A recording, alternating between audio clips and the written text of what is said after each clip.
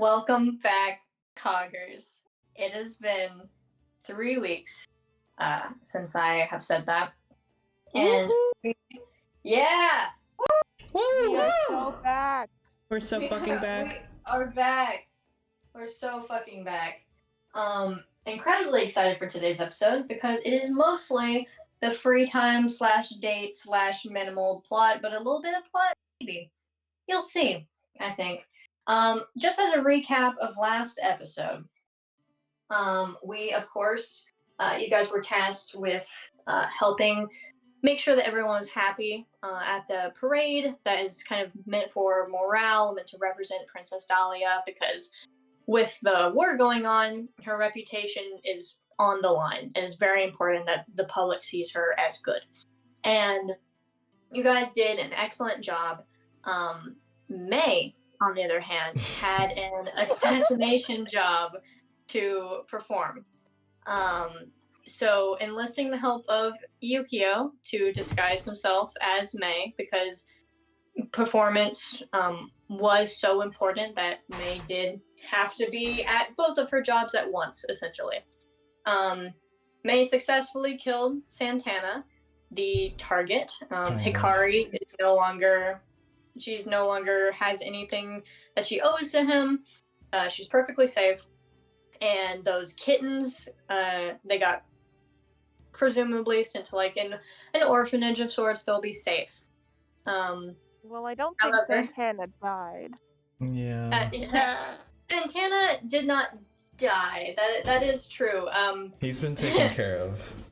He has been taken care of to a point of no longer harming anyone. May has taken his head without a jaw and has placed it in her panty drawer. Yukio got grounded for the day. And it was the dead of night in which May read that note. Basically a soft what the fuck from Doc and from Guy. It wasn't even soft. The note was literally, "Are you fucking serious?" With like, and then Doc underlined it. Yes. Yeah. You know what? I only said soft because she did not literally get like smacked.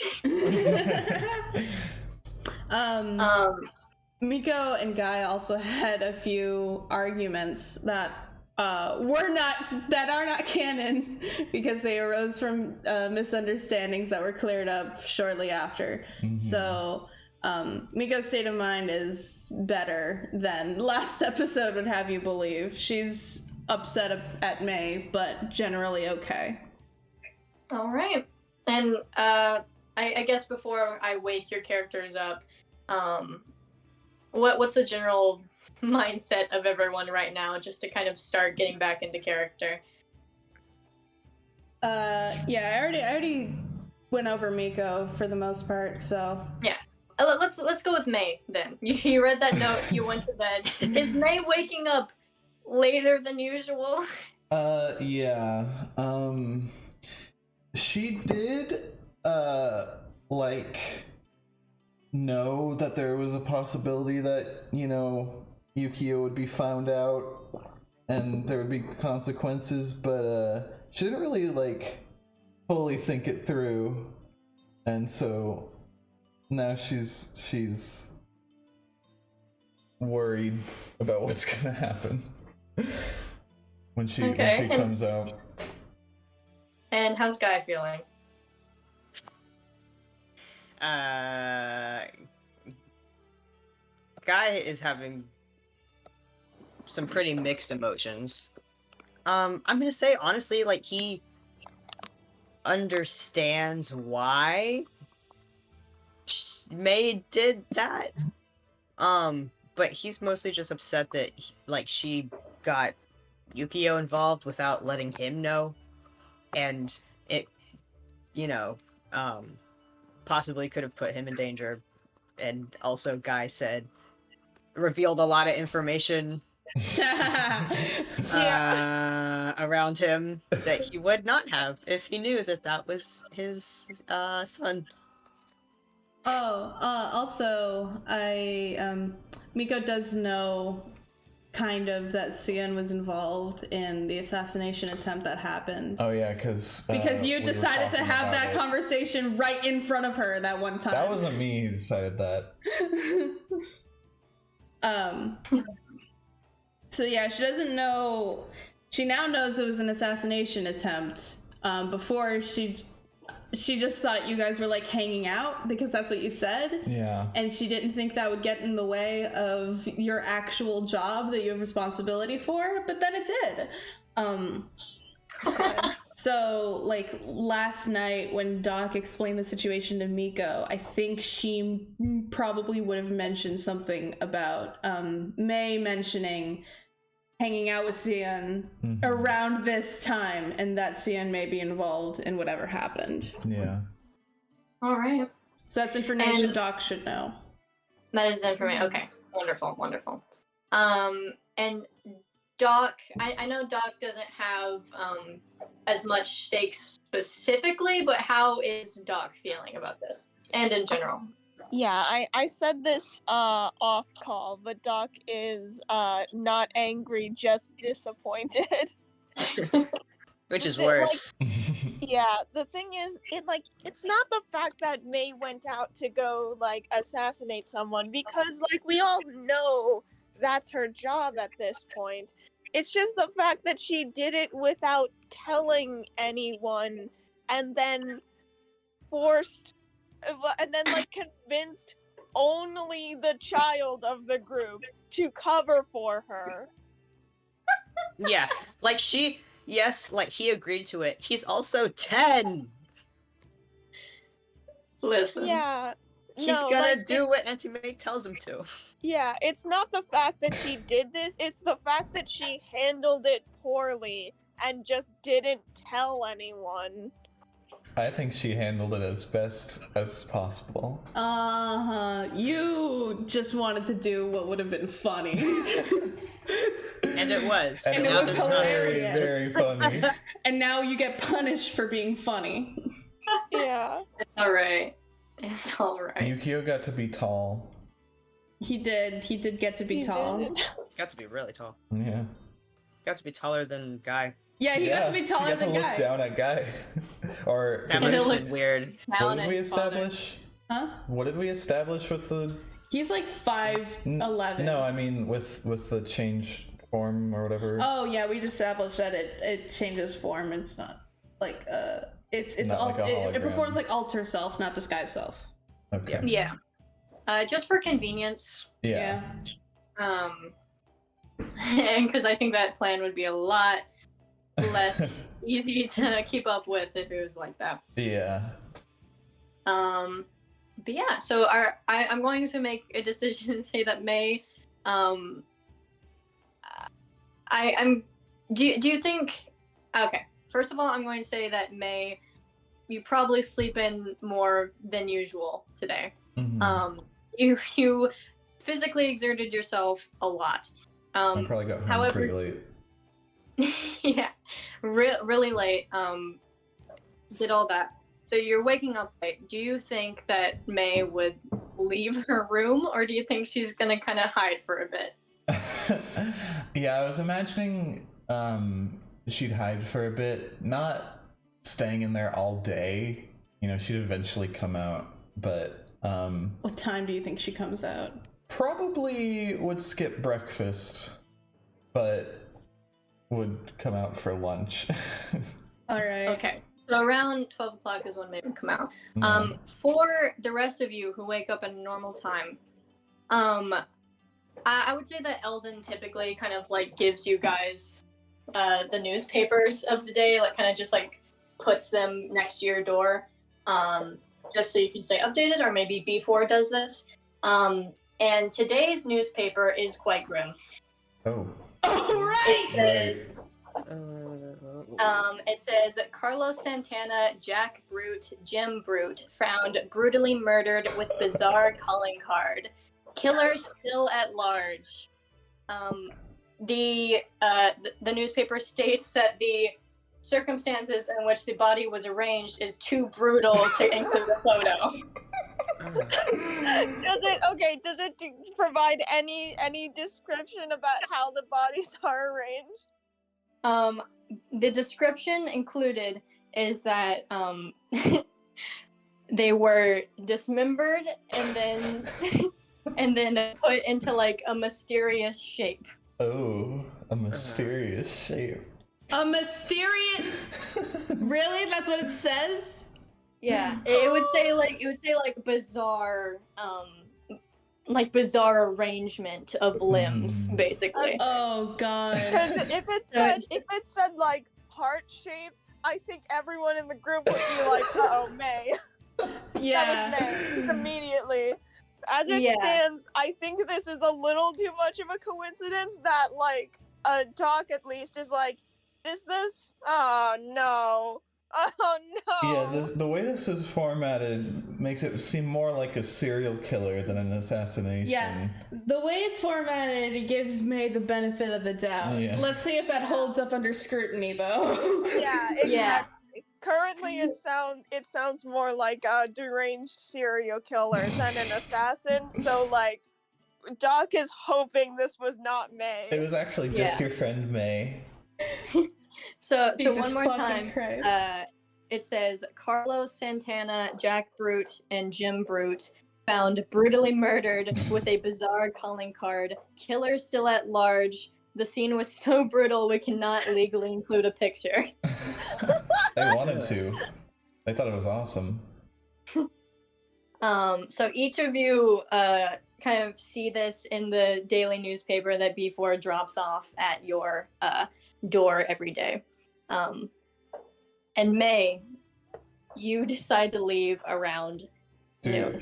Do y'all wanna discuss it at breakfast or something before May gets there? Or comes out? I don't know. I'm guessing Doc didn't share the information that Mika shared with you to Guy. I'm not. No, I don't think so. I think Doc would just be expecting Miko to say that. What information is that? That Sion was involved. Or that I think Sion was involved, because May mentioned hanging out with Sion at around the same time, and that she didn't think it would be a problem, but evidently it might have been. Okay. Okay, you know what? I guess let's say Doc probably brings it up. Alright. And that can happen at breakfast or whenever. Mm-hmm. Yeah. Other than that, I don't think we have much to talk about. No. Yeah, I think we all just stare at the newspaper suspiciously and then give each other looks, but we don't say anything. Yeah. Okay. For convenience, I'm going to say that at lunchtime, you guys all kind of return to this table, and I think you just see a very like. How do you think May would enter this room? Ooh.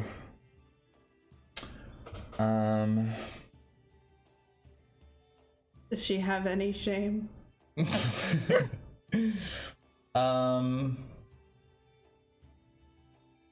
I think she would walk in normally. Like normally she might walk in and like be like, you know, hi or whatever, but she just walks in silently and sits at the table and like looks down at the table. So not like cartoonishly shameful, but you can tell. Yeah.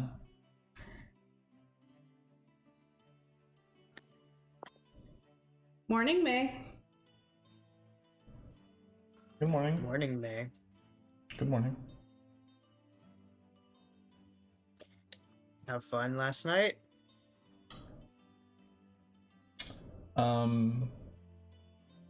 Yeah, we missed you last night, I think.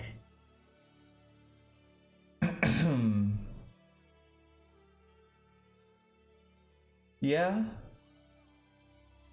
Did you get my note? I think I did get your note. Do you want to answer it?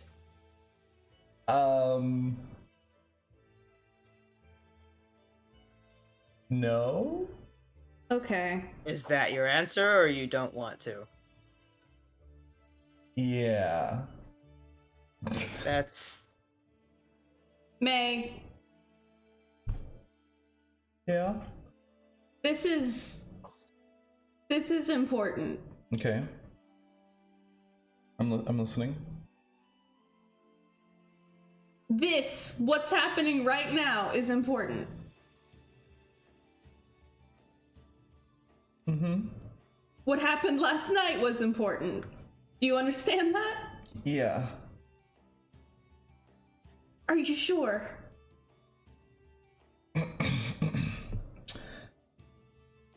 Yeah.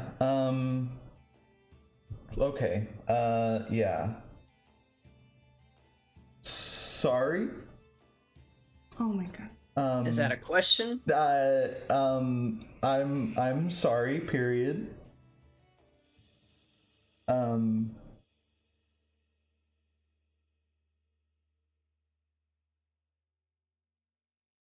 Won't do it again?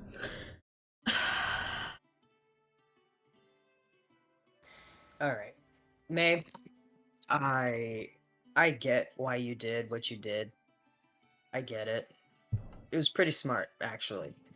Um, but I have put you in a very important place in Yukio's life, and I trust my decision to do that.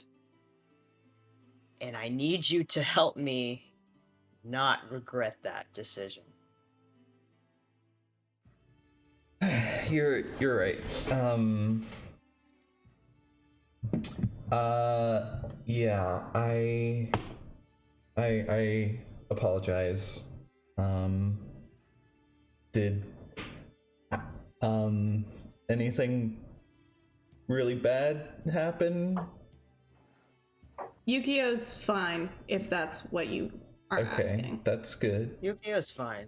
He, Is he here at the table or? I'm gonna say that Yukio is still sulking in Guy's room. Okay. He's kind of taken it upon himself to be grounded. Wow. Yukio's fine, but obviously there are things that we talk about amongst ourselves that I don't like talking about with a 10-year-old. Like, you know, gods who eat people's souls and impending war and things like that. Also, you coked the fuck out at a party. You I thought I was talking to you, May. Oh, okay? I didn't know that one. Oh. Oh. Well, you told him that? Mm-hmm. Okay. There are also responsibilities that you have, May, that should not be imposed upon a 10-year-old. That's true. I mean, I did prepare him. Like, I wasn't throwing him out to the wolves, you know. I'm not trying to make excuses. Just saying. Yukio really respects you. He really likes you. I don't want you to take advantage of that.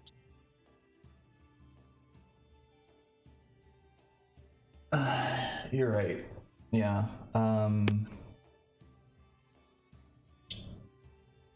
I'll be honest, I didn't really consider it that way, but you Really?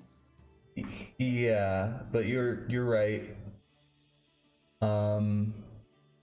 I just my headspace was just that I was sending him on a cool mission while I do my cool mission, but no, you're right.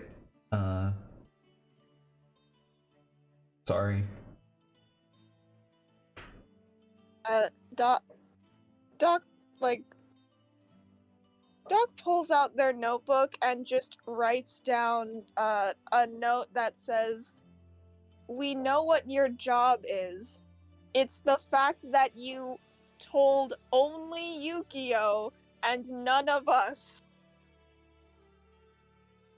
And just slides that Yeah. over to May. Yeah. I don't know. It's supposed to be secret, you know?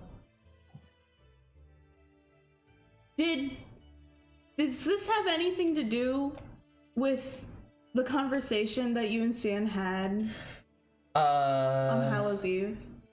Ooh, yes. Yes!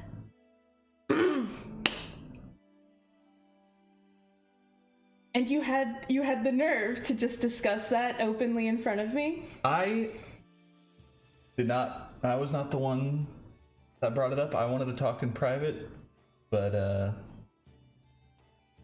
yeah. And you had the nerve to involve Sian in this kind of thing? When they're supposed to be at the shrine. They didn't mind. They had fun. It's not about if they minded. What do you mean? It's...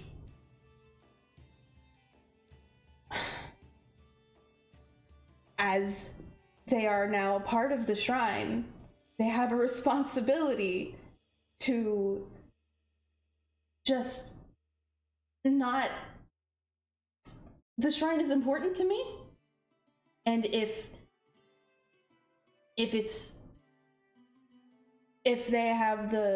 you and them have the gall to just do these kinds of things while Sian's name is attached to the shrine, it's obviously not as important to you, and that's fine. You know, it's expected. I'm just upset by it.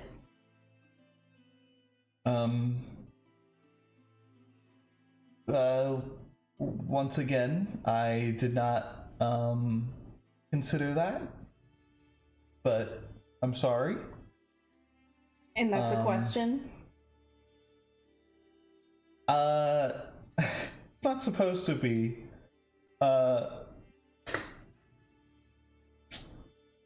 I don't think they are as into the shrine life as you and all the other people there. I don't expect them to be, but I'm not gonna argue about this with you. You understand why I'm upset right now. I get it. And I'm not gonna be less upset because you're telling me Sian doesn't care about my shrine. You're right.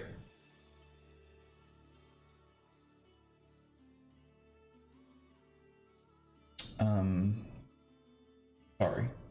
Period. Just... Okay. In the future, please do consider involving Sian in these kinds of things. Because it affects people other than you. Maybe this isn't the best question to ask right now, but is that a lifelong thing? Are they gonna be at the shrine forever? I don't know the extent of what the program is. I would expect that it's just until, I don't know, they're deemed to re-enter society or something. It's not my jurisdiction. I don't care if they're involved lifetime or not. But as long as they are there, you know, everyone at the shrine has a responsibility to not get up to murder. Oh.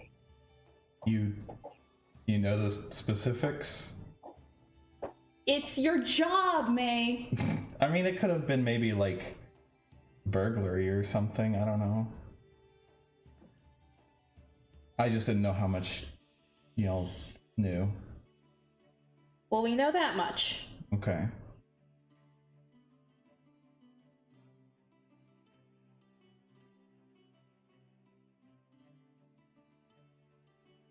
It went well, though.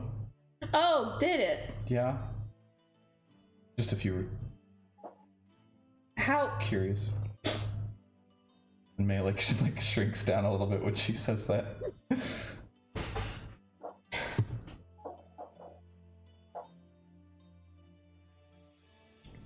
Well, Did you see the paper, May? I did. Was that you? May, I was expecting a no. Am I getting a no? Do you want me to say no? I want you to say what's true.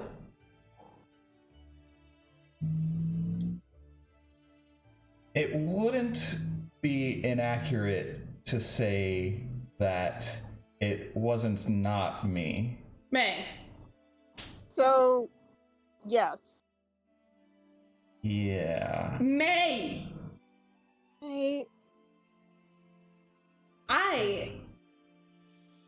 I'm not a professional.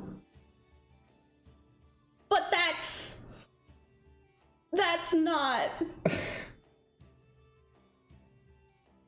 I am equipped enough to know that that is not professional behavior. What the hell were you thinking? It was funny. It was. I need to eat my food right now is what I need to do. Oh. What? I just want to say I might have a lead. A lead. On the whole killing immortal people thing. We can discuss that later if y'all still want to keep reprimanding me. I'm not trying to change the subject. you have a lead on that? Yeah. The target was one of these immortal guys. And you said it went well. Yeah, it did go well. I mean, yeah, you killed him? No. Okay. Is anyone else around? Is it just us? It's just you guys. Okay. Okay, so he's not dead. I do have him. You have him. Part of him. Alright. May. Are you fucking serious? May I thought it would be useful.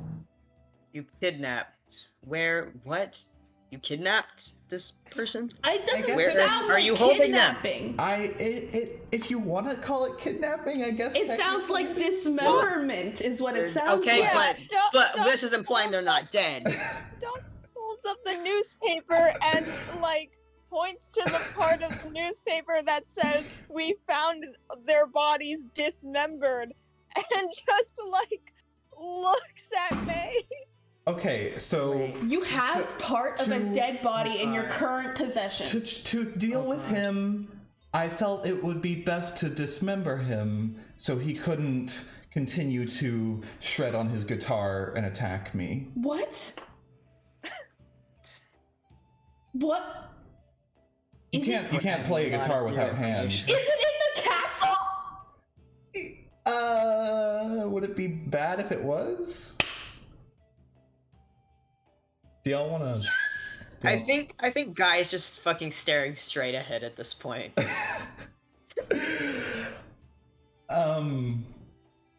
You said you can show us? Yeah. Like we I want to mean, see it? I'm just, if you want, I don't know, confirmation, if you want, Confirmation. I don't know. Like I said, I think this could be a lead on our problem. Izzy! You have a dismembered body part in the castle, in your room? Yes. In your Is it- room. Is it what? Why? Is it living or dead or? I mean, it can move on its own, Oh!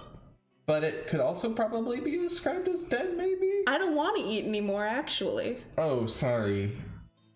I mean, Doc sighs really heavily and says, I will regret, but which part? The top half of his head. The top half. See, you can't even interrogate him. You're just like blink once for yes. I mean, twice for no. You can interrogate people who can't talk. Guy puts his head in his hands. If I walk into your room, am I gonna see the top half of a man's? No, not immediately. I did take some precautions to make sure he was well hidden.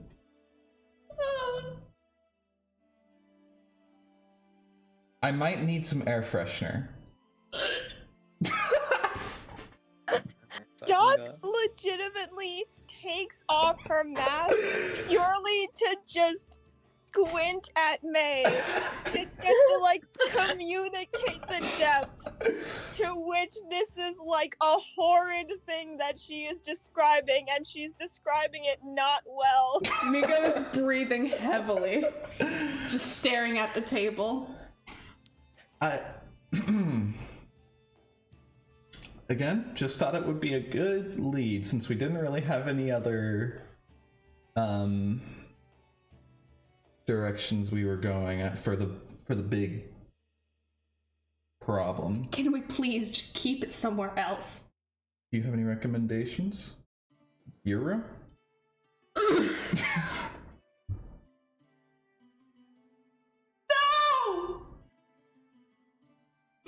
No! You want to bury him or something? You could bury it, yeah. That doesn't sound great either. If we bury it, get rid of it.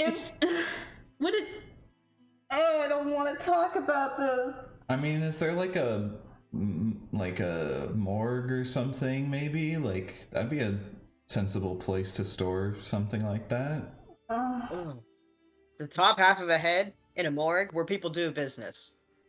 Doc, do you have any? I don't know. You're a doctor. You deal with bodily stuff. Could you maybe, I don't know, your clinic?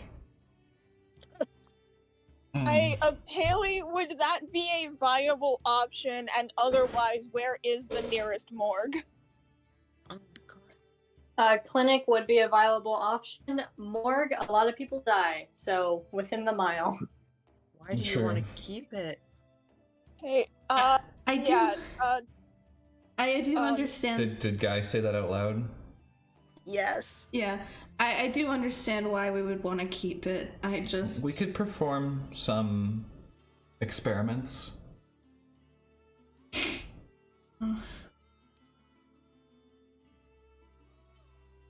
So Doc. Miko. Yeah. Clinic. Yes. Okay, you're okay with that? Sure. Okay. I think once we, figure more things out, I think y'all are gonna thank me. Just saying. I'm going to make a mental note to not thank you. Wow. You know what? I hope that's true. I will take your word for that. Well, here's hoping. Maybe this is a good thing. And we'll get it out of the castle, we'll get it out of my room, out of my panty drawer, and wait. Oh God, you please wash Panty all drawer? of it. yeah, Don't I will. I wear will. those. I didn't have a better idea. Just loose in there? Yeah. Or wait, was he in a bag? I don't remember. I do think he was in a bag. He's in a bag. Okay. Yeah. Retcon. No, he's in a bag. Oh, Still wash all of it. Yeah. okay. I don't need to remember that. It's gone now. Okay. Whatever.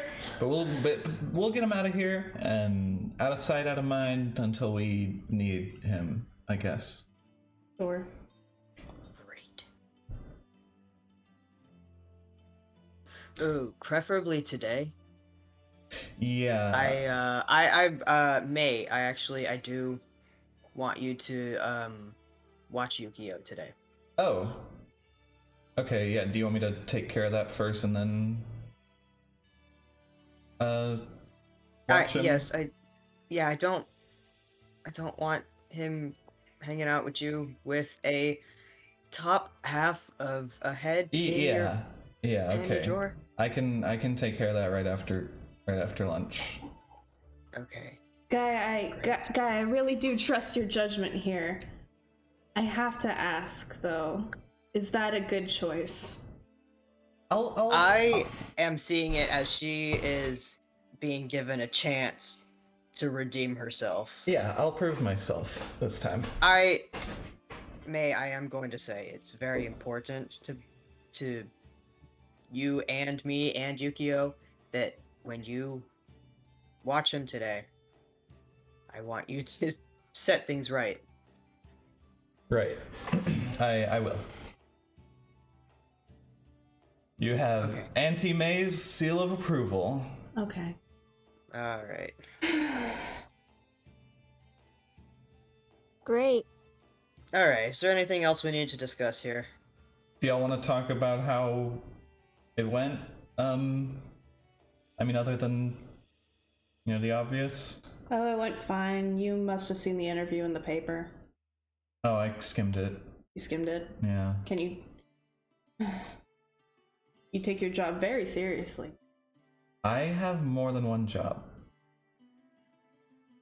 I think we all do, except maybe Miko. You know what? I guess that's true. I didn't think about that. Yeah. I have responsibilities that I take seriously. So... Okay. All right. I mean, I haven't been doing the 9 to 5 samurai stuff, but I still, occasionally. You save people from burning buildings occasionally. I do. That's what I prefer doing. Yeah, I kind of prefer my other job as well. Anyway, how'd it go? Just okay, just fine. Just fine. Well, I guess. Dahlia knows about certain things that she knows what she has to do. Oh. Oh, right. She demonstrated awareness of the sacrificial nature of her position. Oh. Huh. Which was jarring. Yeah. Yeah.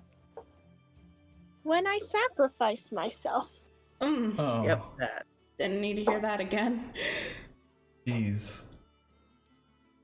Was that part of the interview? Did she say that? No. I told her not to say that part. Oh, okay. That's good. Rehearsal. That's good. That's smart. So. This is out of character, but Dahlia also got like a death threat. Oh yeah. Oh, yes. Yeah. We should probably mention that. I'll make Miko do it.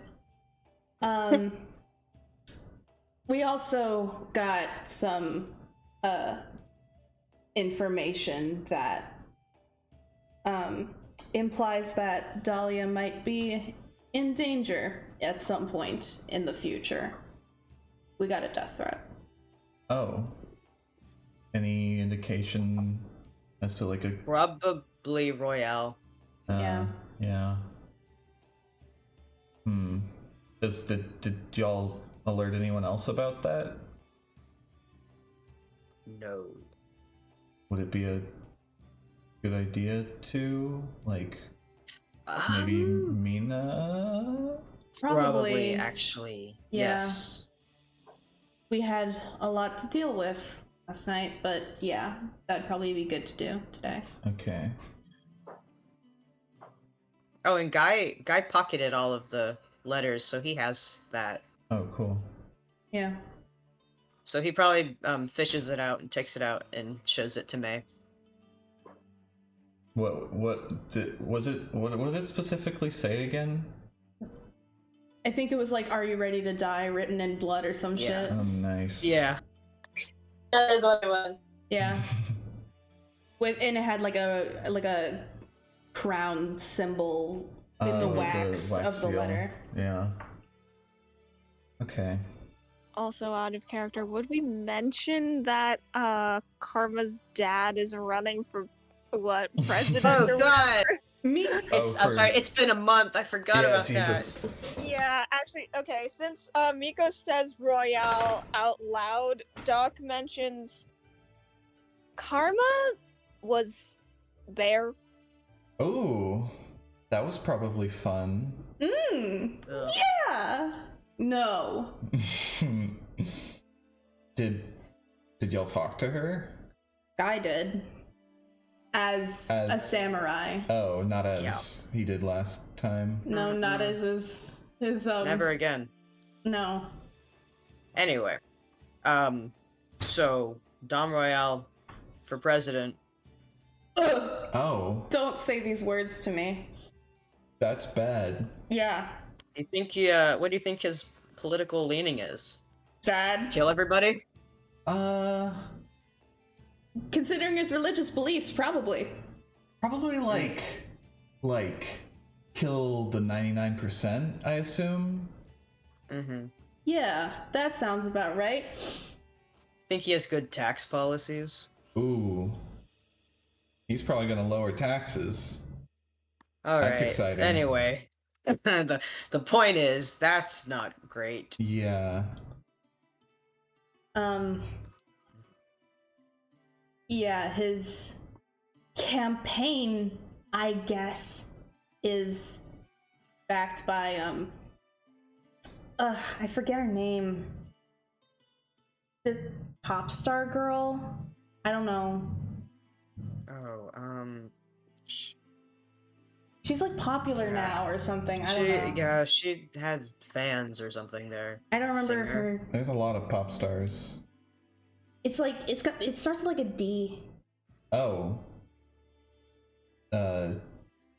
It's not Dolly Darkner, is it? Yeah. Oh my Oh, god, that's God. what it was. Oh. Ollie Darkner. How do you know her? A little bit. Should I not wear her shirt then? Her. You know her a little bit and you have merch? Yeah, I just saw it in the store and thought it looked cool. Yeah, alright. Okay. So I You thought, can wear whatever you want, but if she attaches her name publicly to this campaign, that shirt might have political implications. yeah. Okay, that sucks.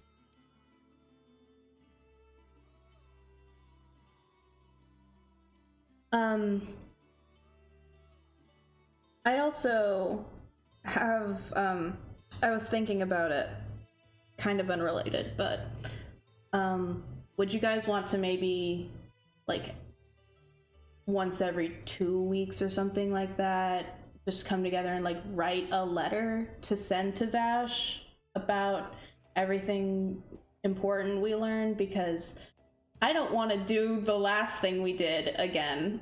Oh yeah, did That's a good idea. Vash end up showing up? No, you didn't. No. Okay, that's good. But yeah, I think that's probably a good idea. Yeah? Guy, what do you think?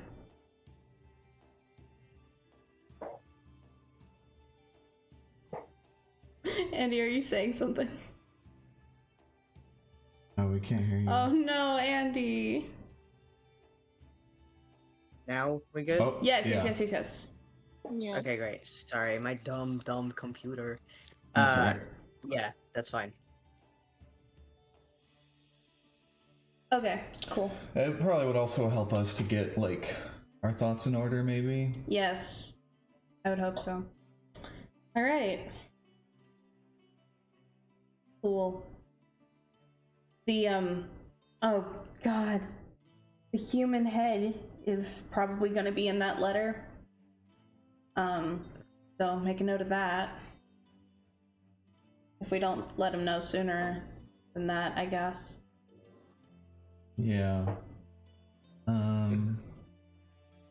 I think he'll be ecstatic to hear about the lead specifically, not any, not the head part, but Oh yeah, what's your lead? Did you say? just that we could, since he is one of the immortal people, we can maybe do tests Oh right. and experiments and stuff. He was Royale? Yeah. Okay, that makes sense. Um. So the lead is and- the head. Well, yeah, but I mean, like, it could have been another. Oh, I'm just saying he'll be excited to know that we have a lead, not that we have a head. Semantics. And I mean, we could try to interrogate him, like you said. We could get blinks out of him. He can groan. What? With how? Actually, never mind. I didn't ask anything. That was a good one, actually. You should That's finish great. that sentence. But no, just like Cool, I 'cause he doesn't- just got my appetite back too. That's great. Sorry, I won't. Yeah, I It's fun won't. I again. won't describe the specifics. But All right. Yeah. Anything else we wanna do, or can we wrap lunch up? Because Nope. And then Meg claps her hands and stands up, Okay. and then she's gonna go take a head in a bag to. Did we decide the clinic? Yeah, Doc Yeah. might have to show you the way or something. Yeah. Come on, Doc. Let's go. Do Right this. now? Okay.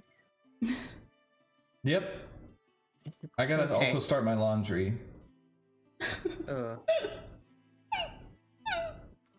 All right. Well, let me know when you two get back, because I would like to go do what I need to do. Yeah, right. We'll do. Yeah, Doc follows you.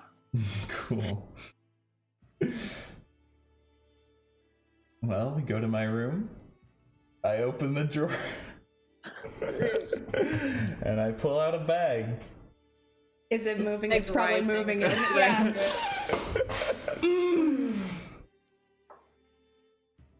Do you think maybe we should Dog like size. maybe like put him in a bigger bag or something?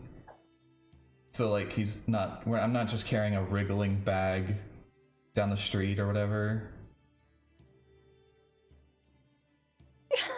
Okay, Doc goes into their room to find a bigger bag and brings it over to May. Perfect. All right. It's like double bagging a carton of milk. Yeah. Yeah. Oh. All right. Bagged up. Show me the way. Okay, yeah. Doc walks them down to the clinic. Awesome. Could I cast sleep on this head? How many health points does it have is the question. Yeah. It has infinity health points. Yeah. No. Okay, then I can't. I think Doc probably tries it once, but it doesn't work, and just assumes because it's immortal, it also can't sleep. Okay, but yeah, we Oh, walk. I guess- Oh, Haley, you're That cutting makes out a bit. Haley, you're Just- breaking up. Oh no. You sound okay now. Say a sample sentence. Hello, my sample sentence. Ooh, that was not Yeah, great. still pretty Bad. bad. Um. Oh, bye. Oh, bye bye. Cogger's loose in the fucking. Hello? Try again. Oh, it's worse. Wait, Let me wait, try and say- move say- the router close to you. Pause for a sec. Alright. We'll be back, Coggers. Stay tuned. Welcome back. Welcome back. I did not suck. Yeah. So, do May and Doc talk about anything along the way? Huh. Yeah, I They're think both just holding on to this wriggling bag. I think on the way May would just be like, so, how are you doing? How you feeling? I'm fine. You sure? You don't have any opinions on all of this? On all of this and motions to the bag and to May. Yeah. A few. Do you want to talk about it or write about it?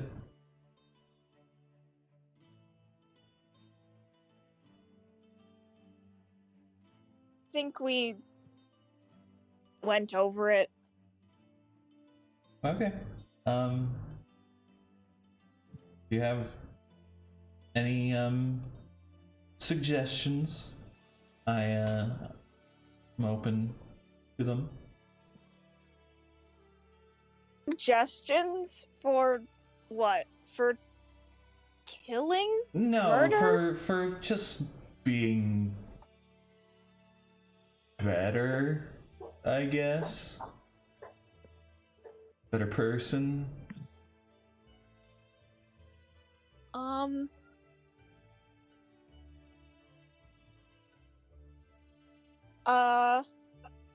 Okay, Doc stops. I think they raise their hands to do sign language, but they're not totally sure how much May has learned at this point. Yeah, May- their idea of how much May knows is skewed because for a while it was just Yukio as May. Yeah. May does know the whole alphabet and like Everything you'd need to ask where the bathroom is or what someone's name is. Or... yeah, pretty basic stuff. I'd say. But still In that case, they pull out their notebook. Mm-hmm. You do a little bit of sign language and May just looks confused and then you get out your Yeah. notebook. May's just like, I got a couple of those words. Yeah. They do a bit of sign language, see May is not comprehending most of it, and pull out their notebook. I think they just refer back to they point back to the thing they wrote earlier, that we know what your job is. It's the fact that you didn't tell us. May reads that and it's just like, right, yeah, okay. I can try to be more communicative in the future. Yeah, I think underneath that they write, I understand having secrets, or at least having important private things that you don't feel comfortable telling anyone else. But you probably shouldn't tell those things to only Yukio. Yeah,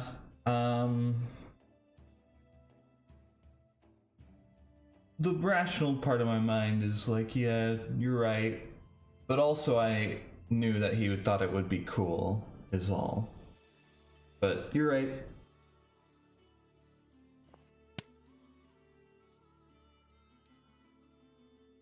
they just nod and they leave it at that and continue helping to hold the bag and keep walking. All right. That's all you talk about? Yeah. Unless Doc brings anything up. Yeah, I don't think they do. All right. Okay. So you do make it to the clinic. Where are you gonna put this head bag? God. Okay. Well, Filing cabinet. no, not the filing cabinet. I imagine this is a real conversation. Yes, me too. Yeah.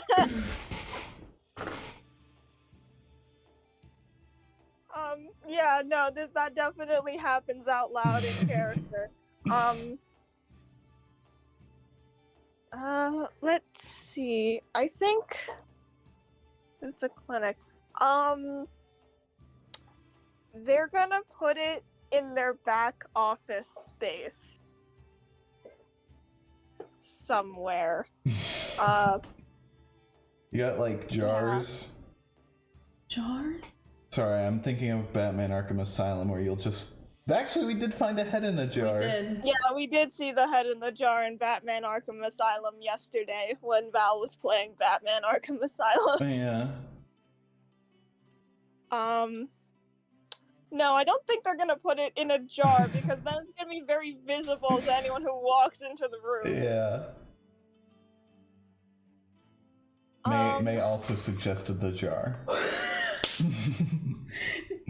Doc has like a jar of lollipops or whatever, and she's like, "Ooh, we could pour all this out and just put it in here." Yeah. Okay, if May suggests that, Doc gives her a look, walks out of the room, walks back into the room, points at the jar, and mimes surprise. Oh. Right. Yeah, I think they leave it in a bag and they leave it in God, I don't know. I guess they. Doc was judging May earlier for putting it in her panty drawer, but now that they're in the situation themselves, they have to admit there aren't very many good places to put this. You said, May sees Doc eye his own fucking underwear drawer a few times. Yeah. My God. Okay. I guess they do just stuff it in a drawer in their back room. Oh my God. I'm assuming They do probably this not your very clothes drawer.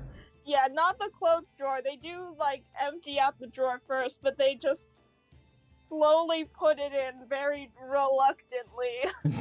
But it's just like, see, the drawer's a good place, right? Yeah. Oh. No, you're right. Alright, perfect. I'm gonna go do my laundry now. That's a good idea. Okay, yeah. You guys come straight home? Yeah. I No. do. Taka grabs May's wrist and brings her over to the sink. Oh. Alright. I'll wash. Both up. Yeah, Doc is gonna make both of them wash their hands, sanitize first, and then they can both leave. Alright. Oh my God. Wonderful. Okay, so May is going to do her laundry and then return to her room. Do her laundry, air freshener the room, and yeah. Okay, I'm gonna say that Doc gets a call. Oh. Okay, as they're changing their pair of gloves, I guess. Yeah. The answer. Okay. And as it is the caster phone, it is Caster. And he says, "Hello, Doc, how are you doing on this fine day?" Hi. Could be better.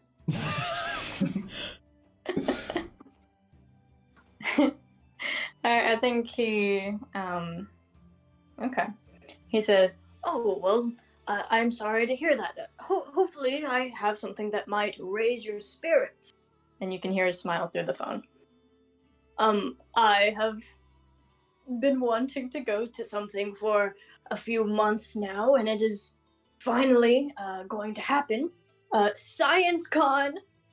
It's Science Con, Doc. It happens yearly, and I'm finally free. Finally free enough to go. So I would love if you would go with me. Wow. Okay. Yes. Wonderful. And I have also invited our friend Vash. So I think that he and you could be good friends, and I have been wanting to hang out with more mature individuals lately. So I think that all of us can be mature persons hanging out. Sure. All right. I'll pick you up later. Okay. Thank you. Click. Science Con, How's yeah. Doc feeling about Science Con? Yay, I get to go to Science Con with my dad and my boyfriend. Yay. Yay! Meeting the parents. Meeting the Okay. Okay. So as a good transition, I'm gonna say that May has now cleaned her room. So, Guy, if you would like to initiate babysitting time to go do the activity that you would like to do. Yeah. Oh, yeah. May does, let Guy know that she's ready. Okay, cool. Is Yukio still sulking? I think you find that Yukio has just eaten like a bag of chips, and the bag is just like crumpled up. Oh. And he's just buried underneath all the covers like a little lump. Okay. Guy's gonna lift the covers up. Say, "Hey, bud. You doing okay? I know you're upset, but you're not in trouble anymore." He has the worst little pout, and he just kind of looks at you and like grunts. Oh.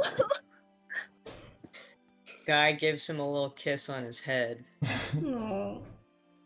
and he says, "Okay, well, I'm gonna be going out today, so you're gonna be hanging out with Auntie May, and I think she has some things to say to you." He sits up and wipes his big wet eyes, and I think he signs, "I can still hang out with Auntie May." Yes, you can. He signs, "Is she mad at me?" No, no, no, no, no. She's not mad at you. You didn't. No, she's not mad at you. Nobody's mad at you. I think he still is pouting a bit, but he dries himself up and he nods. All right.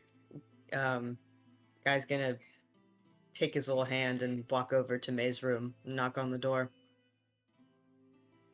Open it and... Hey. Hey.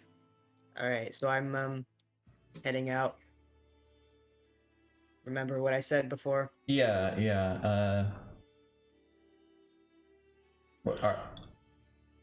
I'm ready. Great. All right. Have fun. Thanks. And oh, I was talking to Yukio, but you Oh. also have fun, I guess. Guy pats Yukio on the back. Okay. Yukio, that was such a we'll miss you too. Oh god.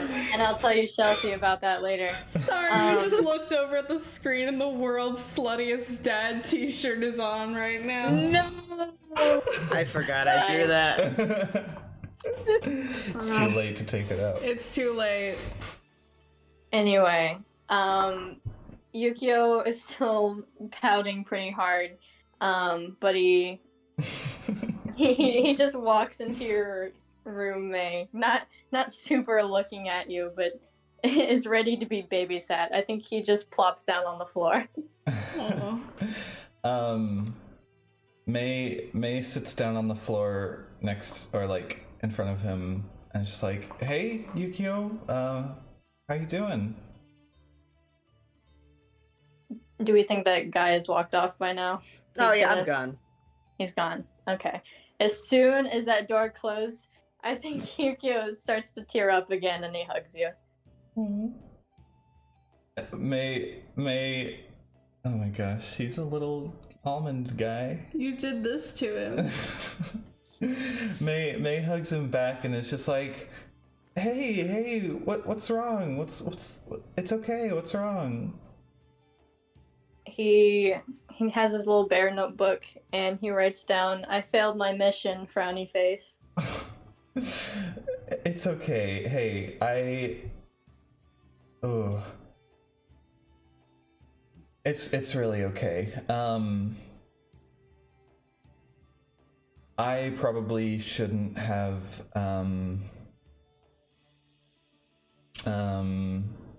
put you in that position. That was, yeah, that was. And she kind of like rubs her face and it's just like, oh, that was my fault. You can blame me for your mission not going well.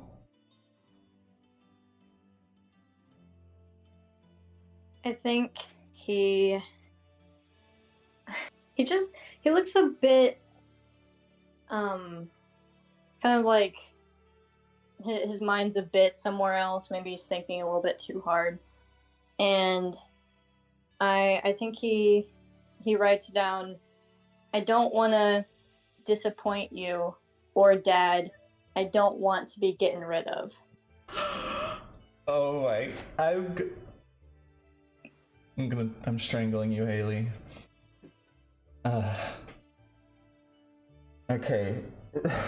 She hugs him again, and she's just like, "No, you are not getting rid of."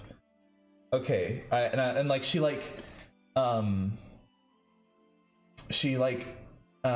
pulls him back and like holds him by his arms and like looking in his eyes and just like I want you to know, Kane was really bad. I don't know everything you went through with him, but basically disregard everything he did.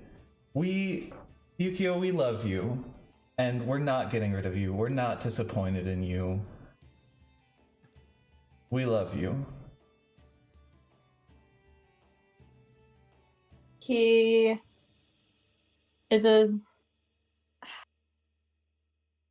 looks a little bit, he looks soothed by this. He still, like, his little not eyebrows, but where his eyebrows would be kind of like furrowed, and he's looking pretty, he looks like he has been crying but is not anymore. And I think he hugs you. Really, you can feel him breathing, rising, falling chest. And after a while, you can really feel him calm down. And in his notebook, in better spirits, he writes, "How did your mission go?" Ooh, it went well.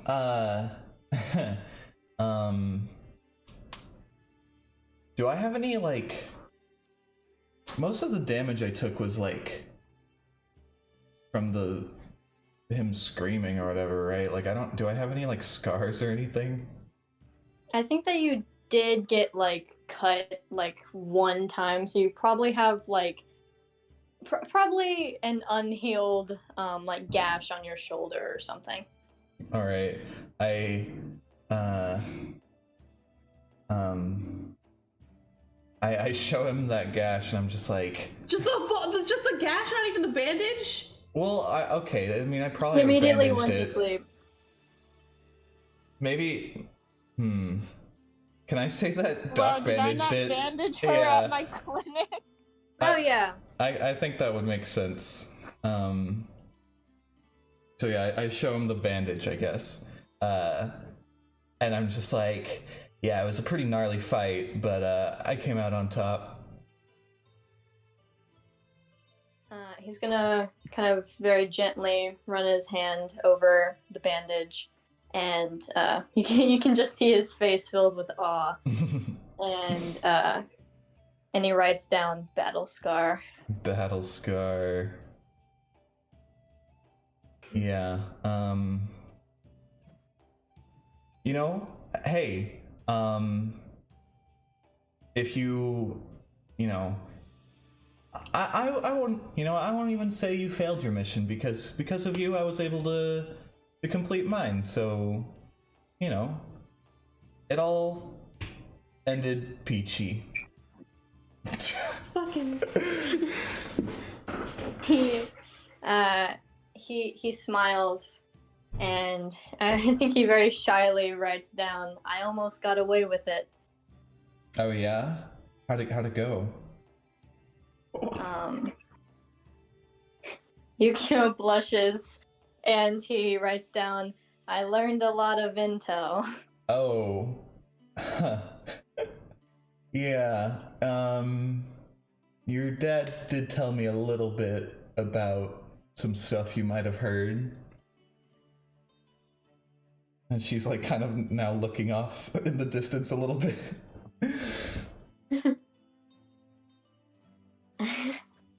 I think he he kind of grimaces a little bit, and he writes down, "I will choose to forget if you choose to forget my failures." Sounds good. And she like turns back to look at him and points at him and just goes, "Don't do drugs."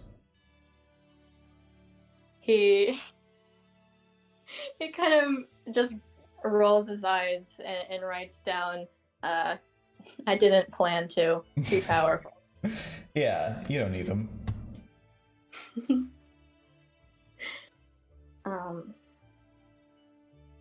I gosh, I think he just looks a little tired, and I think he signs, not signs. I think he writes down, "Can you drive?"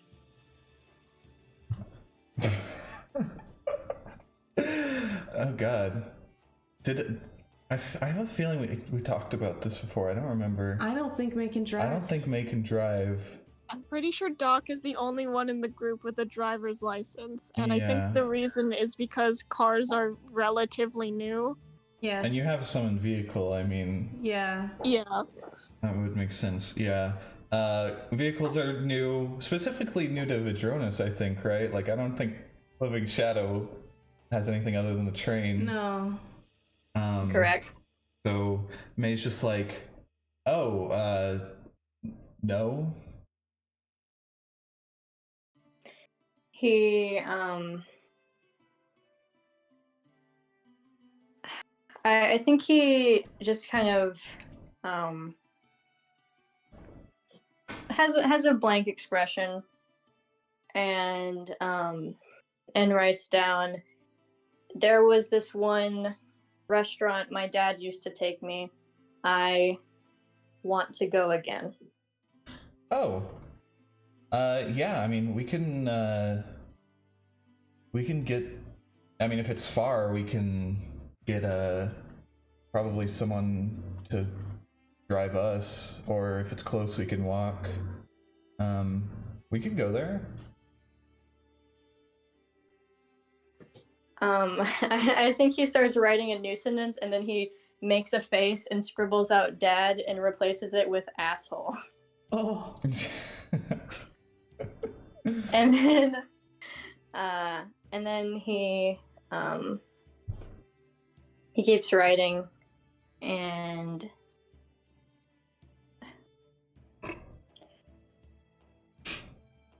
I think he says, I liked the food there, but ... with you, I would feel safe there. Aw. Yeah, I think we should go there, and I think you should associate that place with me instead of asshole. He laughs.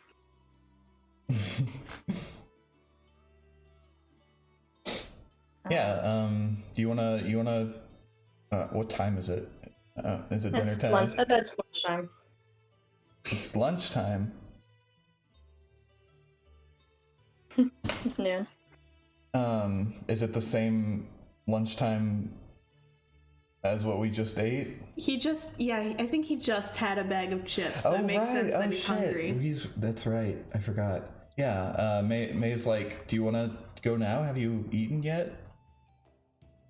He writes down no food ... guilt. You're allowed to have food even if you're in trouble or if you feel bad, right?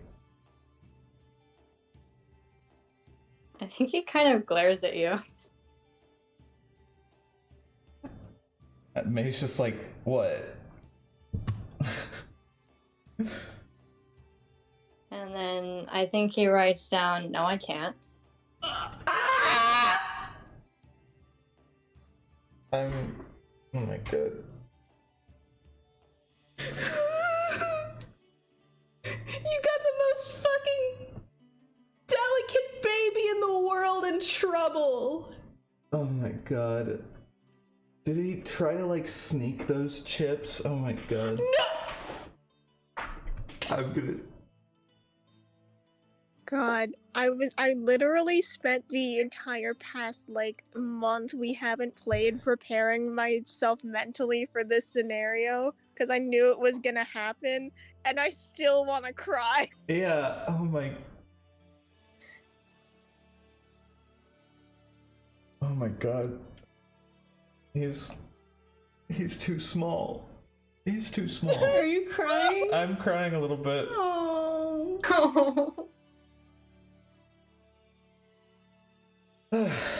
Okay, May hears that, and it's just like... I think she's, just kind of, what's the word? Just, struck silent for a second, just, mouth agape, looking at him You are allowed to eat. Okay, once again, everything you learn with Cain, unless it's maybe magic stuff, disregard that. You are allowed to eat when you are hungry, always. Unconditionally. And she kind of shakes him by the arms a little bit. And I think he I think he just looks a little eyes wide. And then he writes down, is that not normal? No! Oh my god. Okay, I want to specify, I'm not mad at you or anything, I'm not yelling at you, but oh my god, Cain... No. Cain did bad things that you are supposed to be able to eat when you are hungry, even if you're in trouble. Okay, we're going right now. We need to get you a nice meal. He looks a little frazzled by the new information, and then looks very happy. And takes your hand. I take his hand and we're going out right away. We get a carriage driver or something, Uber. I don't know. I don't even know where we're going. We're going. I think Yukio doesn't remember the name of the place, but just kind of like draws the logo. And then I will say that carriage drivers are the equivalent of Uber. Mm-hmm. Would they be able to recognize the logo if I just show it to them? Yes. Okay. So give me 1 second, because I did write down a name. Okay. Give me 1 second. My God. You fucked him up. I didn't fuck him up. Kane fucked him up. You didn't fuck him up, but you exposed the wounds. I did do bad things. Kane is fucking responsible for this shit, though. You like lightly punched him on the arm and it opens up a pre-existing wound. Oh my God.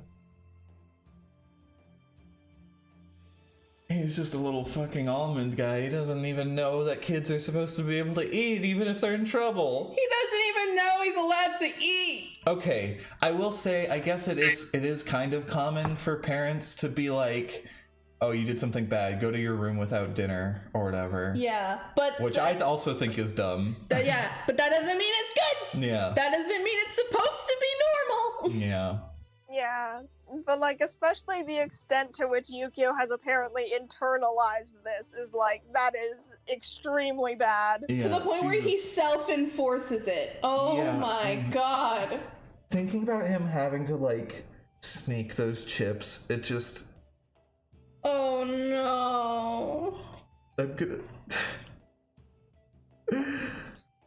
Oh my God. The thing is, like, oh my God, like guy would be heartbroken if he knew.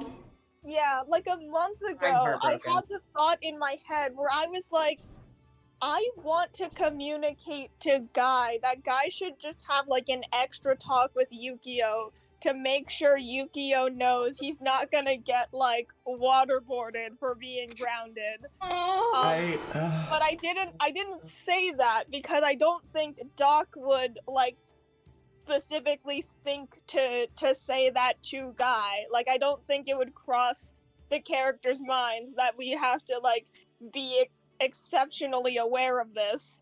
Oh my God. So I didn't say anything, but I thought about it in my head. And I was like, man, I hope Haley doesn't do that. Holy shit. Oh my God. Hey, can I get it into a little personal story real quick? Do you want to go on break or on record? Okay. We're gonna hear about Val getting waterboarded. I do want to go on break, actually. Okay. Gotcha. Alright. Be right back. BRB, guys. Okay. So Yukio draws out this logo, and you show it to the essentially Uber driver, and they go, oh, okay, the Noble's Bistro, quite an expensive place, and takes you over there. Nice. I have also made sure to bring money, of course. What outfit is May wearing? Oh, well, she left pretty abruptly. She did. She didn't have time to slip into her fucking flapper dress or something. Yeah. So she'd be just wearing whatever she wore out. Oh, I need to look at my clothes again. This is very important.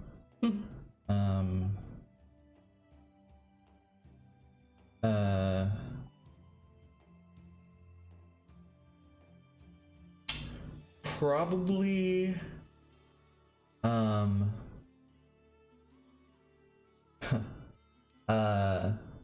her halter top and skort. Halter top and skort. Wonderful. I think Yukio is just wearing his usual sort of fit of like a band t-shirt with flames on it and then like big ripped jeans. Good.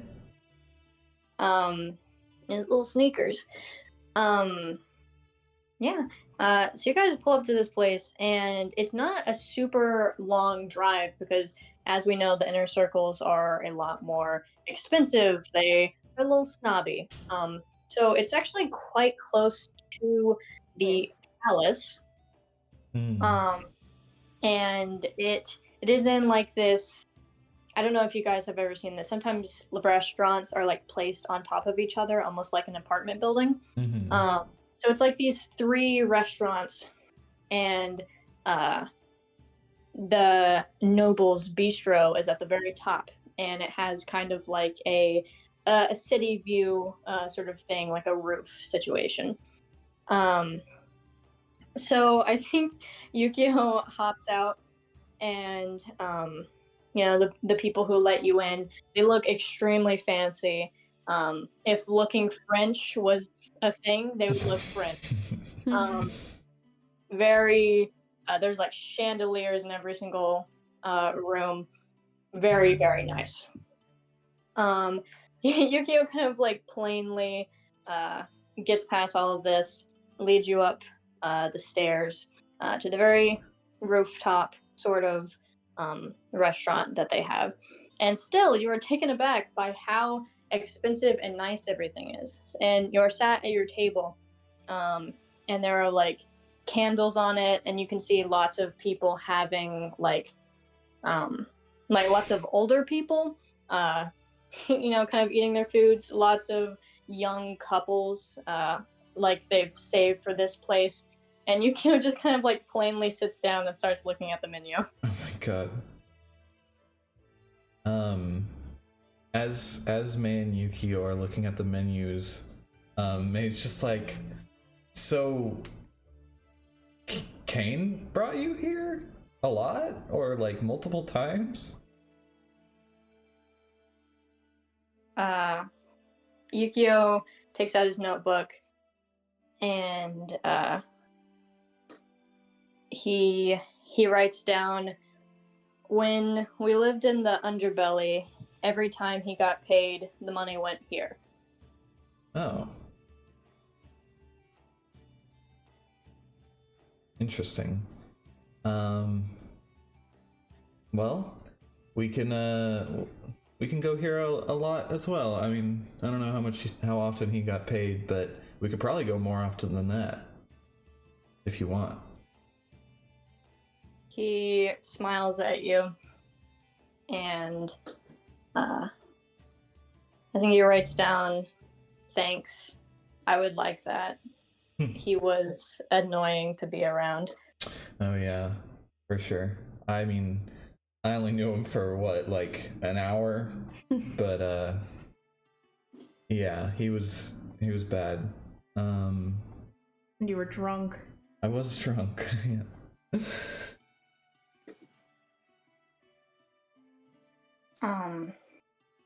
I think Yukio writes down very nobly. He writes down and bows. He says, I apologize for insulting your fries that one time. I'm used to eating like this. That's okay. I understand. Maybe sometime we can go to some cheap restaurant and maybe you'll like it, maybe you won't. I don't know, but that's fine. He writes down, maybe I'll like it, and you can feel his feet kicking underneath the table. I will say that all the entrees at this place have like annoying ass long French names that you can't really pronounce. Oh my god. May's gonna intentionally mispronounce whatever she orders. Oh, good.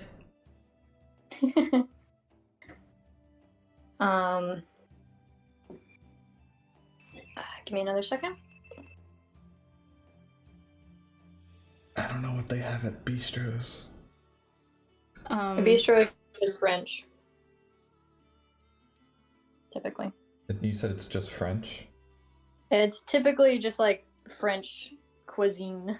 Okay. You want French onion soup? They would. You want a baguette? Oh my god. You want cheeses? Aperitifs. I'm sorry, I just found this random French bistro menu and I see Oh, you mean these are all annoying has French words. Mm-hmm.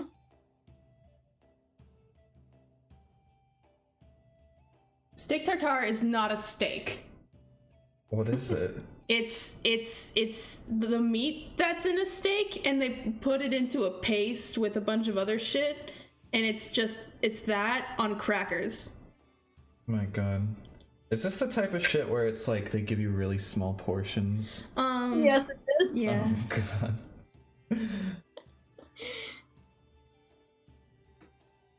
You know what escargot is. Yeah.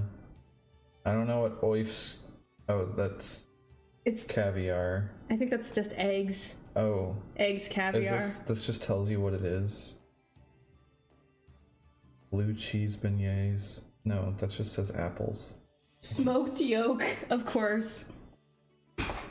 Sorry, I don't know if you actually want me to pick an order here, but No, I have an order for Yukio. okay. What is it?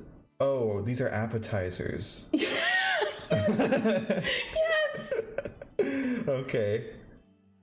We have aperitifs and plats. May does not get an appetizer. You want steak fries?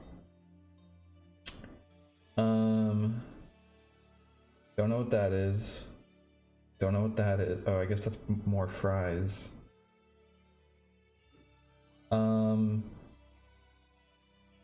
Half roasted chicken.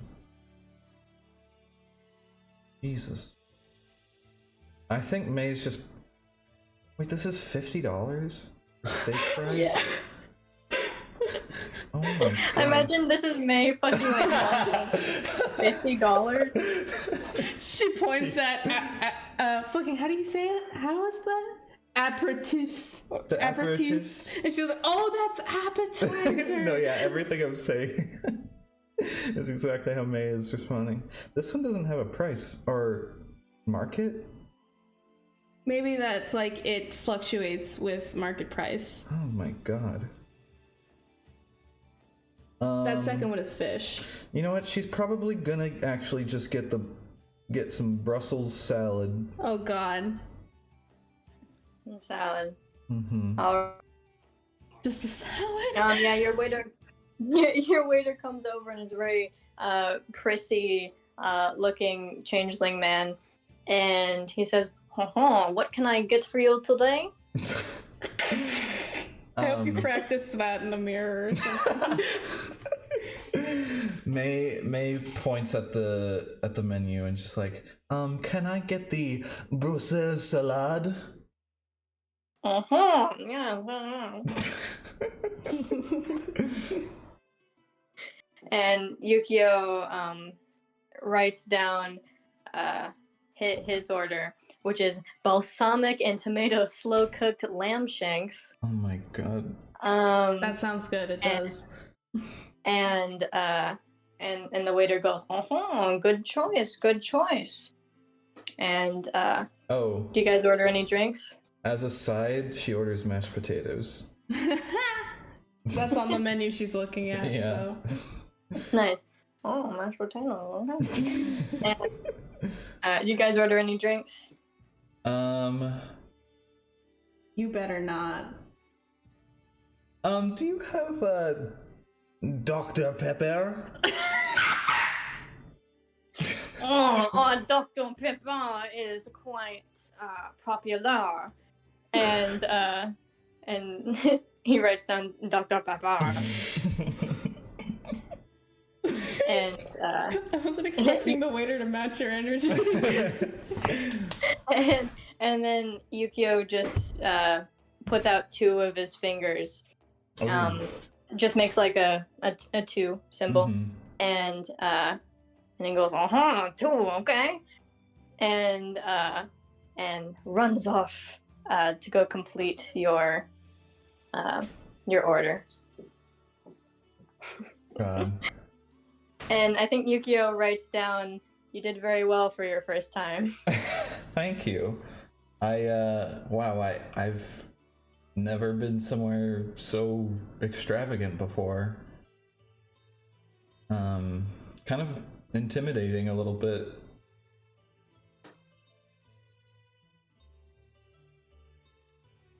I think Yukio.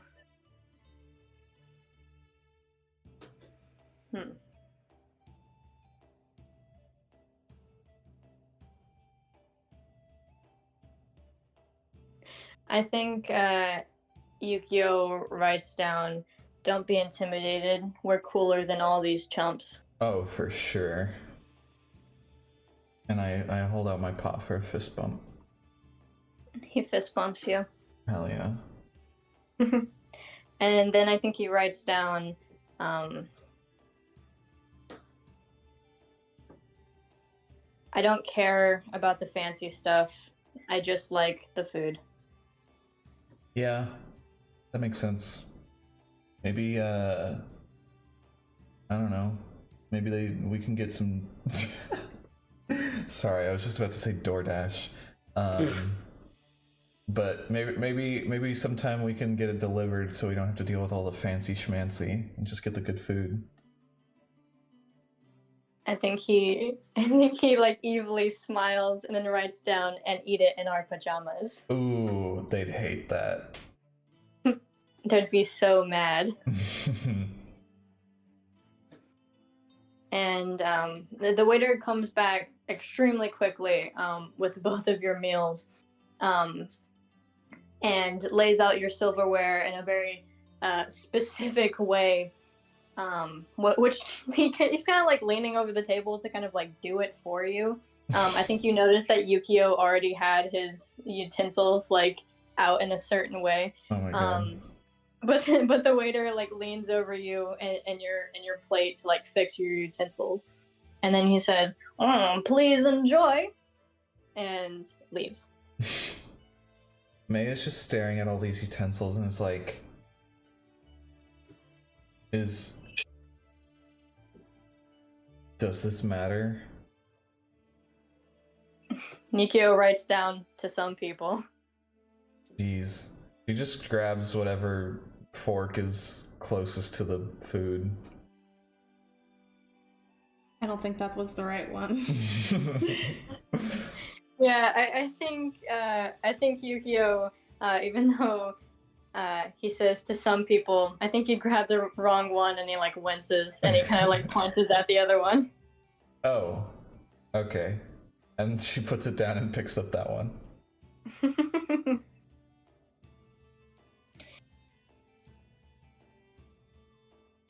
What did he get again? He got lamb shanks with balsamic vinegar and tomato sauce. Right, okay. Cool.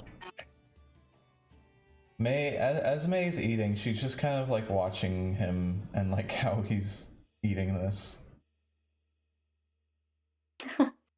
Yeah, you do notice that like you have seen him, like eat food otherwise.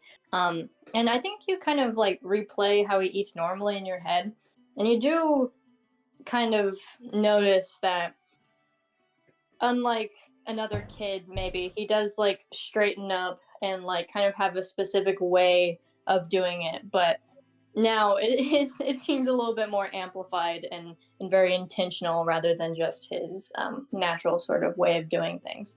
Yeah, no, he eats a specific way, and I think just watching someone eat is a pretty intimate experience. You kind of know them by like doing that with someone. So I'm just gonna say that I don't know. You grow closer to him emotionally by watching him. Social link up. Yay, social link up. I also don't think he says much, right, Schmutz? But about halfway through the meal, I feel like a live band of like violinists and cello and piano, they kind of wheel out and start playing. Not Zilly Joel. Not Zilly Joel. Not Zilly Joel. Is it like boring music? I wouldn't say, well, Yeah, I'll say it's boring music. Wow. It's like that one guy who just like plays a medley of the most famous parts of classical Oh, pieces and then God. not the rest of it. Oh god. Yeah, it's quite stereotypical, like fancy just to be fancy, and Oh. you can you can see other tables kind of like, oh well, if you do this to the wine glass, it amplifies the whatever you know, and it's just shit that does not matter. Yeah. May does not order wine, by the way. I bet they don't even get through one movement of any fucking thing, the band. No way. They're not gonna play any cool shit like The cool stuff. Beethoven. Wow. What a bunch of schmucks. Does May say that out loud? No. She has a kind of disdain for a lot of the people around her, but she still is not trying to make a scene or anything, you know, not trying to like Of course. not even trying to like whisper to Yukio like, can you believe these guys or anything. Just trying to participate a little bit. I think after a while, Yukio writes down. Usually after dinner, I'd have to go to the theater or an opera. So I'm glad I can watch TV when I get home. Yeah, you don't have to do that if you don't want to. We can just go and chillax.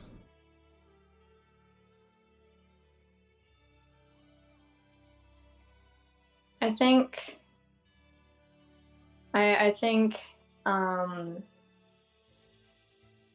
Yukio writes down, what do you do when you're not ... on the job?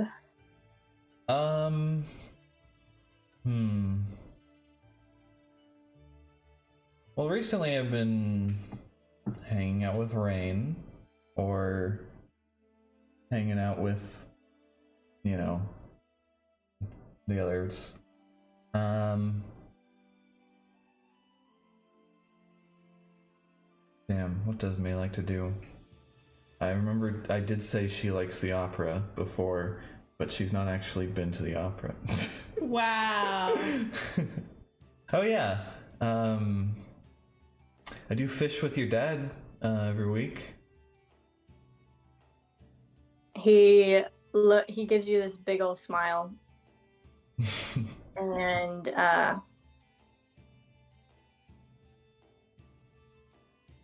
I think he writes down,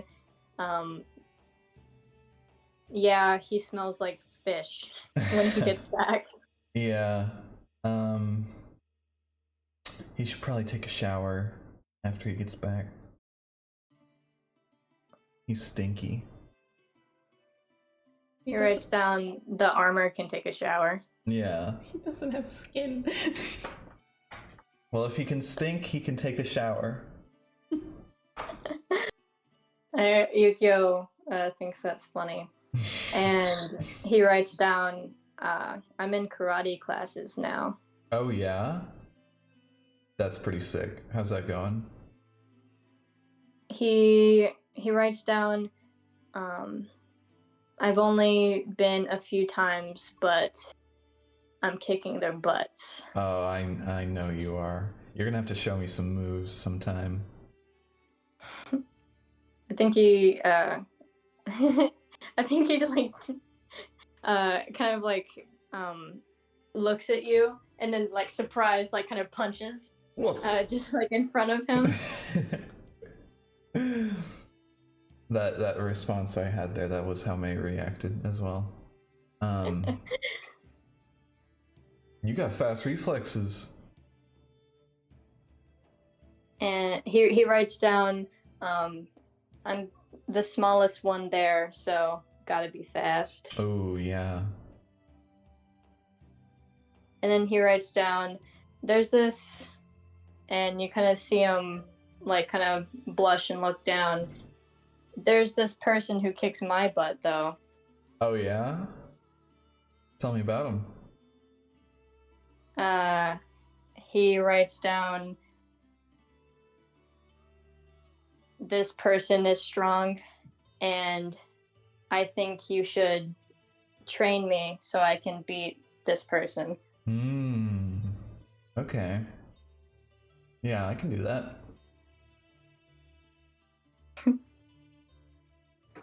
And I think he just writes down like my mortal enemy. Your rival. My rival.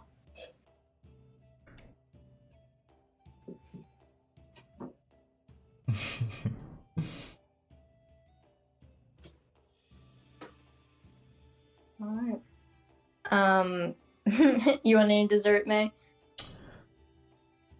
You have to look at the menu again for that. Did they? I don't even think they listed dessert on the menu I was looking at. I would let you be, I would let you just like order a cheesecake or like a blank, whatever. I would say that they have pretty casual desserts. Okay. Yeah, probably something chocolate again.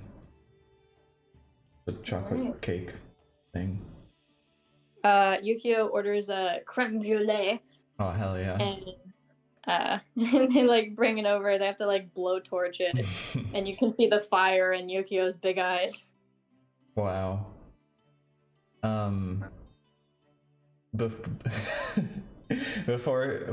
they blowtorch it and like before he digs into it, I take my fork and cut off a piece of it and eat it, and I just go, it's the ant tax.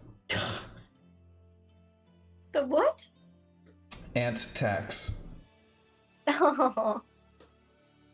Okay. I think he looks mad for a second, but he looks mad playfully. Yeah. Broke the fucking caramel covering. He was supposed to do that.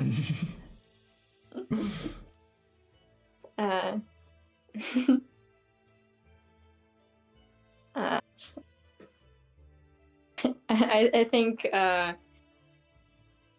yeah, I think he just kind of mindlessly writes down, but doesn't show you like faster reflexes than I.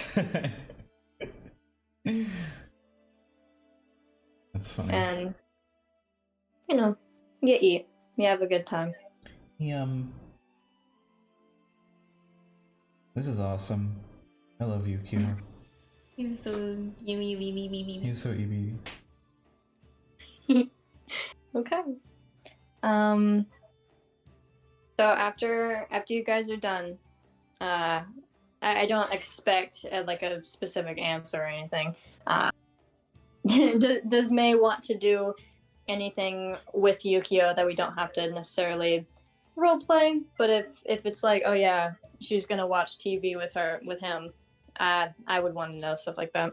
Yeah, they're definitely gonna watch TV when they get home. They can hang out in their pajamas.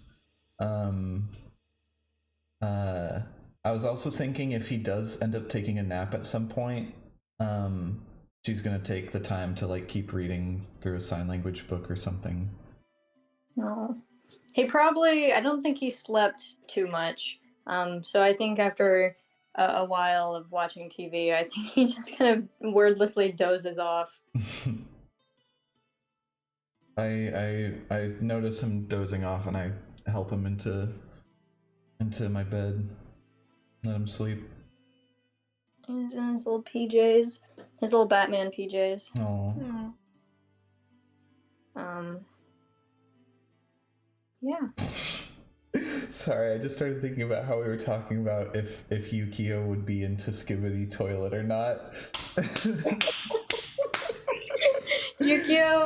Yukio is a Fortnite kid. I think we would find Skibidi Toilet fucking obnoxious. Yeah. We were talking about it, and we were saying that he would think it would be cooler if there was no toilets in it. As long as if they weren't it's just toilets, the big robots attacking each other. Yeah, that'd be cool. He'd be into that. Yeah. But no, the toilets are stupid. Yeah. Yeah, no, I think that Yukio's the type of kid to where when he doesn't like a popular thing for kids his age, he gets like a superiority complex about it. Yeah. So he's like, I'm too smart for Skibbity Toilet. Oh my god. For real. Can I get some confirmation that he does T-pose on them? He does T-pose. Awesome. Oh. Yeah. No, I think I think a mildly embarrassing thing that each of the party probably has caught Yukio doing is like T-posing in front of B4, so B4 has to like walk around him and then like T-posing in front of him again. Oh my god, that's Holy awesome. shit. I love that. Making his like GPS fix itself. Good God, I love him so much. Oh my god. He's just a little So boy. yeah. So that is babysitting Yukio. Let us Yay. go to the man who's been waiting for so long. I'm normal. It's Guy. He's been just twiddling his thumbs over there. Give me 1 second. Alright. All right. Can we actually pause? I'm hungry and I want to make food. Oh, yeah, sure. Yeah, of course. Oh my goodness. You wait some more! You just Alright, said that's you needed time!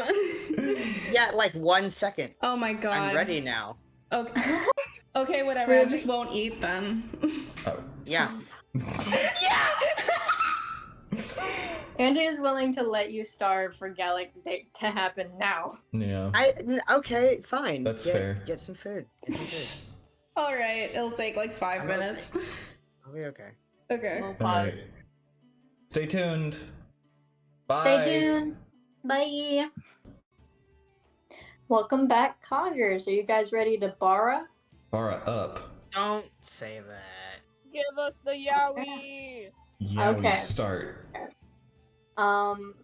So first off, I am going to start with the lengthy fucking annotations that Guy would have read in the Phantom of the Opera book by now. Oh yeah. I have talked to Andy, and we left off on chapter 8, and I was like, "Oh, how much does he read?" And Andy was like, 10 chapters. He goes to chapter 18. Oh my god. I'm sorry, he secures that coffee hangout, goes back home, is like, opens that book and like sits there and reads it for hours. Oh my god. So Like, I am need going- to be prepared. I need to be prepared. Yes. So I am going to kind of explain what happens so they can just talk about it and I don't have to look into the camera. So essentially, and Andy can help me with this, is Christine, main character, Raoul, they go to a masquerade ball, wink, and the Phantom is there and he kind of like threatens Raoul, I think. Raoul is Christine's fiance at this point. Yeah, that's his fiance, and then Raoul is kind of like, "Oh, Christine's obsessed with this other man," and he's really fucking crying and kind of being a baby about it. And people are kind of asking Christine like, "Oh, who's this Phantom guy?" And she's like, "Oh, there is no Phantom guy because if they know about him, he might fucking murder them." But yeah, and then the Phantom's face is revealed to Christine, and she like freaks out about it. And then the Phantom basically like appears at the end of Raoul's bed, and Raoul fucking shoots him. He is not like killed by this, but he's just like shot. And then kind of towards the end of the chapters, it's just kind of the plot kind of dies down for a bit because it's just like the directors being like, "Oh, this is a weird prank. This is a weird prank." So, like someone's already died, and they're like, "This is a weird prank that's being pulled," and other characters being like, "Yeah, weird prank," as Christine like tries to like flee this fucking situation. So I am going to send Malik's annotations. These are typically on sticky notes or written kind of like off to the side. Now, Oh my god. Yeah, I will. I will read them pretty quickly. So chapter 9 with the masquerade ball is written. The masquerade ball fits thematically with the Phantom's mask. I enjoy the aesthetic, despite the inherent drama of a party like that. Raoul is continuously pathetic as usual. There's a sticky note covering one of the paragraphs about Raoul. It says all he does is cry. Chapter 10, Raoul's perception of Christine is frustrating. She's kind. After hearing the Phantom sing, he too understands the allure. Interesting. The Phantom thrives off of obsession. Unhealthy, but ultimately attractive. Chapter 11. Christine denies that the Phantom exists, presumably to protect the others. Smart. Once again, Christine is the most passionate character. Chapter 12, while I am not a fan of Raoul, he is useless chapter after chapter. His engagement to Christine is unfortunately the best outcome. Disappointing that the Phantom will not respect her choice, but that is in character for him.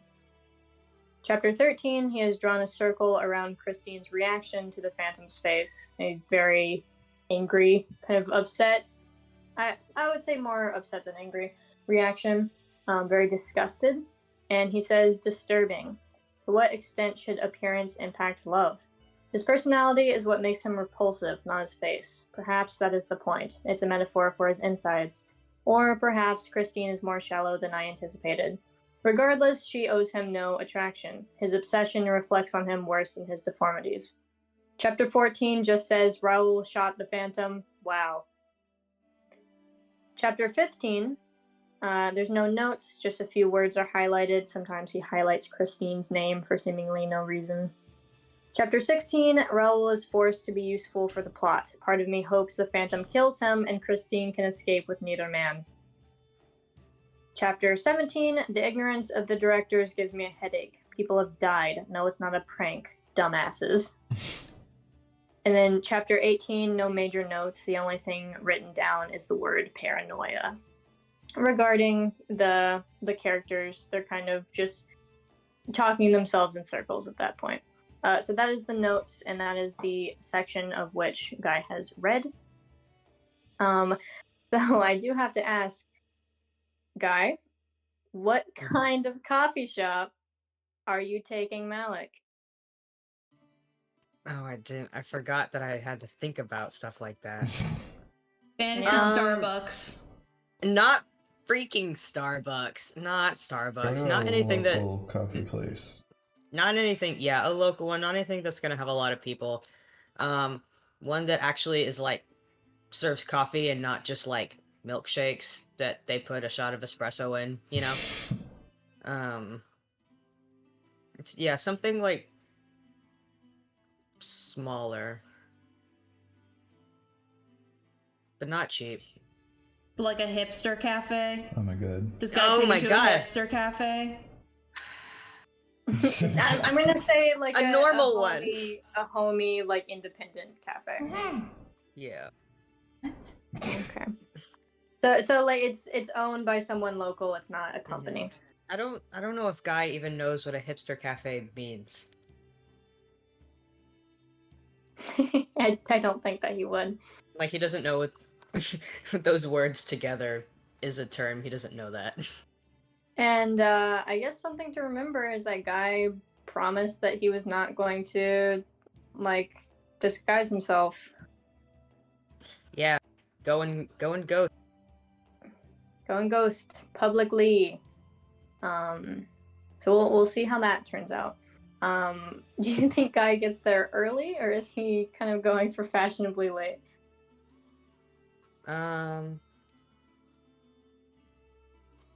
Or on time is the other Or on option. time. Yeah, on time. I mean, Guy told Malik he'd pick him up, but if they might have just like said they'd meet there instead or something. If that's what you're Alright. asking. Oh, okay. I'm gonna say that just for convenience, so we can cut out any Yeah. in between. That you say that you're gonna meet there. Okay. So I'm gonna kind of port you to within this coffee shop. It is very cozy, I would say. It's been getting quite cold out, and while Guy cannot feel cold, You do see like many people in coats and starting to get into colder weather, although I wouldn't say they're wearing like poofy jackets yet. Um, the inside, I will say that it's quite quiet. Not a lot of people are there. There's only like one or two people independently reading or maybe writing something down. I would say that there is a like sorry, a small fireplace like in the corner, and it's just like a cozy, nice, a little dimly lit, not enough to hurt your eyes or so you can't see, but just enough to be calm, I would say. Um, and when you see Malik, you see him, and as promised, he is wearing a black T-shirt with like a trench coat over himself.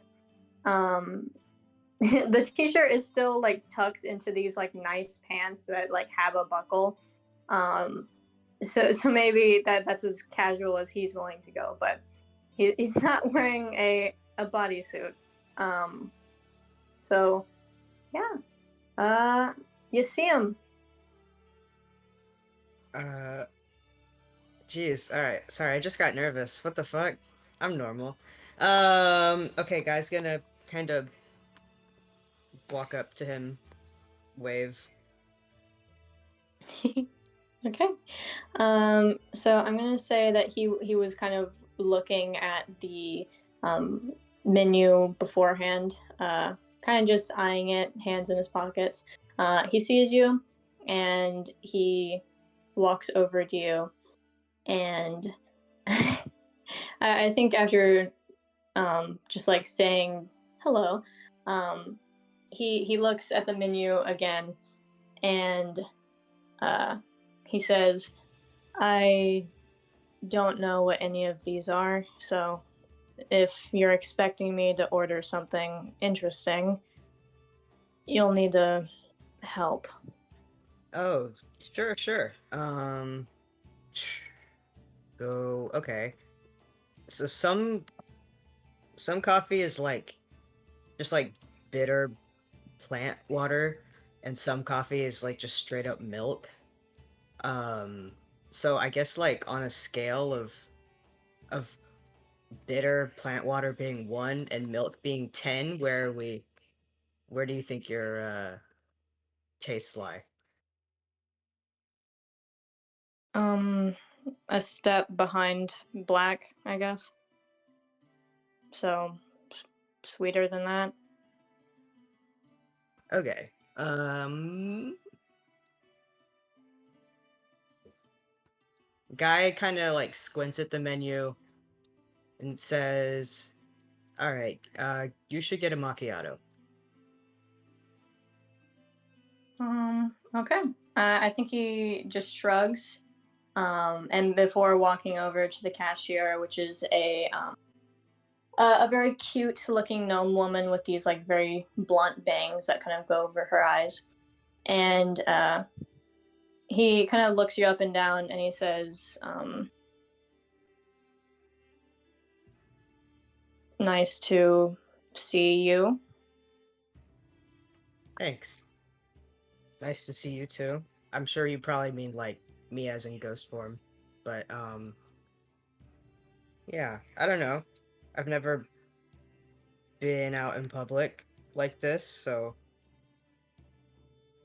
uh I'm glad it's nice to see me. Yeah, without the fluff. And then he Mhm. turns to the he walks up to the cashier. I assume he's kind of just been standing off to the side. Um and he like opens his mouth, and the cashier like squeals a little bit, and she points at you and she says, "Is that a a ghost?"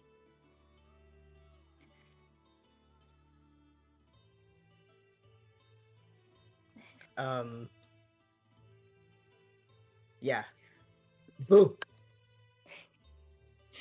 I think uh I think she opens her mouth to scream, and then Malik makes like a shutting mouth motion, and he just goes, "Shut up." Anyway, I would like a and looks back to you for a sec. Macchiato. Yeah. Okay. Macchiato, please. And still frazzled, she points to the slot. She nods and she points to the slot where you pay, and he starts like digging around in his pocket. Guy pays for it. Okay, I think he's gonna glare at you a little bit, but let that happen. And after, I think the lady is still like shaking, and but she makes the macchiato very quickly, and she hands it to him, and then I think she looks at you and she says, "Please don't haunt me, Spectre."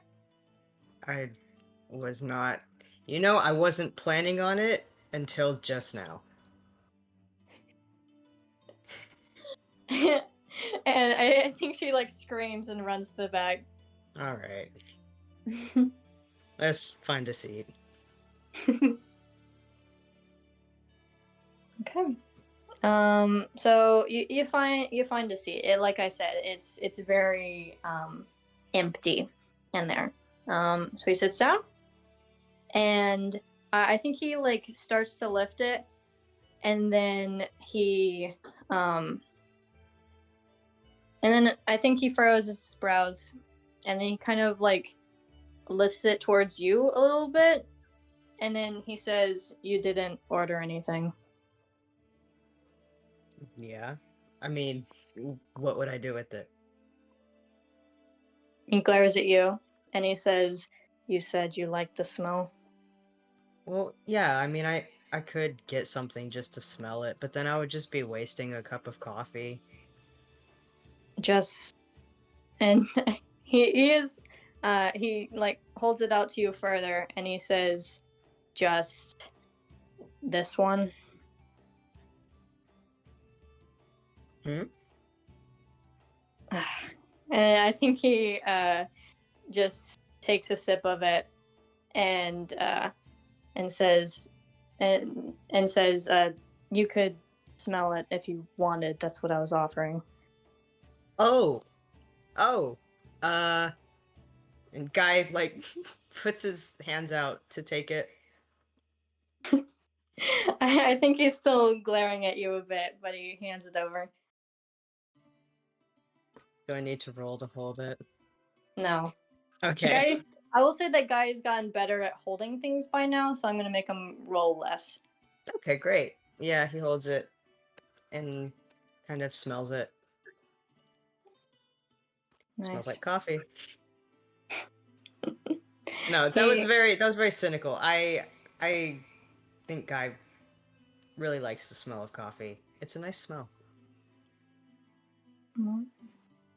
then after like a second, I think he kind of takes it back from you before you can even like put it down yourself, and he takes another sip, and like all food that Malik consumes, uh, he seems very appreciative of it. You know, really taking it in, closes his eyes, stuff like that, and he puts it down, and you can still.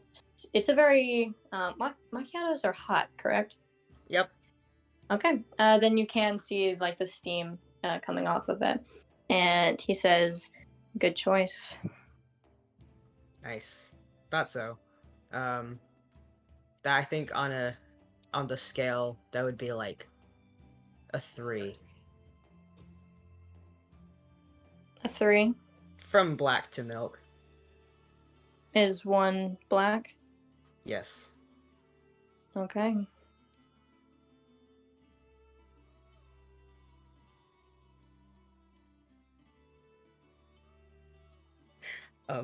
So So,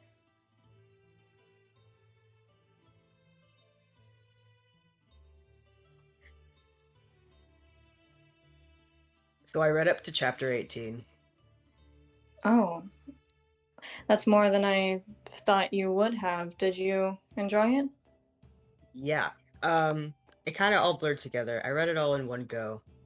Um, but I I am really what's the word?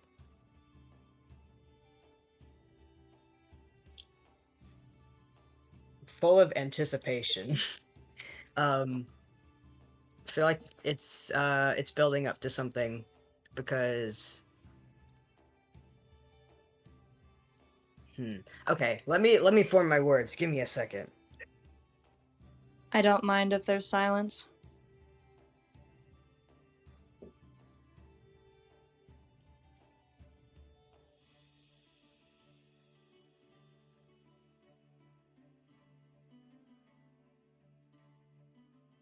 He's just gonna sip your coffee while you think. Okay. Sorry for the listeners.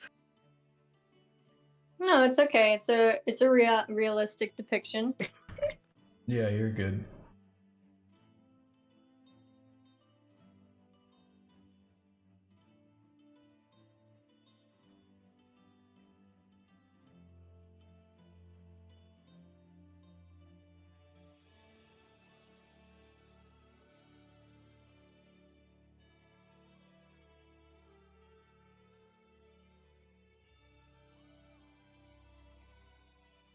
Okay.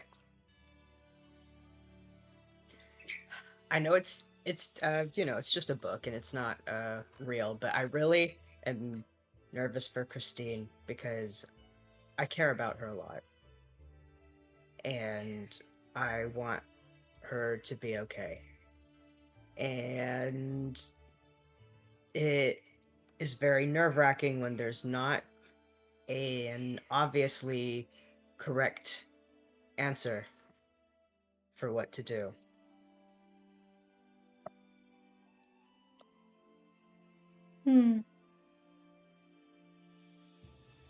That is an interesting perspective. I do understand it. It is her issue within the novel is it's a emotional issue, and it's not, there's no facts in the situation, truly, because each of the men offer her something, and taking one of the options makes her lose the other option and thus lose those benefits. And I guess the best option for her is just knowing what she wants. And that's not an answer that can be written down in a book. It's just something that happens, I think.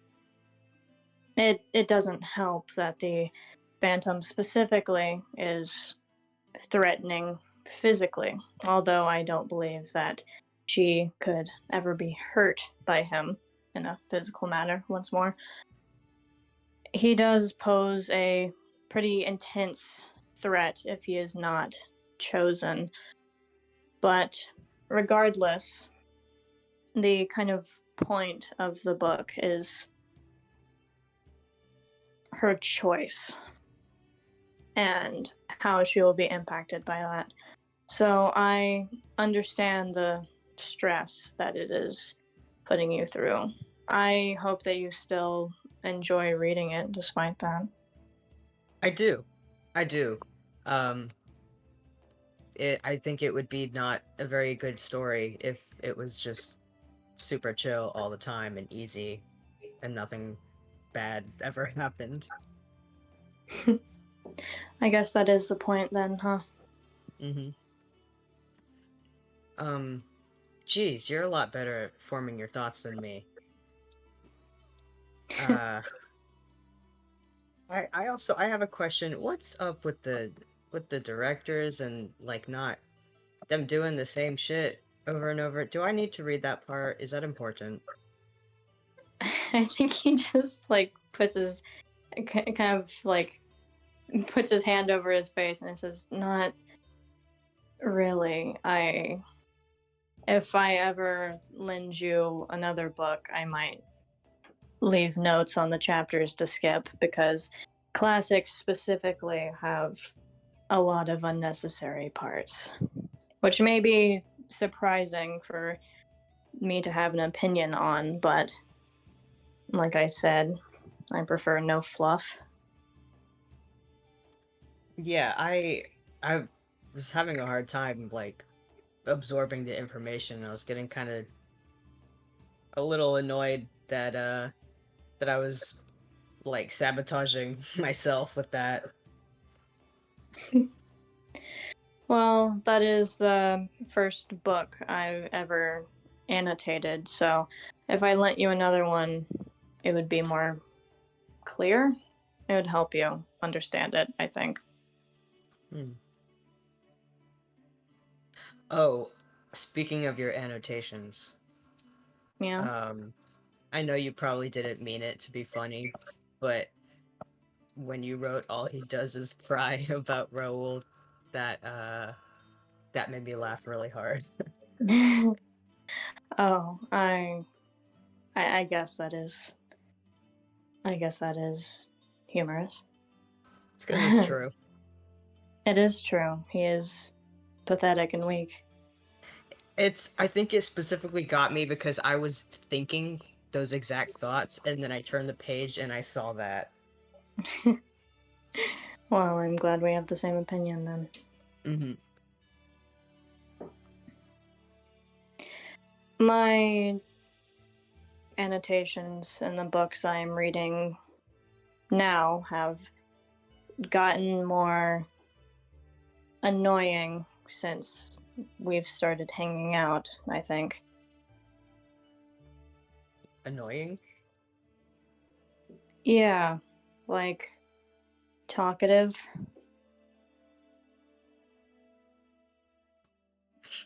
Talkative's not annoying. Not inherently.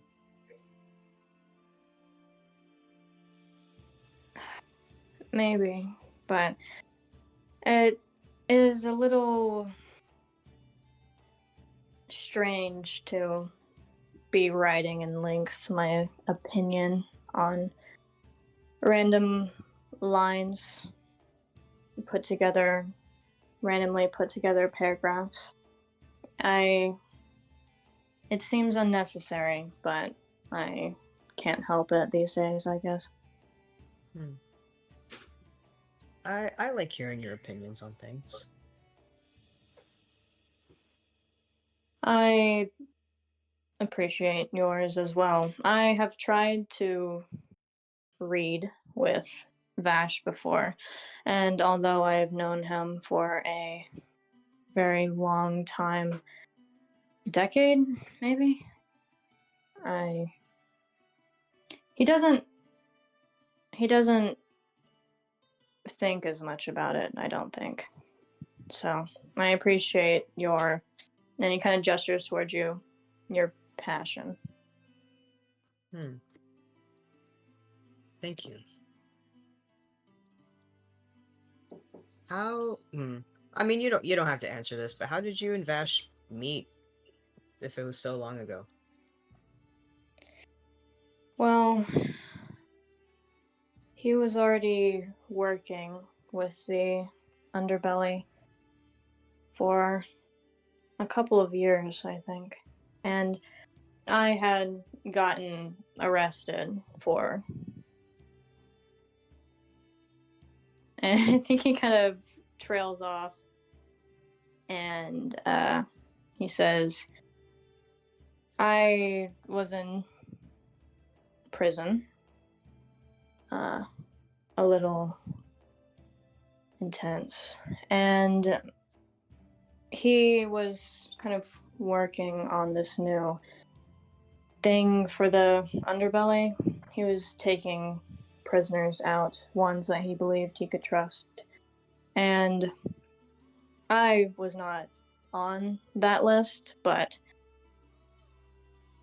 we spoke briefly, and he concluded that it would be best if I was taken with him.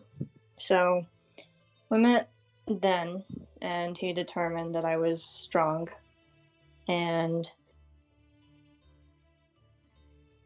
yeah.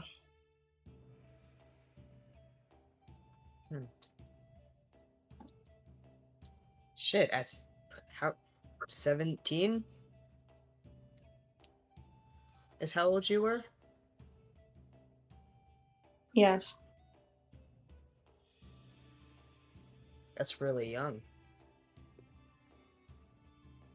Well, I think he looks at you and he says, "What's your family like?" Oh geez, if you think I'm annoying, then you don't even know half of it.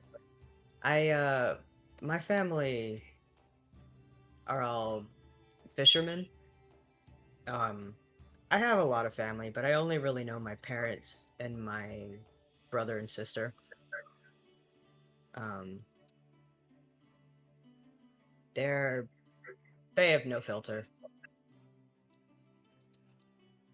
Um, and I don't know. It's very. I grew up very simple. We moved to Vadronis when I was 2, so I don't really remember where I used to live. Um, but they're. I love them very much. I went and visited them a little while ago, to have them meet Yukio, and I also had to tell them that I am dead. Didn't didn't take that well, but that's good. I would have been weirded out if they didn't care, right? Um, but they're pretty cool, pretty normal.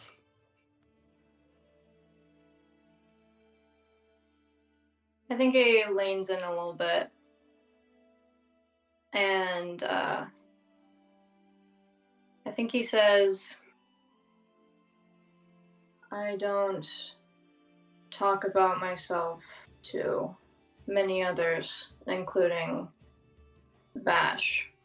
Reason being, I let him have his secrets and he lets me have mine.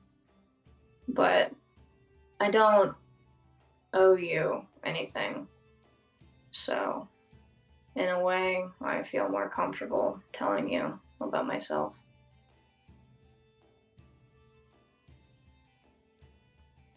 What are your parents like?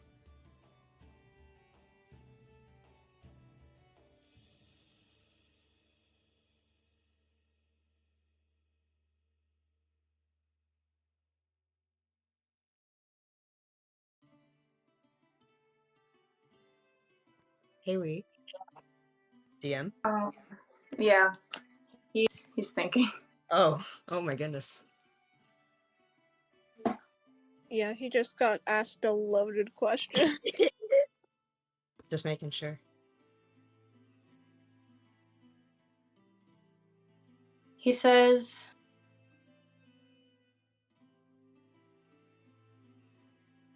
I can't. I only vaguely remember, so.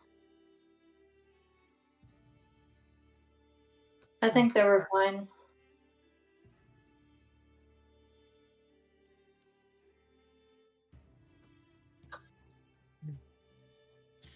Sorry if you didn't want me to ask that. No, I prefer in a strange way when you make me uncomfortable. Hmm.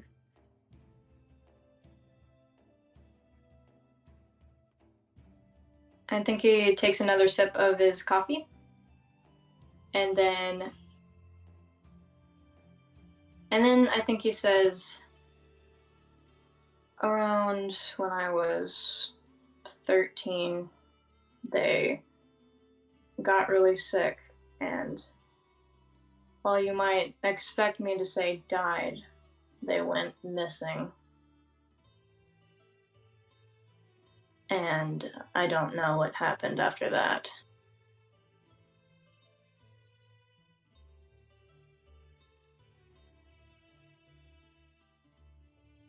So, then what did you do? Well, I was 13, Val was 8, and Emma was 1. And an orphanage would separate us. So I got a job.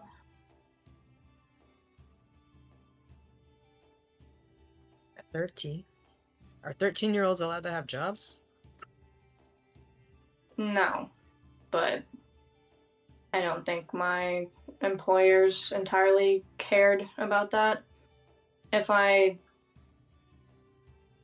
editing documents is not hard. It's easy to figure out. As long as it was on paper that I was of age, I don't think the employers necessarily cared. So I kept the lease of our house in my parents' name and paid everything. It was difficult, but it got better when Val got older. Around 17, though, like you said, that's when it kind of caught up to me. Not surprisingly, not the lying, the forging. It was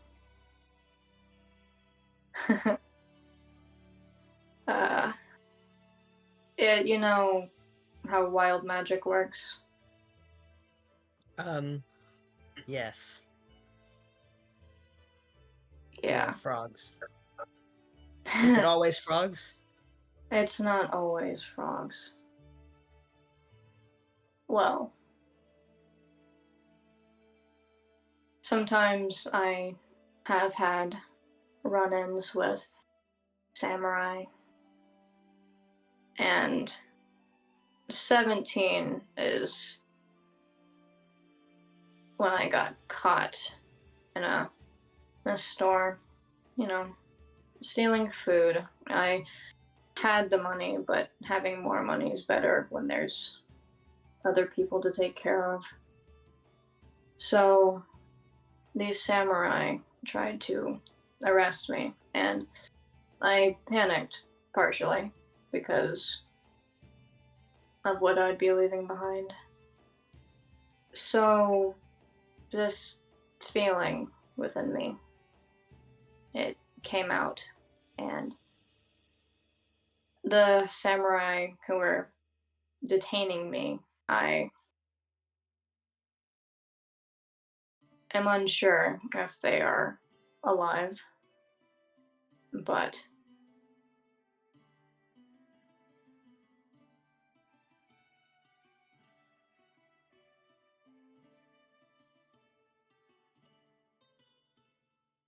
I had something new now, which is why Vash thought I would be useful.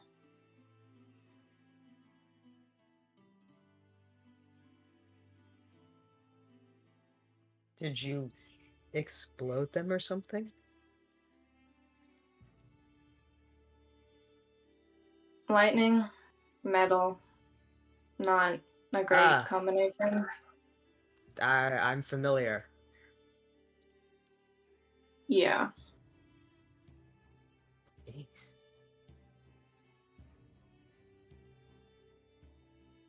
I think Emma partially resents me for keeping her in the underbelly.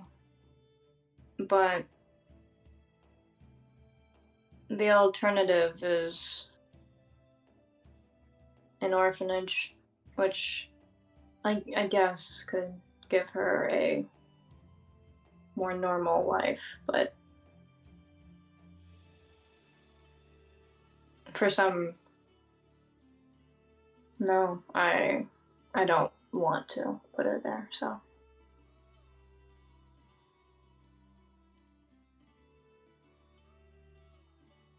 I think she would rather be with you than be with some random people. Maybe.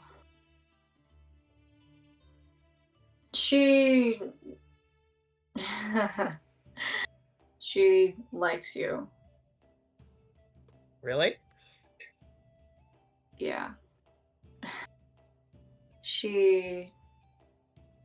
I vaguely mentioned that I was seeing you today, and she asked me to ask you to walk me home so she could say hi. Sure. Yeah, I can do that. You can't tell her that I brought it up, though. I don't think she would ever talk to me again. Okay. Lips are sealed. I won't say anything. Okay.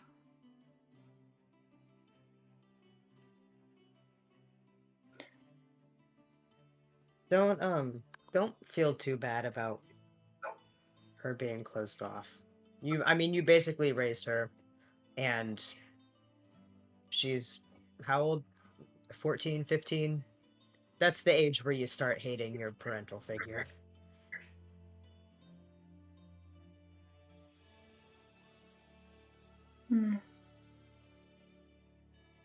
I guess so. I don't think Yukio would ever act like that. Well, that's the thing, is that a teenager will act like they hate their parents, but they don't actually. Maybe. I was a shithead teenager. It's just a form of rebellion, self-expression. So it's not like she actually, doesn't want anything to do with you. It's just how teenagers are. Confusing. Mm-hmm. Val was never like that. I think that's because you two were too similar in age. Maybe.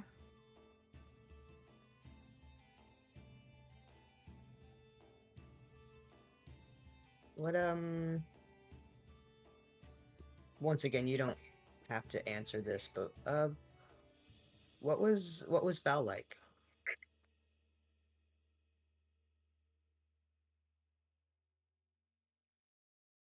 He was kind.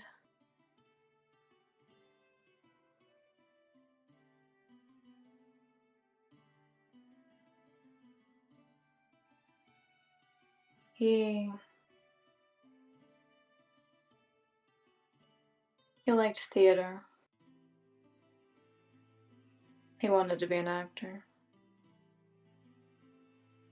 Specifically in musicals, which I found obnoxious. They were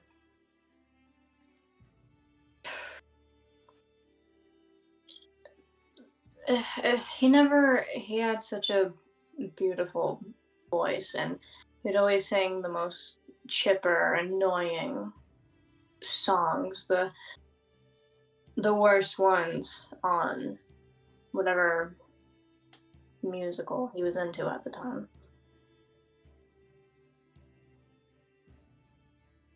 And I would tell him, sing the skilled ones, the ones that, you know, the ones that are the best ones. And he would at times, but those were my favorites. The rest was fine, but he liked them anyway. Other than that, he was kind of... he liked everything. Like, I had to homeschool Emma and Val, which is the only reason I know anything, truly. And he liked everything. He liked to know about the world, and he found it fun. And it was emotional, so emotional, but I think we evened each other out in that way.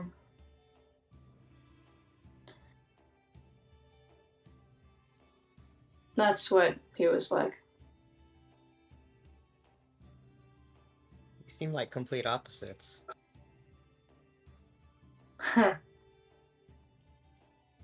Funny, yeah. We were.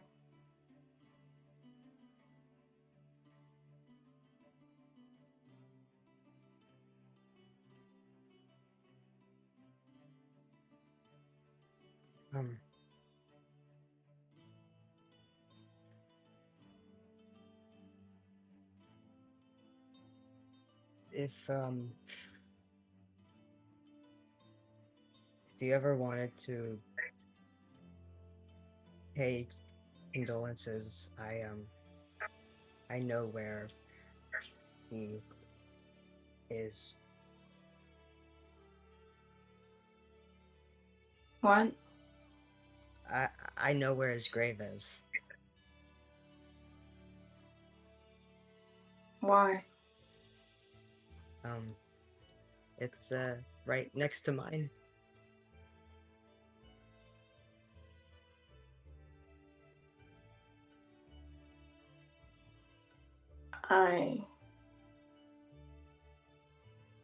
You don't have to say anything about that right now. Just you can think about it if you want.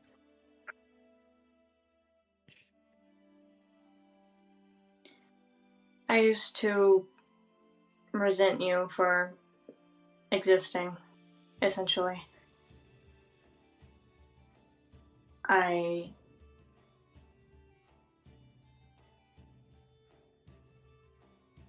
I've thought that the way I've rationalized you being here and Val not is that maybe two good people dying broke the universe in a way.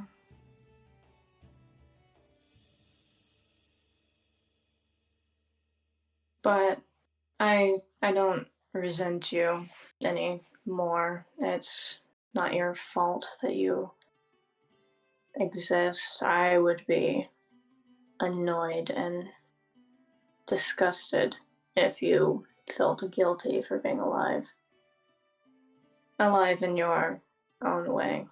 But it is still... I'll let you show me where he is sometime. Okay.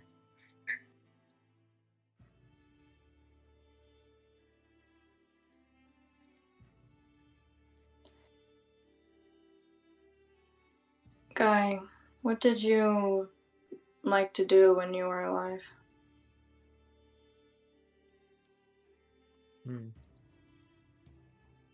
I've had different stages.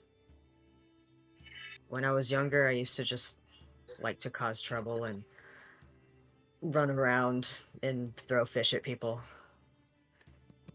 And then I joined the samurai, and I kind of just went crazy and partied as much as I could. Um, and then after that, I stopped liking to party, and then I wasn't really sure what to do with myself for a while. Um, and then I died. But um, but one thing that's always been the same throughout all of it is I've liked to draw. Oh, I have seen you draw. Yeah, I've been doing that since I was probably around 13-ish. Um, I have old sketchbooks at home. Yukio's looked at some of them. Um, I have a sketchbook that I currently draw in. Um, I kind of stopped doing that right before I died. I kind of stopped doing anything right before I died. Um, but I'm drawing again. What do you draw? Um, I mostly draw stuff that I see that sticks out to me. So there's lots of drawings of places and um objects and people. There's drawings of my friends, of your friends. Um, anyone who I guess my mind kind of deems as important.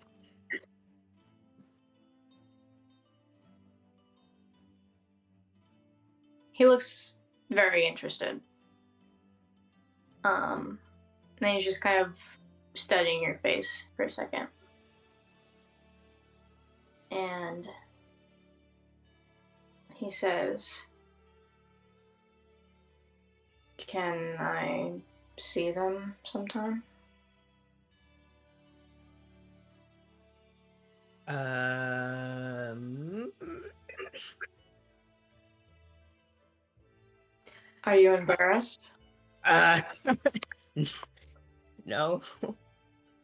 Um, yeah, can can see a couple pages. Okay. It is, I suppose my interest stems from not entirely understanding how art works. So it is impressive to see your control over it. It's just a skill you practice.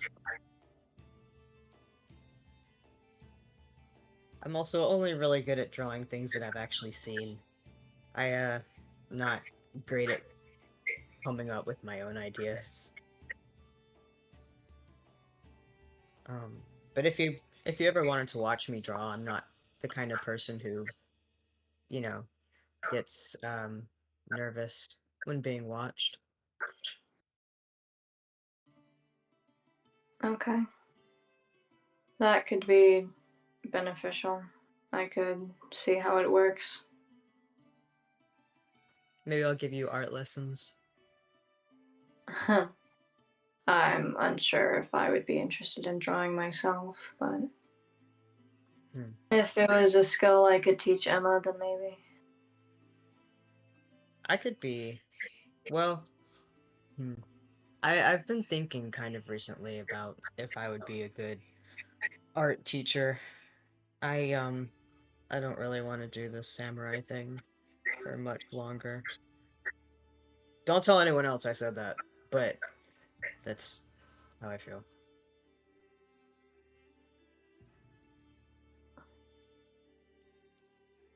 I wouldn't expect anything I say to be told to anyone. So, Fair enough.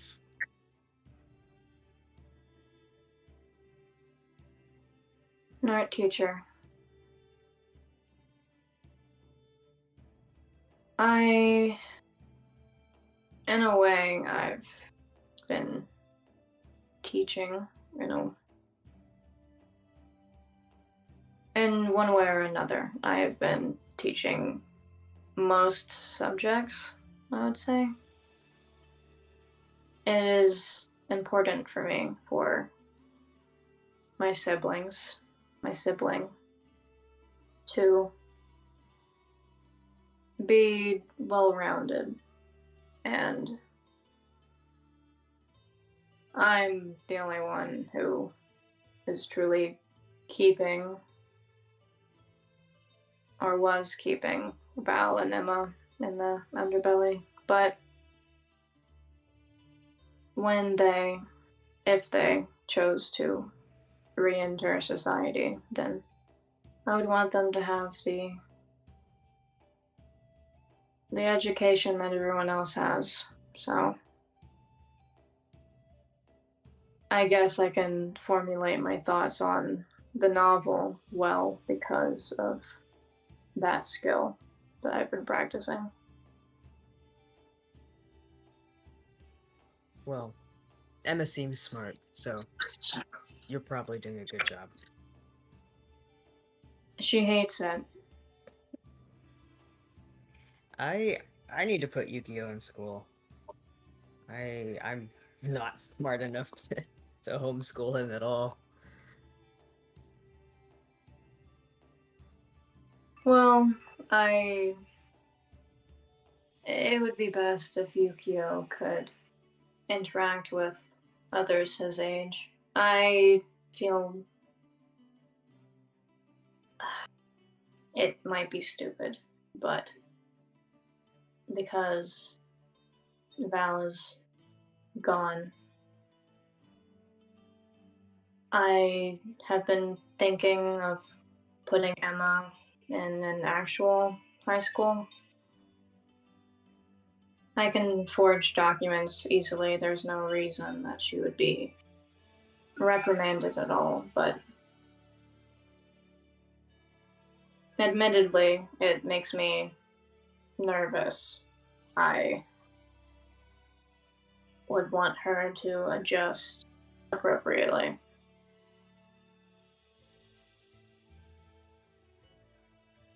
That makes sense. She calls where we live a cage, and Mm-hmm. I would like to relieve that for her.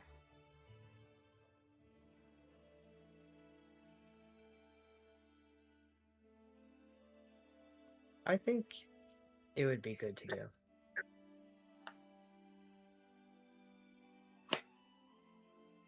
But if you're forging more documents, if you go to jail, I'll bust you out. Don't worry. You'd bust me out. Mm-hmm. Yeah, I can just like go through the walls, take you through the walls. Ooh. Does that? Hold on. I just had a thought. So I've held a key before, right?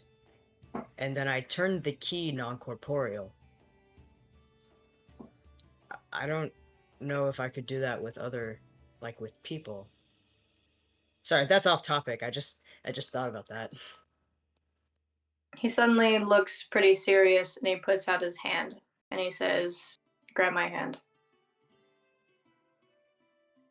Guy does that. And make it ghostly. Yeah. Guy makes himself non-corporeal and tries to focus on also making, like, extending it over to Malik.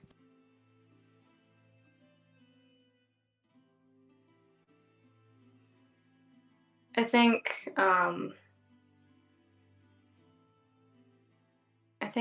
Malik just kind of stares at your hands and I think kind of pulls your arm through the table. And it works. Holy shit. He lets go and returns to his normal position. And he says, interesting. I'll have to tell Sybil. So, yeah, I could bust you out easy. I guess I would let you. Did that feel weird? Being ghostly? Yes. It's like when you're expecting a step below you and there's not a step. It's like it's a weird, unreal feeling, I guess. That's a good way to describe it. Expecting something when it's not there. Yeah.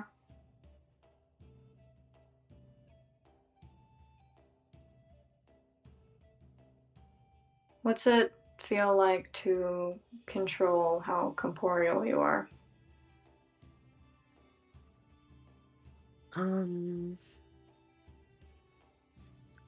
It's like thinking of myself versus of thinking of what's around me.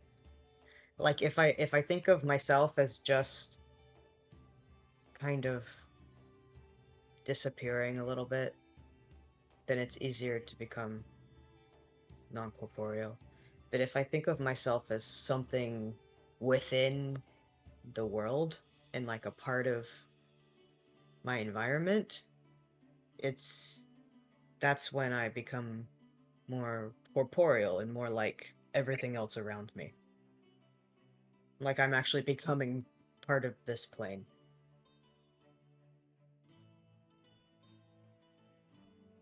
Cool.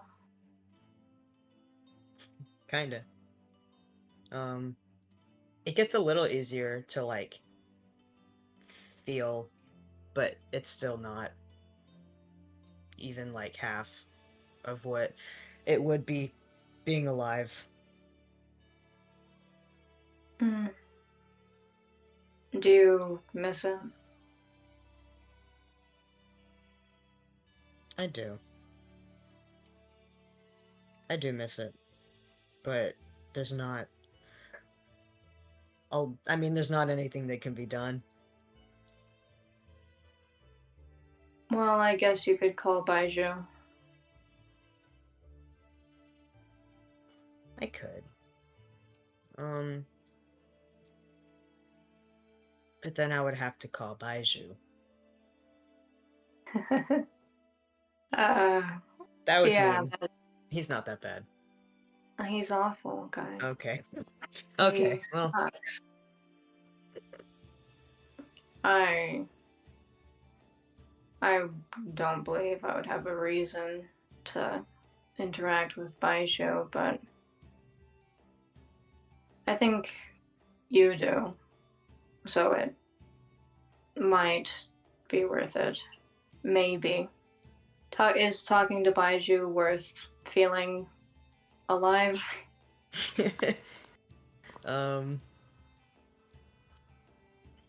I think I would only do that if I had a reason. If you ever have a reason. Yeah, we did it once for the day that I legally adopted Yukio, we threw a little party in a Baiju dream. And that was nice. Hmm. None of my group really took his pitch, so at times he just traps us in puzzles as a punishment, I guess. Punishment for ignoring him? Yes. He likes the attention, and the rest of the underbelly gives it to him. That's probably really annoying, but it's also really funny. I think it's funny because it doesn't happen to me. Yeah. Well, maybe it'll. He likes to have fun, so it might happen to your group sometime. Ooh. I Fingers hope you like crossed. puzzles. No, I'm not good at puzzles. Doc is good at puzzles. So maybe we'll be fine. I would expect that. I don't have a reason to speak with Doc, but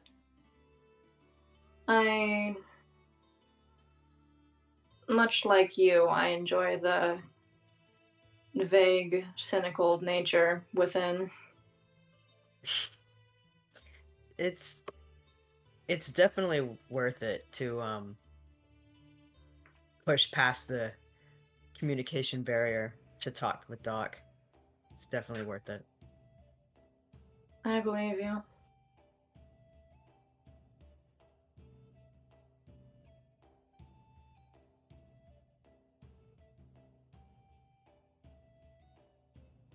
I think by now he has finished his coffee.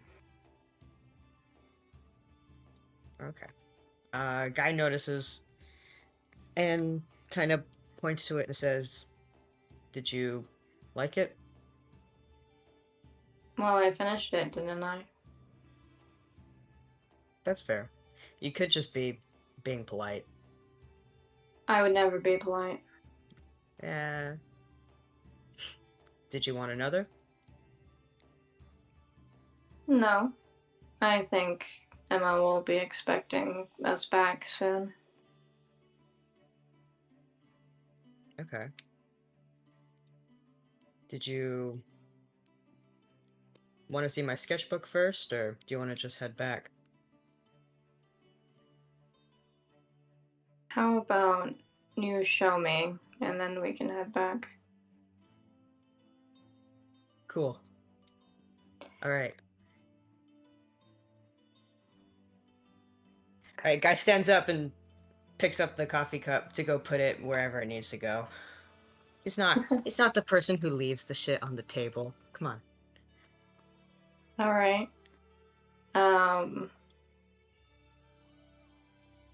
Is Guy gonna take Malik to the palace? Yeah. Okay. And you're Got- gonna cast your portal there? Yeah, probably. We'll cast her portal. Okay. I think Caster is summoned and he doesn't say a word, but he does like raise his eyebrows and then lower his eyebrows and then raise his eyebrows and then lower his eyebrows a few times. Like eh. Guy shakes his head slowly. No. Mm-mm. And then he kind of like winks and nudges you and he lets you through. Okay. Let's go. Okay. Okay. Malik goes to the door and he's in your room. Cool.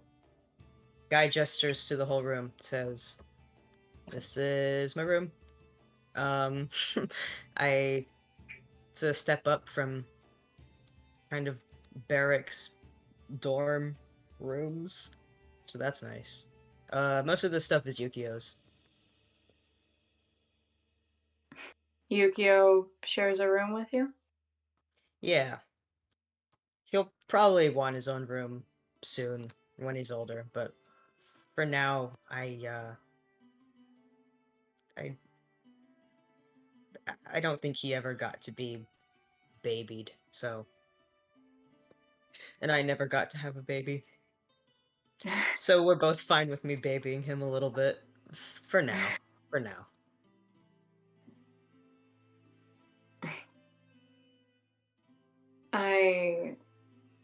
Gosh, there's probably a few photos of Yukio as a toddler that Vash has, so if you wanted to have those, I think he kind of just like um, inspects your room a little bit, but not too much. Guy's eyes go wide and he clasps his hands together and he's like, "Oh my god. Baby Yukio pictures. Thank you Yeah, for this information." for your enjoyment, I guess. He was so small. Okay, all right. Enough about how Yukio is literally the cutest kid in the entire world.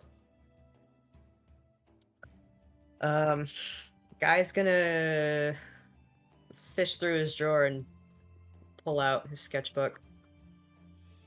Okay. Is he gonna sit down or is he? Yeah, he sits down. Okay. Alex sits down next to him.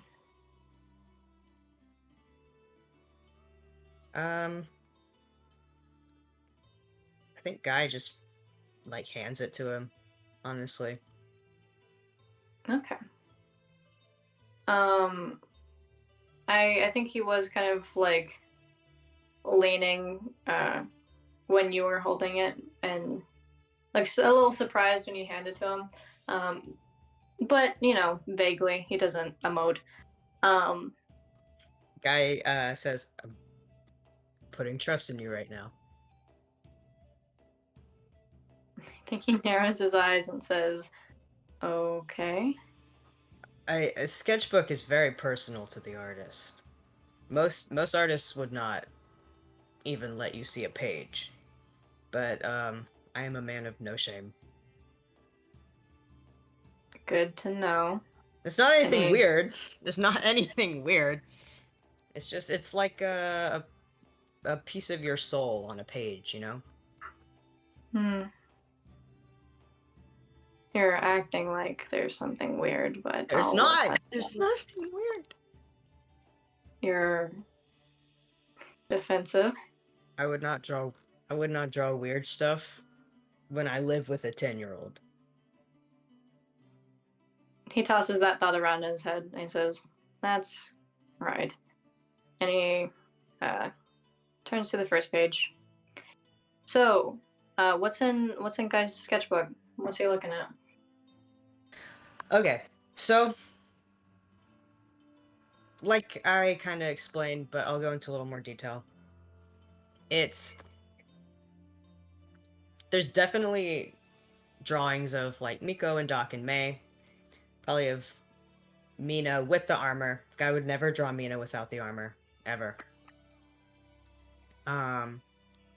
There's probably a lot of like battle poses that he's seen, like action poses. It's very like gesture drawing esque when it's not like clearly a portrait.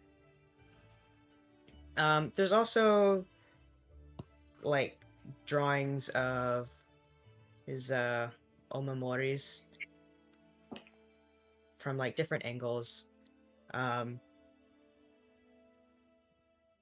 Probably with like what each one means and stuff. Hmm. Just like little stuff like that. Yukio playing with his toys. You know what else is on that page? What? Shut up. Guy canonically has drawn Malik a few times. Yeah. Okay, there's when Guy is Guy and Malik used to fight quite a bit, right? Mhm. So Probably whenever he made like a particularly cool pose, guy remembered it. There's And probably a drawing of him like fucking reeling in for a punch, but like the way his hair like flew up, he thought looked cool, so he drew it.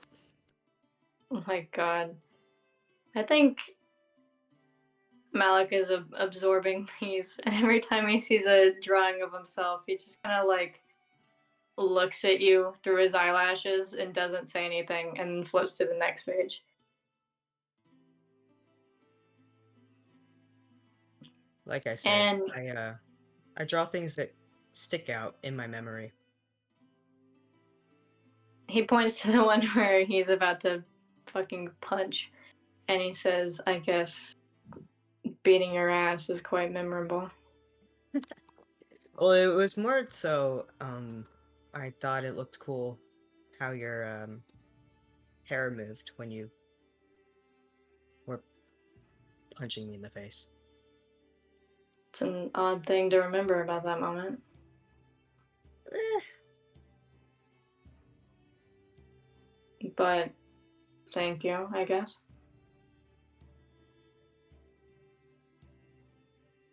I think he just silently kind of flips through them all.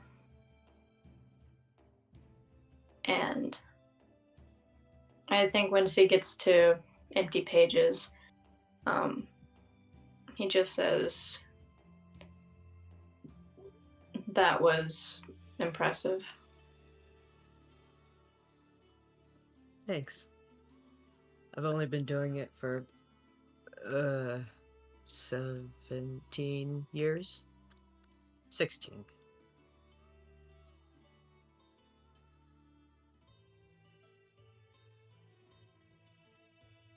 I liked it.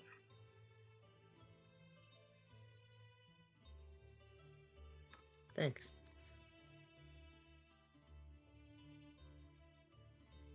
I think you draw individuals a bit more flattering than they really are. I guess I just think everyone is nice to look at.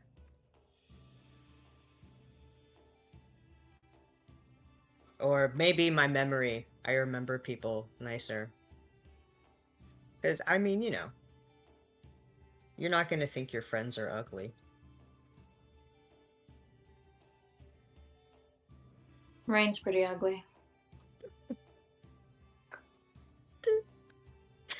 Don't say that too loud. May's room is right over there. Well, Rain is...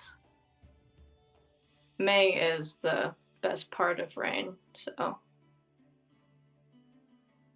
I wouldn't say that to her face.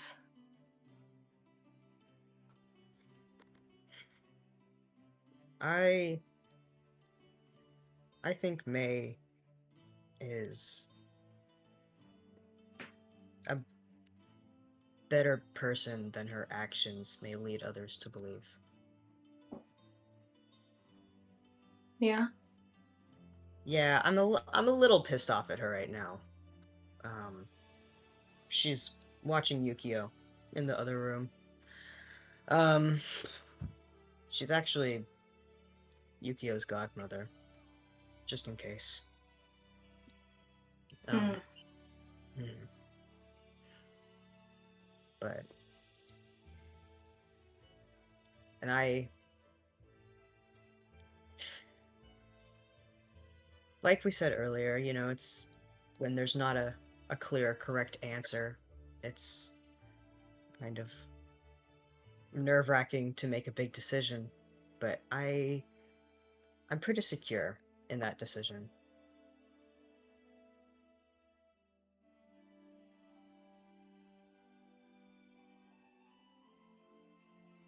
I like the good luck charms because they're like if emotions were facts. If they could be documented.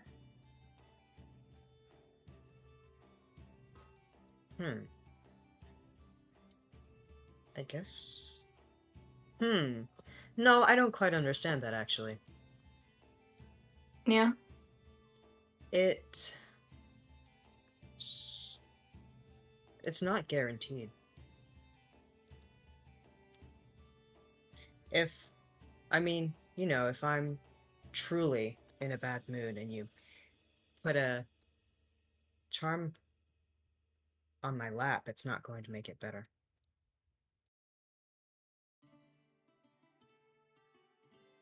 It's true. It doesn't make the situation better.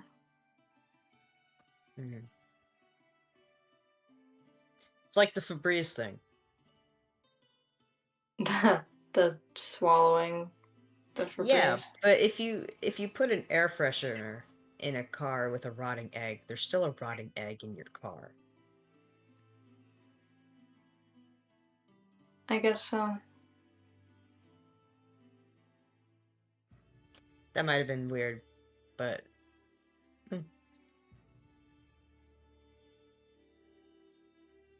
I think I see them more as a precaution. Just in Precaution. case. Yeah, like it makes the percentage of an outcome a little higher.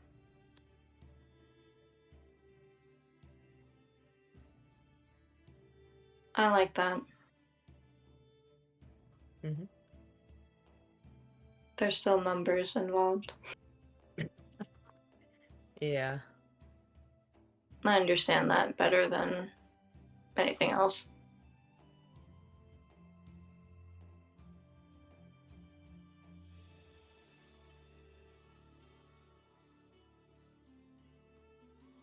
Have you tried like testing charms on yourself? See if it makes you feel any different? Uh,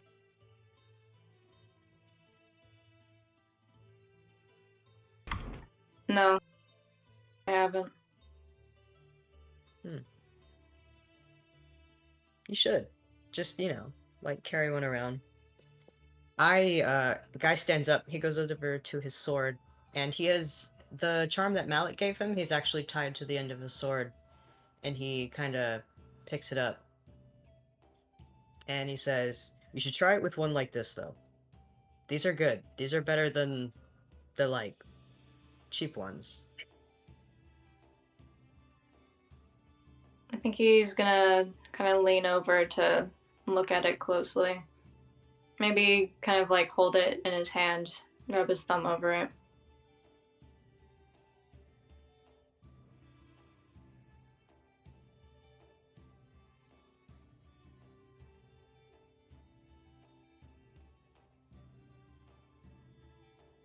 It also And might all just be psychological. placebo. Mm-hmm.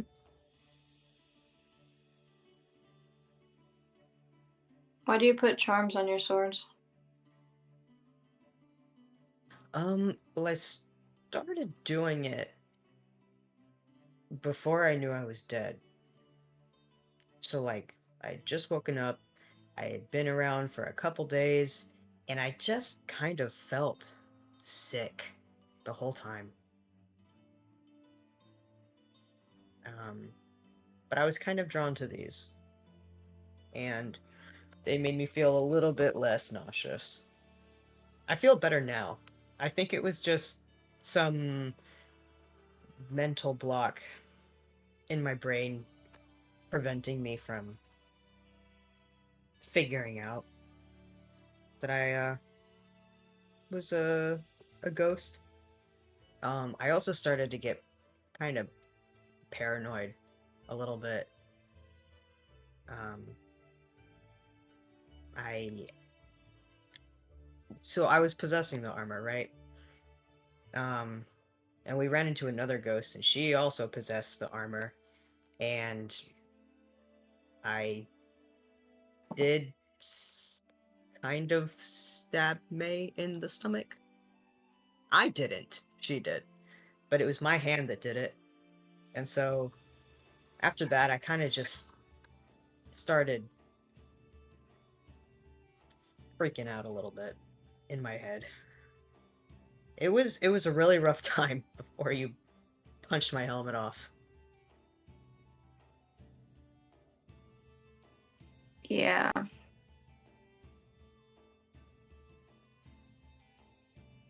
Okay. I get that. I can buy my own then. You can have one of mine. They're high quality. Guy unties a red one off his sword and hands it to Malik. I think he holds it for a bit. And I think he kind of squishes it a little bit in his hand. And closes his eyes. And he says, okay, I'll keep this safe. Cool. I have something. Oh. And then I think he fucking glares at you a bit and he says, don't think too hard about it. Okay. And reaches in his pocket. And it's 2 little bird stones, and they're shaped like cranes.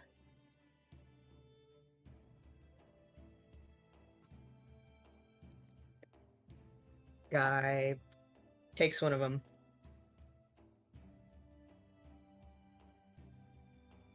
I think he stuck the other one back in his pocket. And he says,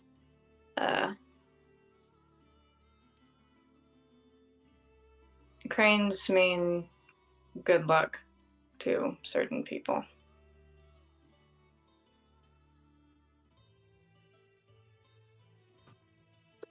They do. And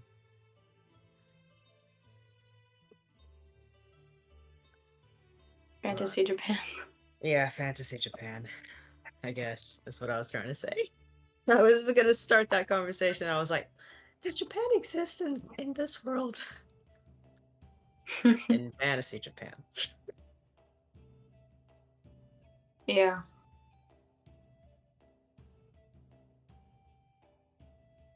Cool. It was a little annoying having to go through May every time. May and then Rain. Geez, and I guess you had to go directly to Rain, huh? Yes, I did. This is a lot better. I may have avoided calling you in the past because of that, so. Well, now you can call me whenever. And so can Emma. Oh, yeah. She partially. Rain gave them to her because she asked for them. He has a few extra. I think he used to give them out at clubs. Oh. But now that he is very committed, surprisingly committed, I would say, he lent them to Emma, and Emma gave them to me. And she told me to give them to you. Not just for herself, but...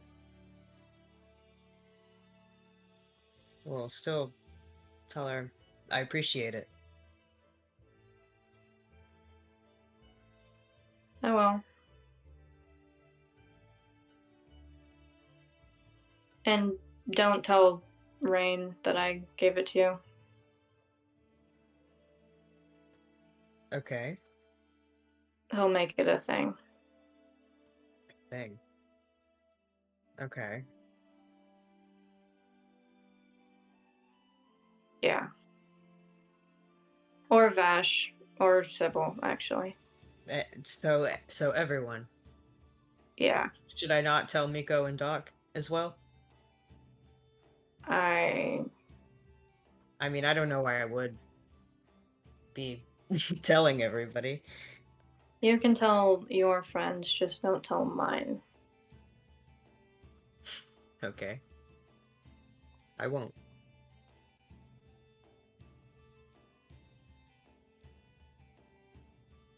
I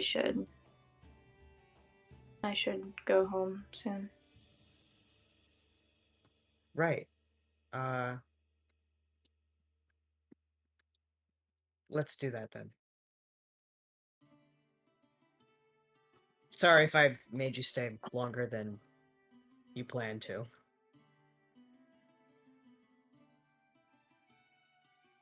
I think he just kind of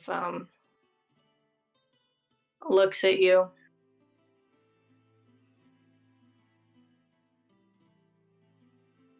And then he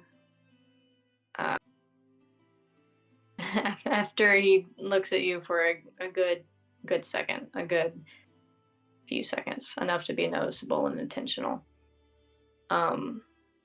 He calls Castor, and Castor appears, and he kind of like tries to like slap your back, guy, and then his like hand goes through, and then he just gives a thumbs up. Okay. And yeah, you walk back to the thief gang house, and when you enter, you see two people at the table, and both of them have like a little like workbook in front of them, and these people are Emma and Rain. And on Rain's, you can just see like it's like a drawing of like an apple plus an apple and then equals, and Rain has drawn like 5 apples. Oh. Oh. He's getting there. And on the other one, you see Emma has some pretty intensive algebra on hers, and she's wearing this adorable outfit. It's like over one shoulder, and then she has like a tank top underneath, and it's like stripy, and then she has this. It's basically like a Draculaura fit. She Wow. has this like skirt with like a poofy pink underneath it, and then like rip tights. And as soon as you both walk in, she kind of like locks onto you both and walks over, and she says, "How'd it go? Did you have fun?" Yeah, I had fun. And then she looks over at Malik, and she says, "Good job on not fucking it up." Whoa. I think Malik just kind of closes his eyes and like puts out like a stop hand in front of him and says, "Don't say that." And then I think she looks at you, Guy, and she says, "So how are you doing?" I'm doing great. How are you? "I'm doing great too." Yeah? What's Yes. what are you working on over there? My torturous assignments Mm-hmm. for my schooling.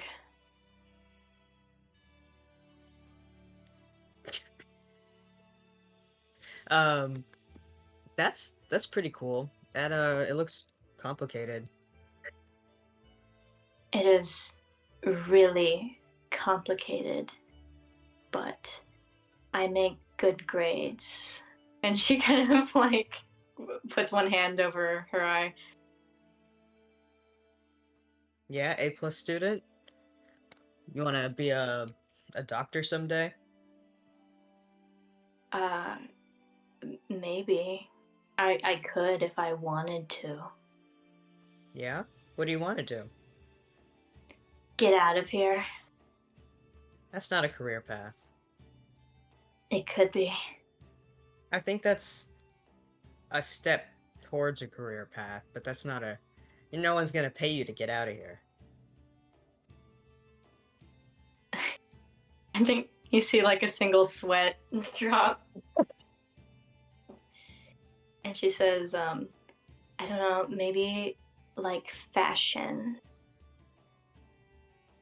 That would Maybe make sense. yeah. I'll like design the fashion and then everyone will wear the clothes. I'm seeing it. I'm seeing it in my brain. Maybe you should ask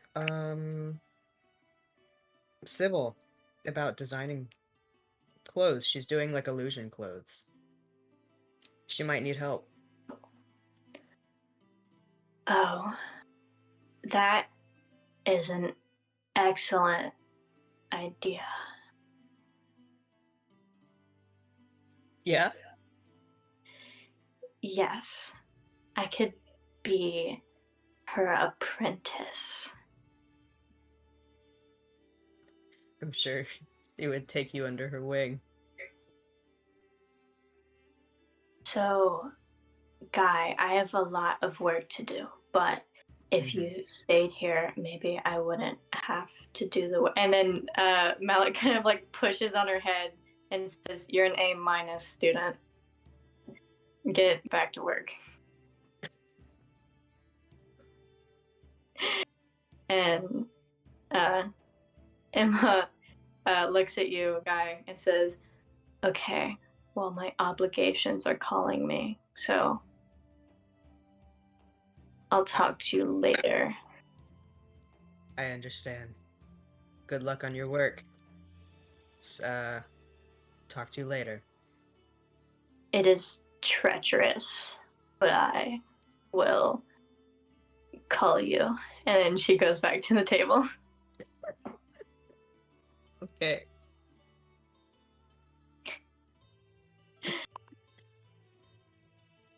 I think Malik just looks a little exasperated and looks at you and says she appreciates you coming over. And I think Emma yells, "Don't tell him!" No, it's anytime.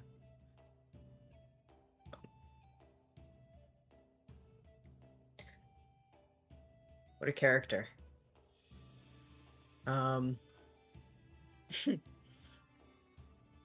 Okay, well.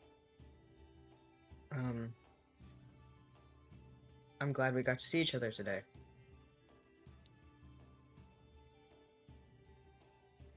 Me as well.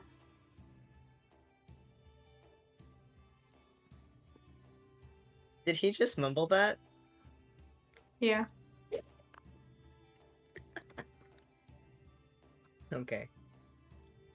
Alright, so I should also go. But, I'll talk to you later. I'll see you later. See you later. And Guy's gonna head out. Awesome. Finally, oh my god, gay ass fucking. I'm sorry! I'm joking. Yeah, you're good. That was wonderful. That was excellent. Jesus Christ. I was worried my thing was going to take a while, so I'm sorry it took forever. I'm glad you I love love how Took that weight off my shoulders. I love how half of it was just silence. These men don't talk. They just fucking look at each other. Yeah. What's wrong with them? Which is wrong unfortunate with for an them? audio medium. Yeah. I know. I felt bad. No, you were completely good, but Yeah. also we should kill them. Yeah, Yeah, no, that was fantastic. Apologize for nothing. They're gay. Yeah. I love that. Yeah. Haley, how would Malik feel about the Phantom of Manhattan? I don't know what that is. It's you know, Love Never Dies. Yes. Yeah, this is the book that Love Never Dies was based on, but they specifically wrote the book so that it could be adapted into a sequel for the musical, Okay. which is I weird. think he would appreciate the creativity, but not like it. Yeah. Also, Jesus is in there. What? Oh my god. They put Jesus in Why? the fucking opera. Yeah, they put Jesus in the opera. Okay. Okay. Also, there's a guy in there named Gaylord Spriggs. Hell So yeah.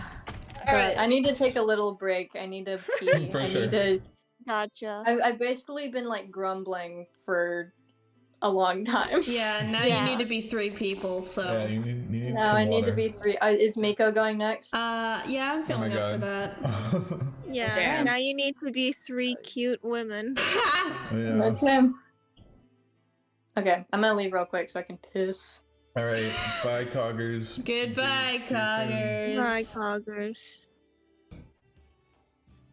Welcome back, Coggers! Just a clarification, Rain was multiplying apples. Yes, he Uh, was.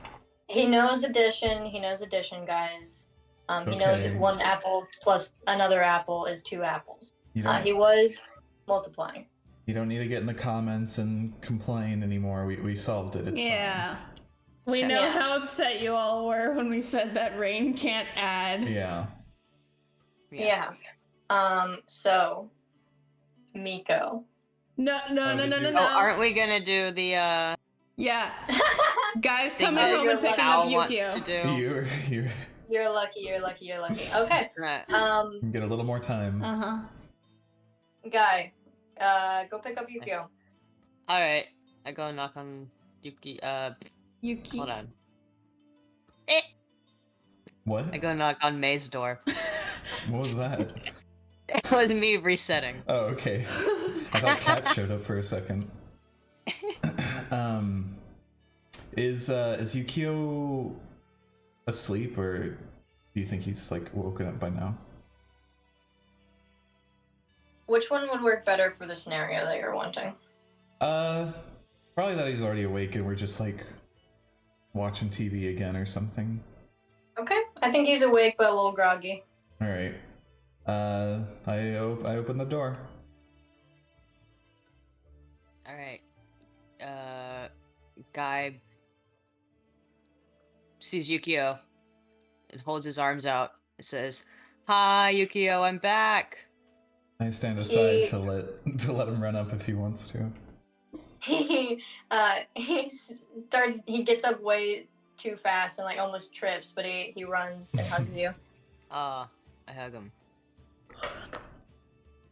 Kiss his little head. He's very happy. Yay. Did you have fun? He nods, yes. That's awesome. Okay. Go ahead to our room. I'll be there in just a second. He looks at you, May, and waves bye. Bye, Yukio. And then he signs, "I love you," I send it back at him. and then he runs off. So, went well? Yeah, it was great. I I peek out to make sure that Yukio's gone into the room, and I'm like, I need to tell you something. Okay. I I look you like straight in the eyes and I'm like, Yukio didn't know he was allowed to eat when he was in trouble. The smile instantly fucking fades from Guy's face. I don't And- think we understood how much Kane actually fucked him up. It's bad. He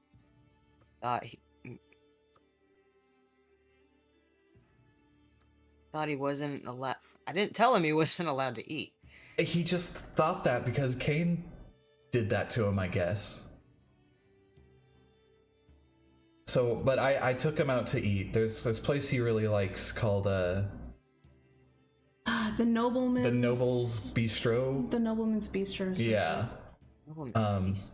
It's a very fancy schmancy place, but he really likes the food there, so there's that. But yeah, I think you have to like teach him everything about being a kid, I guess, because Kane fucked him up bad. It's not good.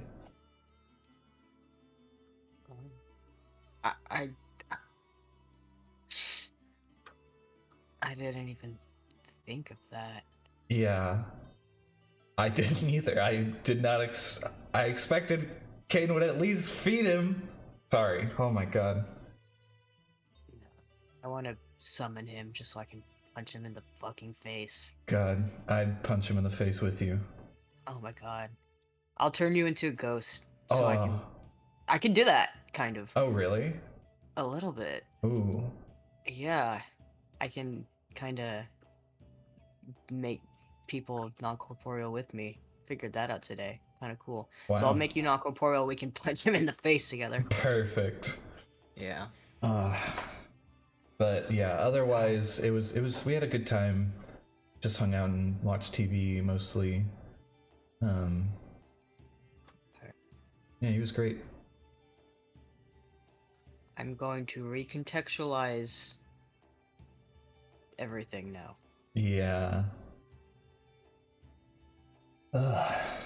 Thank you for telling me. No problem. Jeez, yeah, it really surprised me to find out he was, I guess, starving himself. Jesus. It's hard to think of that kind of thing just because he's so smart. Yeah. Okay. Well, you've redeemed yourself. Yes. And she pumps her fist. Great. Okay.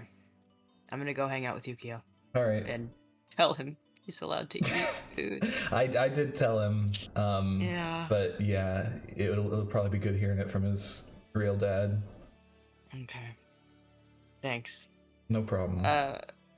Guy is gonna give May a hug No. and then head off. Are you able to hug? Are we able to hug? He's getting better at being corporeal. Okay, cool. May hugs Yeah. you back. Alright. Skitters off. Just kidding. Guy doesn't skitter. He crawls on all fours to his room. Just like No, Malik that just one like time. No, he just walks. He walks. Throwback to Malik's first appearance where he crawled on all my fours God. like an Oh, he animal. fucking lunge. And then we jeez. joked about that for like a couple weeks. Oh my god, did we lose that footage? Yeah, we that was didn't episode record one. that. Yeah, that was episode Yeah. one. We didn't record. Oh no. You guys don't know Or he- yet, Oh my god. but he did do that. fucking Oh God. like We don't have the evidence of Oh. that, like grasping the guy by the ankle and leaping at him on all fours. Yeah. and then guy shooting an arrow through his hand. It was rough. It was messy. You know what? I'm proud of them for being where they are today. Yeah, they really gotten past that. They're not lunging at each other. You and guys shooting have to each other. believe us. Malik crawled on all fours on his first time meeting Guy. You don't understand. Malik Yeah. crawls up to you and like gets really close to your face and just goes, "No one will believe you." Oh god, Oh. we all Crawls sound away. crazy. It crawls away. right. Okay, well, the context is he was already on the ground, and his Yeah. thought process was standing up will take too long. I need to attack him now. Oh my So- god. Yeah, no, we were in battle. He was knocked prone. He was like, well, it takes up half your movement to get back up, so. Yep. That's the exact thought process. Oh my Alright, god. well. Anyway. He was Anyway. actually very smart for that. Yeah. Everyone believe me. Well, let's move on. Yeah. Guy goes to his room. May goes to her room. Nico. Nico. Hey. Don't look at me. Miko. Hey, Miko. Don't look at me. It's Hey, just Miko. it's just you and Haley and Kat and Saga and Sybil now. Yeah. Oh, for the listeners, Jordan made fun of me for like 10 minutes on break. So That's not true. Yeah, it was probably like 10 minutes. No. it was a long time, Jordan. it You was- kept going. It was like 5 minutes, maybe. It was not 10 minutes. Anyway. No, I'm looking at it. It was from as soon as we went on break to when I sent the gif of me putting a box over my head. That is 10 minutes. No, that's Yeah. not true. Okay, no, It's I wasn't making fun of him Yeah. the whole time. No, there was like 5 minutes at the beginning where we didn't talk about it. Mm-hmm. Okay, Anyway. whatever. Anyway. We're on Anyway. recording. We're on recording. Anyway. Weed smoking Yeah. girlfriends. So everyone make fun of Miko.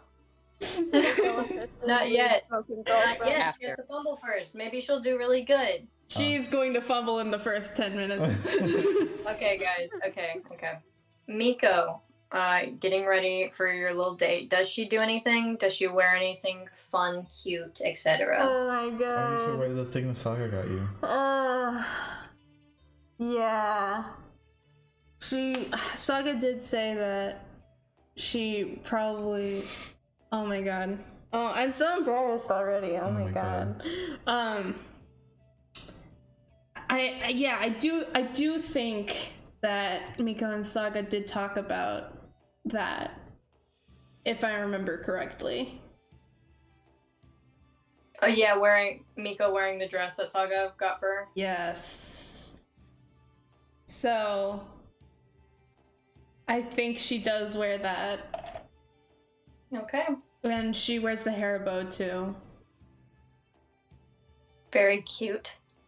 I'm gonna say that Saga and Miko are gonna travel together, and then Kat and Sybil are gonna travel together.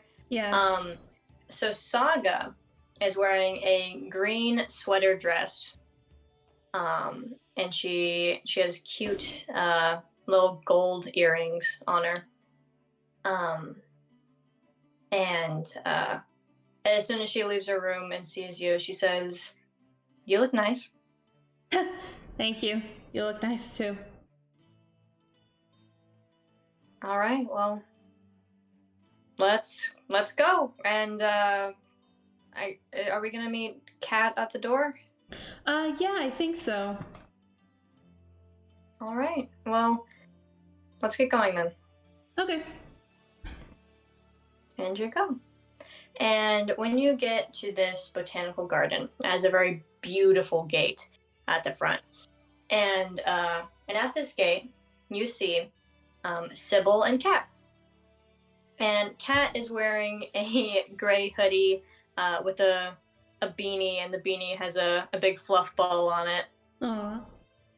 And Sybil is wearing a red chunky sweater with fluffy white earrings. And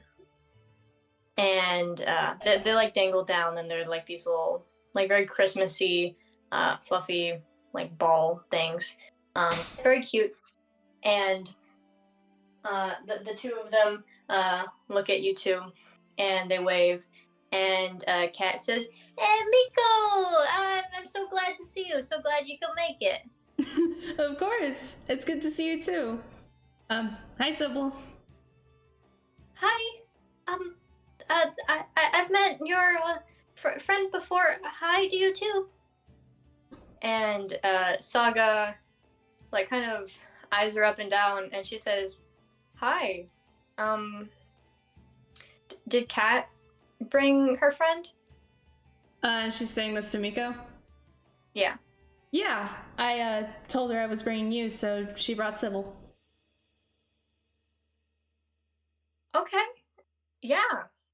Okay. I think that they probably have like a map of the whole place. So I'm gonna go get some for us. I'll get 4, and yeah, I'll be right back. Okay. And as she walks off, I think Kat says, "And nice dress, Miko. It's really flattering on you." Thanks. Saga got it for me. This is my first time wearing it out. Oh. Okay. And Sybil says, "Yeah, it's really pretty. She made a good choice." Yeah, you And- think? I don't know anything about clothes, so. Yes. Well, I like to design clothes in my free time, and I think it really flatters you. And because your skin is so pale, the red really stands out. So I think it was an excellent choice. Oh, cool. I really like your sweater too, and those earrings are really cute. Well, thank you. I made the earrings myself, but I bought the sweater. Cool. And when Saga comes back, she hands you each a little like map of different stuff that's there. Oh, sorry. So you can see. Sorry, I forgot the. Okay, no, I can do it later. I can do it later. Okay. The thing we talked about. I'll pick a time. I can't remember what it was. I'm too full of brain. So I suppose we will do it later. Yeah, all right. So it does look like there is a tour guide that's available.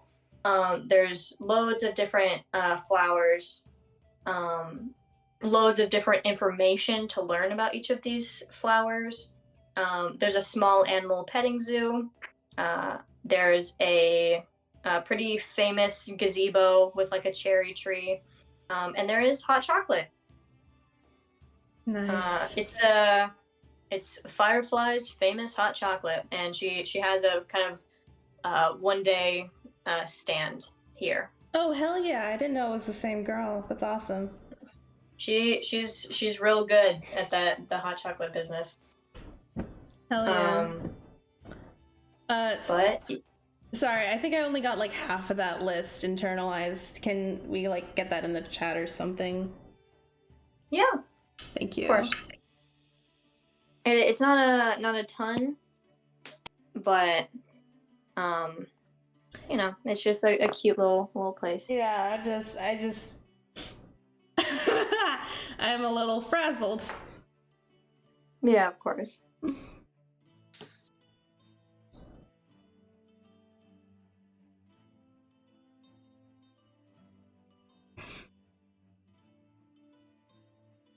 Everyone is already so mean to me in the chat, guys. You guys don't know. You guys don't know how mean they are. Gonna drop kick Miko. No! Very good. Okay. Very good. Okay. Okay. Okay. Is there anything specific Miko wants to do first? There's a lot of things that interest her, but I think she like consults the rest of the group first, and she's like, "So, did we want to get a tour guide, or you guys want to hit something up in particular?" Sybil says, "Oh well, I think the small animal petting zoo would be really cute." And Kat says, "Oh well, really excited about that hot chocolate." And Saga says, the tour guide might be the best option to start with. Yeah. All right. we can definitely go to the petting zoo soon, and Cat, absolutely with the hot chocolate. That is on my priority list. But yeah, tour guide sounds good. And as you say that, you do notice the tour guide. He is a drow, and he has like quite long hair. It's kind of put into a bun, in a few strands sticking out. He's wearing like gardening gear. His gloves are still kind of covered in dirt. It looks like he just finished planting something. And he has these big round glasses, and yeah, so you walk up to him, and he starts to take you through this botanical garden. So I'm just going to take a second to describe the beautiful sights. So if Miko specifically likes anything, you don't have to role play it. You can just like tell me. But if you want to role play it, obviously that's fine. All right. So there's quite a sizable like pumpkin patch here. And I probably should have said that last because you can. They're like small baby pumpkins. They're kind of magicked up to look like very cute and round and small. And they're free to be taken. It's kind of like a promotional thing that they're doing right now as fall turns into winter. So we have these small little pumpkins that you can see, and there are chrysanthemums and marigolds and just loads of these different orange and yellow flowers. I think some of them are, some of these patches of flowers are formatted in a way to where they can make pictures. So one of them is like a heart, and then one of them is like a cat face, and Cat kind of like pulls on your skirt and like points at it and then points at himself. Hell yeah. And yeah, and there's other pictures. Some of them are more extravagant. I think the most extravagant one is the drow explains that he himself has been working on it, and it's a portrait of a like woman, and you kind of have to go up like these steps into like this kind of room that's like built above everything, so you can see, and it has this glass full floor. And it's this portrait made of flowers of this beautiful woman, and he says, "And that there's my wife. I actually proposed to her in this very garden. There's legends about the cherry trees here say they bring good luck with love." And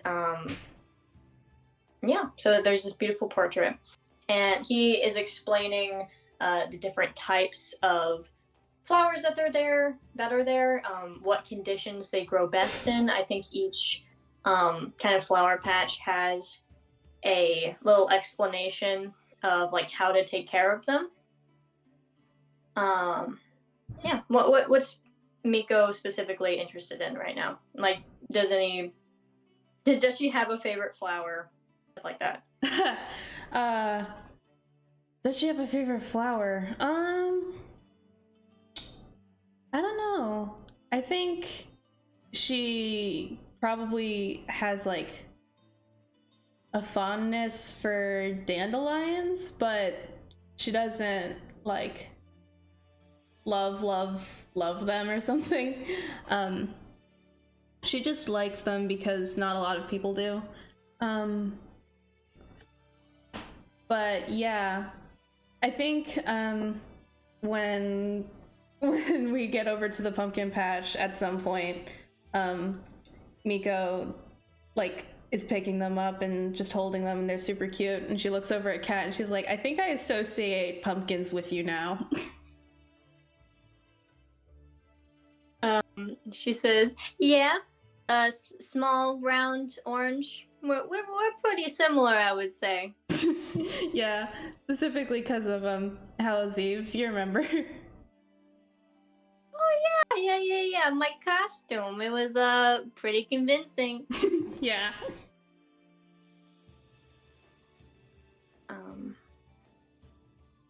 I think. Hold on, I'm trying. I don't usually play these 3 characters in the same room, so it's taking me a second. Yeah, you're good.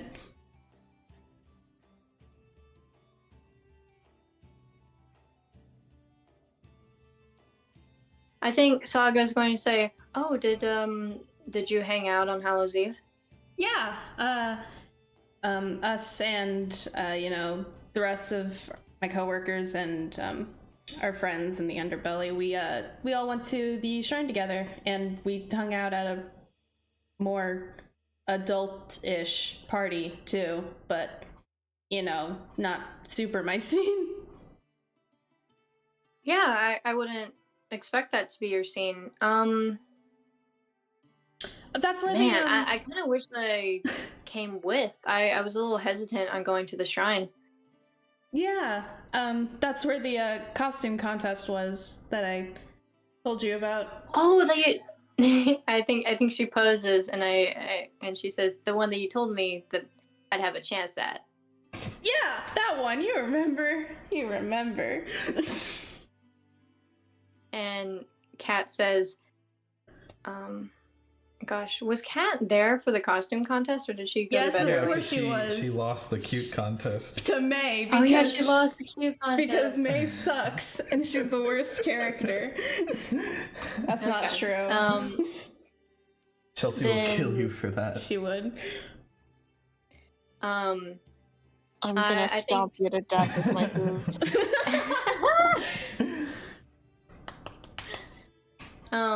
I think Kat says, yeah. Probably the sexy category, right? That the one you talking about, Miko? Yeah, she, you didn't see her, but she had this witch costume. It was really nice. And Kat says, yeah, well, man, I'm still pretty mad about that cute contest loss. I literally look like a baby. No, yeah, that costume was adorable. You're literally adorable. I don't know what that was about. May is just a force of nature, I guess. Yeah, shit. You know what? I can't be too mad, cause my sister-in-law, I don't know. May's pretty dope, and I'd be. So I think she kind of deserves every win she gets. And I think Saga kind of like looks at Kat and says, wait, how old are you? I just realized I don't know that. And she says, well, I am 2 years old. And Saga kind of looks at Miko and then looks at Kat, and I think she says, well, you look like a baby, because you kind of are a baby. And does Miko say something? I do think she just goes like out loud. Like out of surprise. I think Kat goes, common misconception, miss. 2 years old for Felis is quite I'm an adult, is all I'm gonna say. And Saga goes, oh, Felis, oh, okay. I've never heard of that before. I thought that you were like an enchanted cat or something. And Kat just kind of looks at her and says, well, I'm not, and then keeps walking.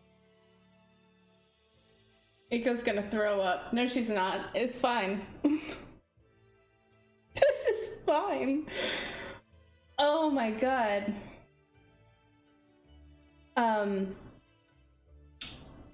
I think, Miko walks alongside Saga and maybe like slows them down just a little bit. So they're just a little bit farther away, and she tells Saga, sorry, Kat doesn't really, she has problems getting mistaken for a kid, and she doesn't really like being compared to one.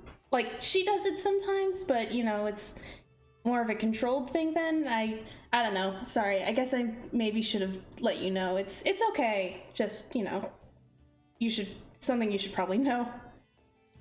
Yeah,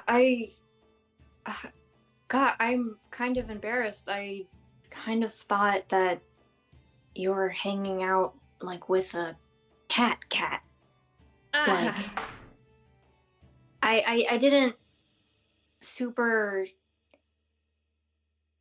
get it until now. Oh, yeah. I guess the name is a bit confusing. But yeah, she's a person. He's a person. Yeah, it's a, well, you know, it's a good thing at least that you know now. Yeah, yeah, so, okay. And she invited you here? Yeah. I think then Sybil screams like, ah! Little animals! And then runs over to the small animal petting zoo. Awesome. And in the small animals petting zoo, there are little guinea pigs running around. There are rabbits. There are like rats and like little mice. And they look very pampered. They each have their own like little wooden hutches, and there's like a bunch of flowers around them. And you can walk in and you can pet them. Miko does that. It's awesome. I think Sybil is like holding two guinea pigs to her chest and like kissing them on the head. And I think Kat leans down to one of the rats that's like standing on its hind legs, and he says, "In respect," and puts his fist out for a fist bump, and surprisingly, the rat fist bumps him. Oh.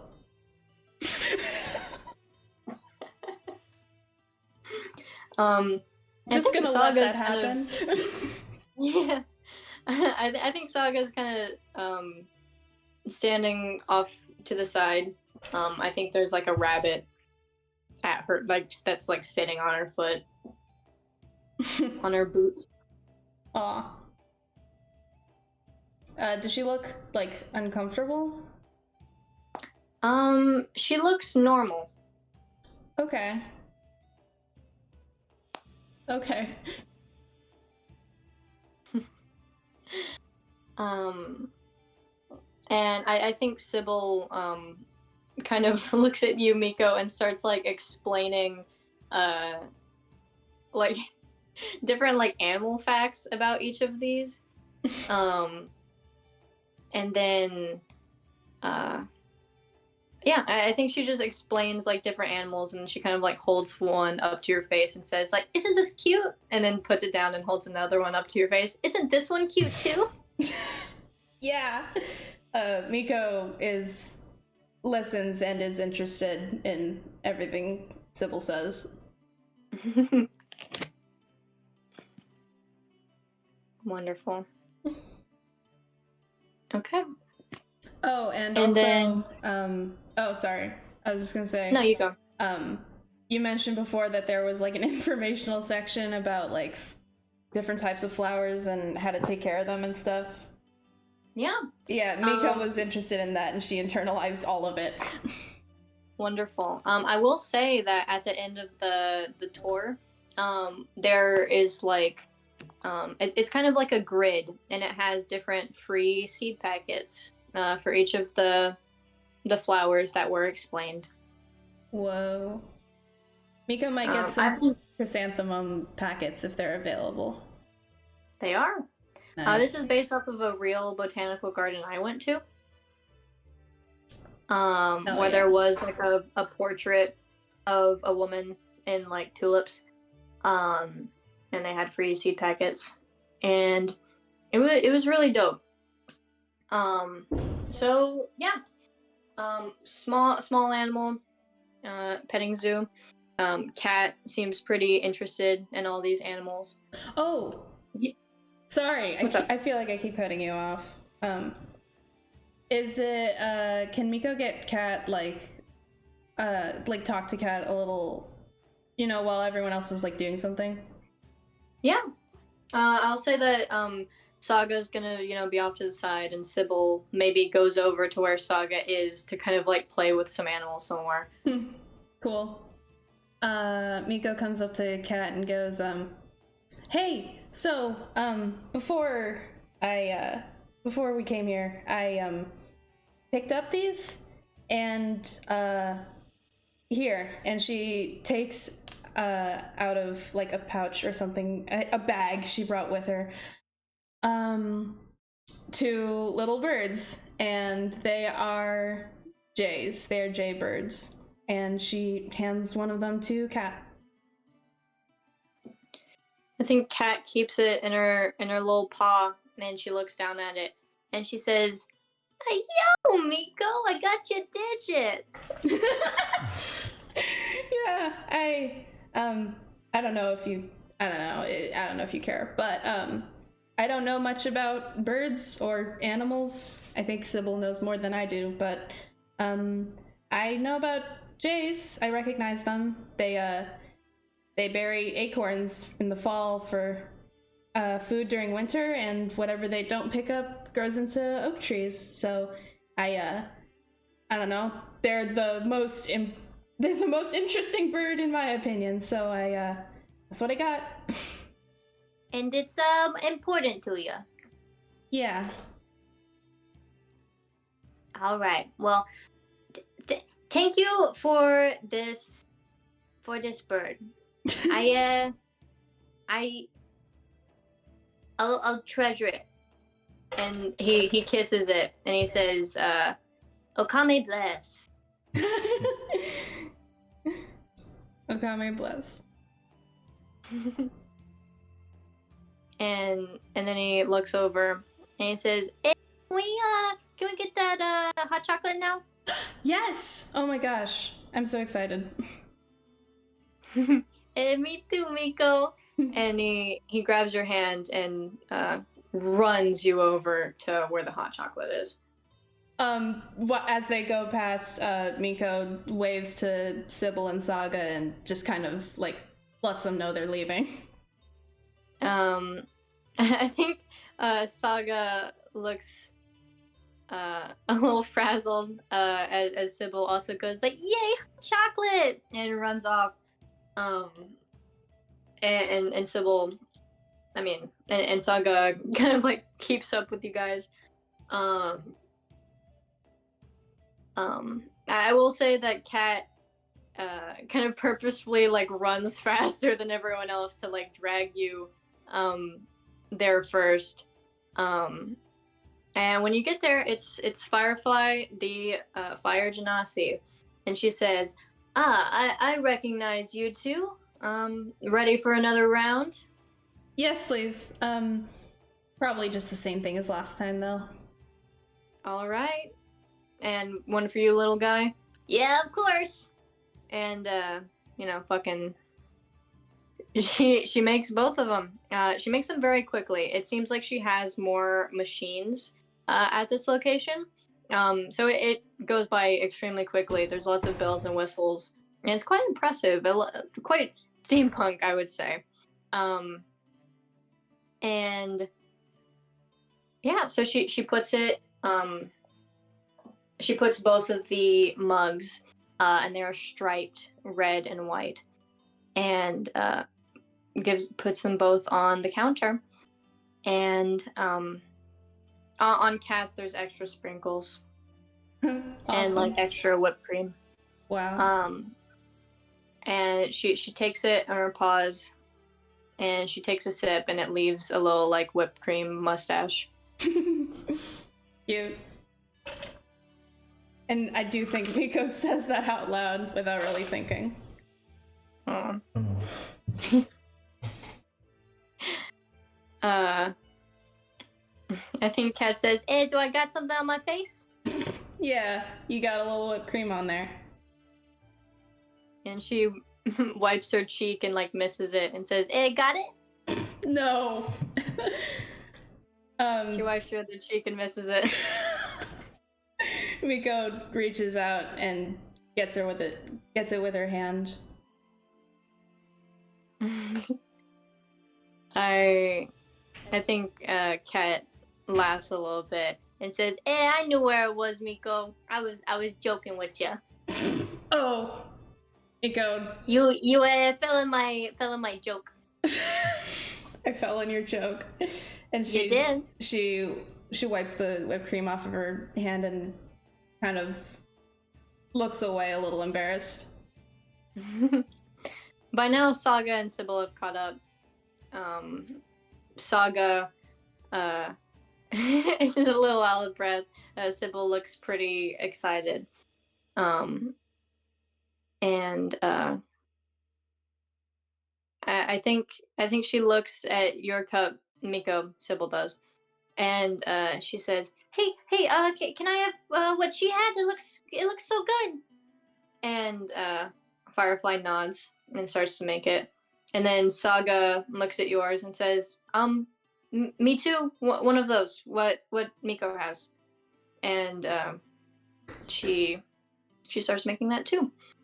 And then I think she looks at Cass and she says, "Oh, and add a little bit of whipped cream, just a little bit." And Firefly puts down the 2 new glasses.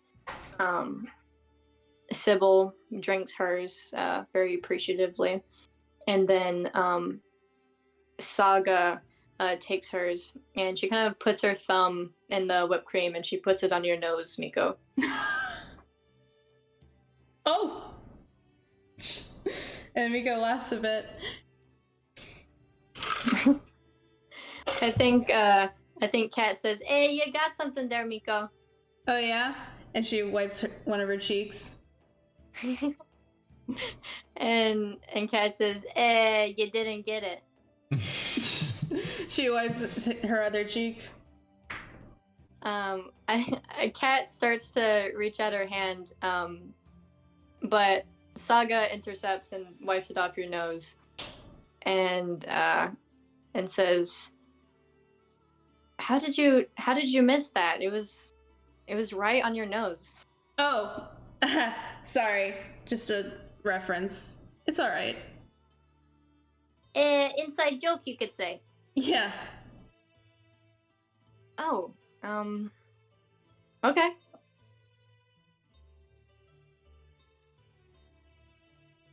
And I think they drink the rest. Does Miko want to say anything? Talk to anyone? I don't know. If Miko and Kat if they can get some time alone again, I think Miko would just say like, "I'm sorry about Saga for earlier. I talked to her a little bit. She didn't know." Life's too short to be mad at people, Miko. Yeah, I kind of expected that, but it's important to me that you have fun. I am having fun. It's I'm glad you're here. I'm glad you're here.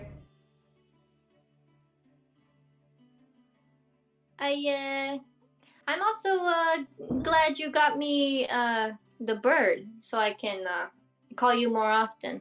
Yeah, I felt bad using May's phone all the time. Yeah, and it's good to have an identity outside of Rain. Yeah? I'm a grown man girl. You are a grown man girl, and it's so cool. You're so cool. I'm so cool. Where'd that come from? I don't know. You're cool. How would I know? Maybe because, you know, I was gonna make a joke, but that's not even accurate. I was gonna say that, you got a degree in cool from the School of Cool, but, you're kind of a nerd. Oh. Am I a nerd? I don't. A little, in a good way. Nerds are cute. Yeah? Yeah, like you see them and they can like mess with their glasses, and you're like, "Nah, you're so cute. You know stuff." I don't wear glasses. Yeah, but like your soul. My soul glasses. Yeah. I'm messing. Yeah. I didn't go to school. I was homeschooled, so I guess I wouldn't know. Homeschooled, huh? Yeah. I kind of feel like it's a little obvious sometimes. I feel like people are gonna be themselves no matter what the experiences they have are. Yeah. Yeah. Like, I don't know. You'd still be the same Miko if you went to public school. So it's not obvious, it's just you. All right. It's weird to associate traits with things. We all floating. We all doing our thing. Yeah. I get that. Yeah. Also, no, there's no need for any stigma of any purpose. Like, I don't know. I think I wasn't homeschooled. I was in school, and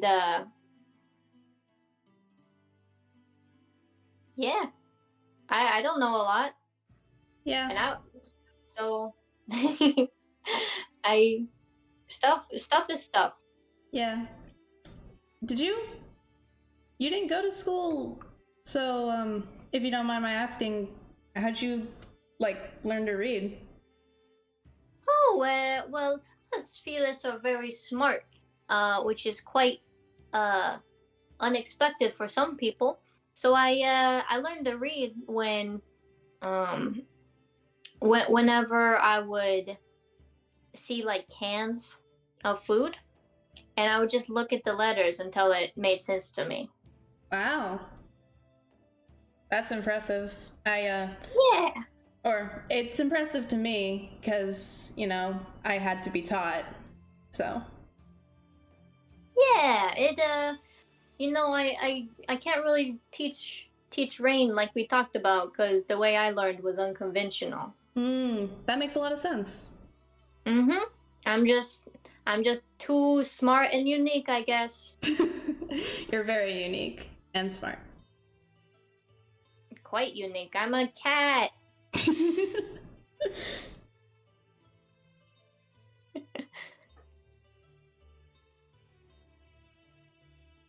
All right. Yeah. So, Okay. I think that's about it. You have something you want to do? You can go ahead. Okay. I'm gonna say that as you're kind of talking, Saga walks up to you, and she says, "Hey, Nico, I really want to check out the gazebo. Will you come with me?" Oh, yeah, of course. And oh, Kat, you should stay here. I just want to talk to Miko right now. And Kat says, all right. I'll go hang out with Sybil some. I think she's sniffing the flowers too much." All right. And We'll catch you later. yeah. We'll see you before you go. There's still plenty to look at. Lots of flowers here. Yeah, of course, definitely. It wouldn't leave without you. And Saga takes you over to the gazebo that's just surrounded in cherry trees. There's quite a large pond underneath this gazebo. It's like a bridge that leads to it. and then this pond that surrounds it, and it's just covered in these cherry blossoms. You can't see the water, but you can see a few ducks wafting through it. And whenever the ducks go by, they leave these like gaps in the petals, and within you can see koi fish. It is very faint, but there's plenty of life. You can hear some frogs, even though it is getting a bit colder. It is not winter yet, so there is plenty of life. And she takes you to this gazebo, and I think she just like grabs both your hands and then like kind of looks around, and she says, "Isn't this really pretty?" Yeah, it is. It's beautiful. I hope. Are you having a good time? Oh, yeah, I am. I'm having a great time. Are you? Yeah, I'm having a good time with you. Good. I hope Kat and Sybil take some time to check this out too. But I'm glad that I can spend some time with you one-on-one too. Of course. You know, these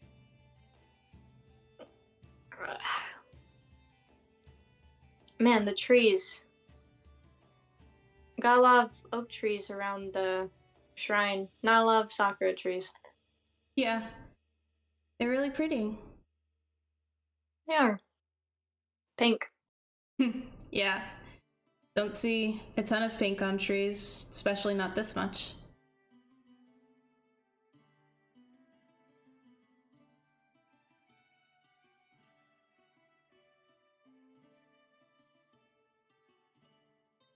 Sorry for messing up earlier today. Oh, not at all. It's, it's not about me, and either way, Kat's not the kind of person to get upset. Yeah? Yeah, That's good. That's good to hear. yeah. You're totally fine.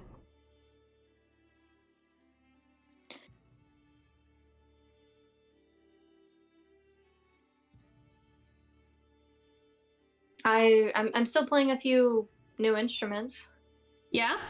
You still doing Yeah. piano and every other instrument that exists?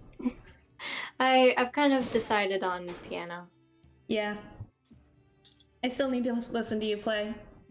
I think I Yeah. can hear it sometimes when I walk through your door, past your door, but I'd love to just sit down and listen. Yeah, I'd love to have you in. I feel like we're both a little busy these days, even if we don't have a lot going on. Oh yeah, absolutely. God, I still need to go to the shrine soon. I want to check in with my family again, but I haven't found the time. Yeah. And I get that you have complicated feelings about the shrine, and I think that it's good that you can recognize that and, take space away from it if that's what you need. Yeah. I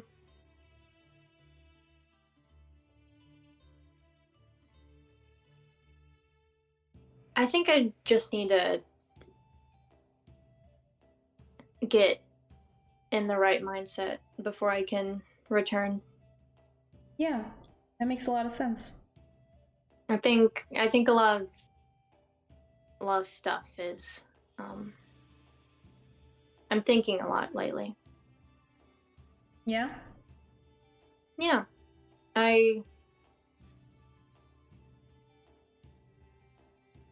If you ever lived in the shrine, I think I'd go back. Really? Yeah. I've been thinking, and I think I'm content. I'm content with whatever my life looks like. Yeah. That's good. That's good.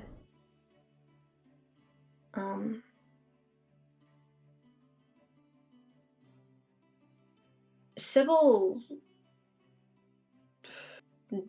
do you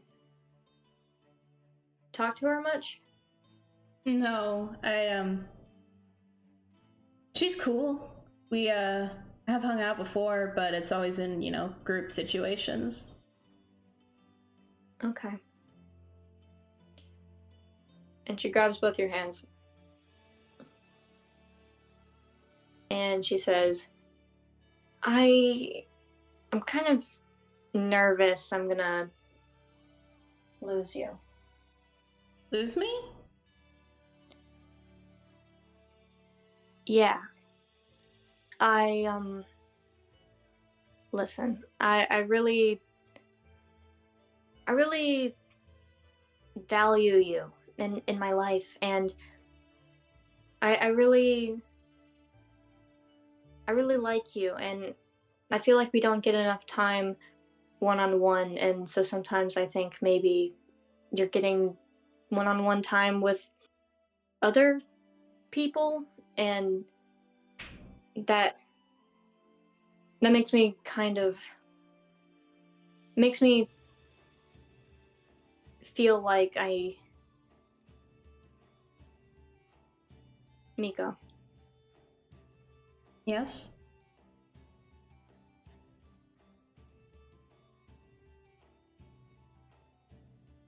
Do you want to go out with me?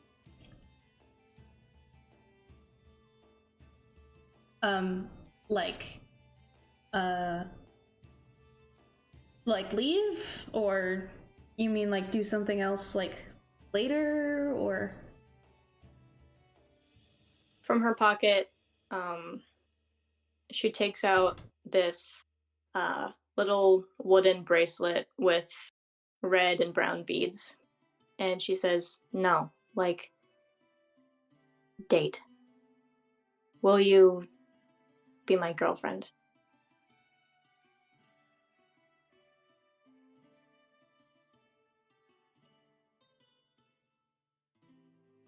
Miko, she just stands there for a little bit. She keeps. I imagine she got this bracelet out with one hand, and I imagine she still is holding at least one of Miko's hands, basically. And she doesn't pull away, but she does just stand there, and she kind of freezes a little. And she looks at Saga, and she's obviously surprised. And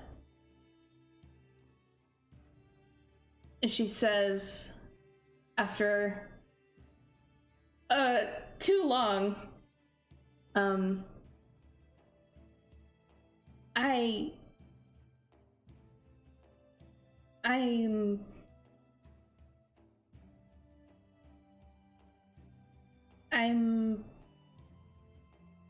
a shrine maiden. You know that about me. I'm not supposed to. I know it doesn't matter. Like, obviously, my mom got married, but Doesn't Okame want us to be happy? Of course, and they tell us that, but maybe I just need some time. Maybe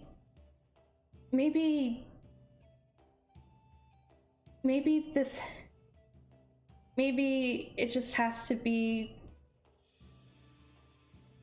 a later thing.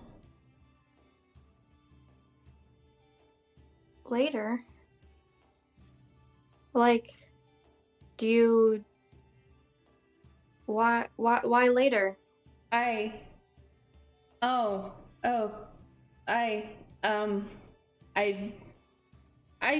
just surprised is all.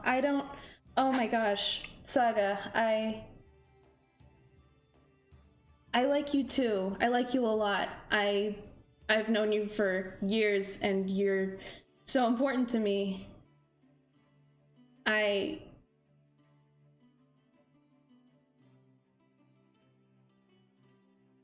But I'm scared of change, I guess. I want to know that I'm making the right decision, and I think I need time. I don't trust myself to make a decision right now.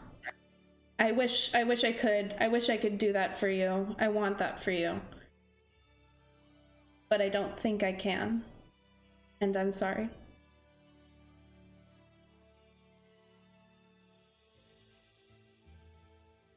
Okay. Okay. Do you need space after this? I think I just need things to be normal after this.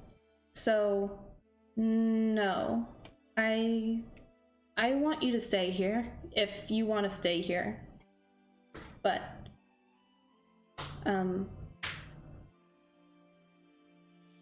no, I don't want space right now, is my answer. Okay. Listen, coming here with you, and there's two girls. I didn't expect. One, I didn't entirely understand Kat's situation, and two, I didn't expect Sybil to come, and I know you've been hanging out with our group a lot, and I want us to hang out more, and I think I want you to have your later, but I want to hang out enough to where I feel secure, like I'm not going to lose you to some other girl. Saga, you're never going to lose me. You're not. I'm not. I don't have time to spend with someone one-on-one. At least not more time than I have to spend with you. You're important to me. You're not going to lose me. Even not now, not later, not ever. Don't be afraid of that. Or I don't want you to be afraid of that. I don't want you to have to be afraid of that. God, I don't know. Okay. I won't be afraid of that then. Okay. I'm sorry if I made you uncomfortable. No. I'm uncomfortable all the time. You're fine. You're great. I wouldn't have you any other way. Thank you. And same to you. I'm fine with later. I'm 100% fine with later. Yeah, you don't have to be. I understand if you're disappointed or upset or mad. No, I know.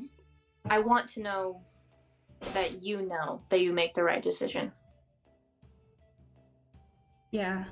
Okay. Thank you. I appreciate that. You mean so much to me. You mean so much to me too.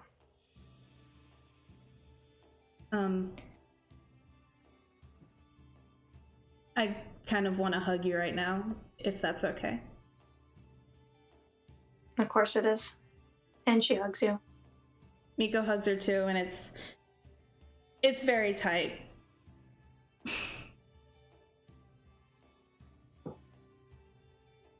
Okay.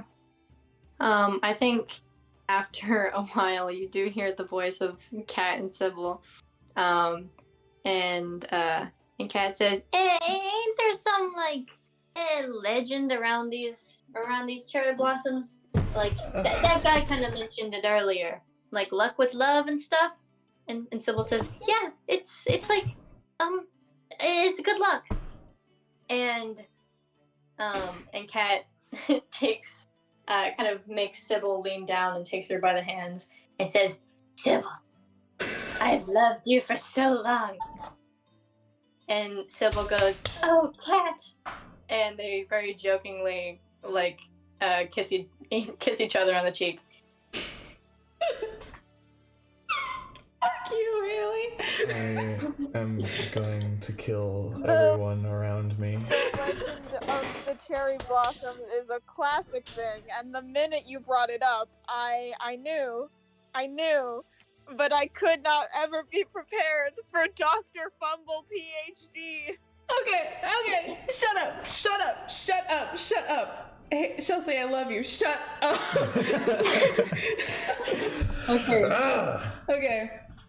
Yeah, they say that shit, Everyone. and Miko just like looks at Saga out of the corner of her eye, like for a reaction of any kind, just because she needs something to fucking ground her right now.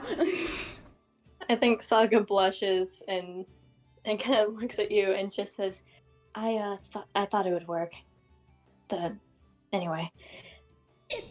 Yeah, I get it. You're good. And you return to the full group. Yay!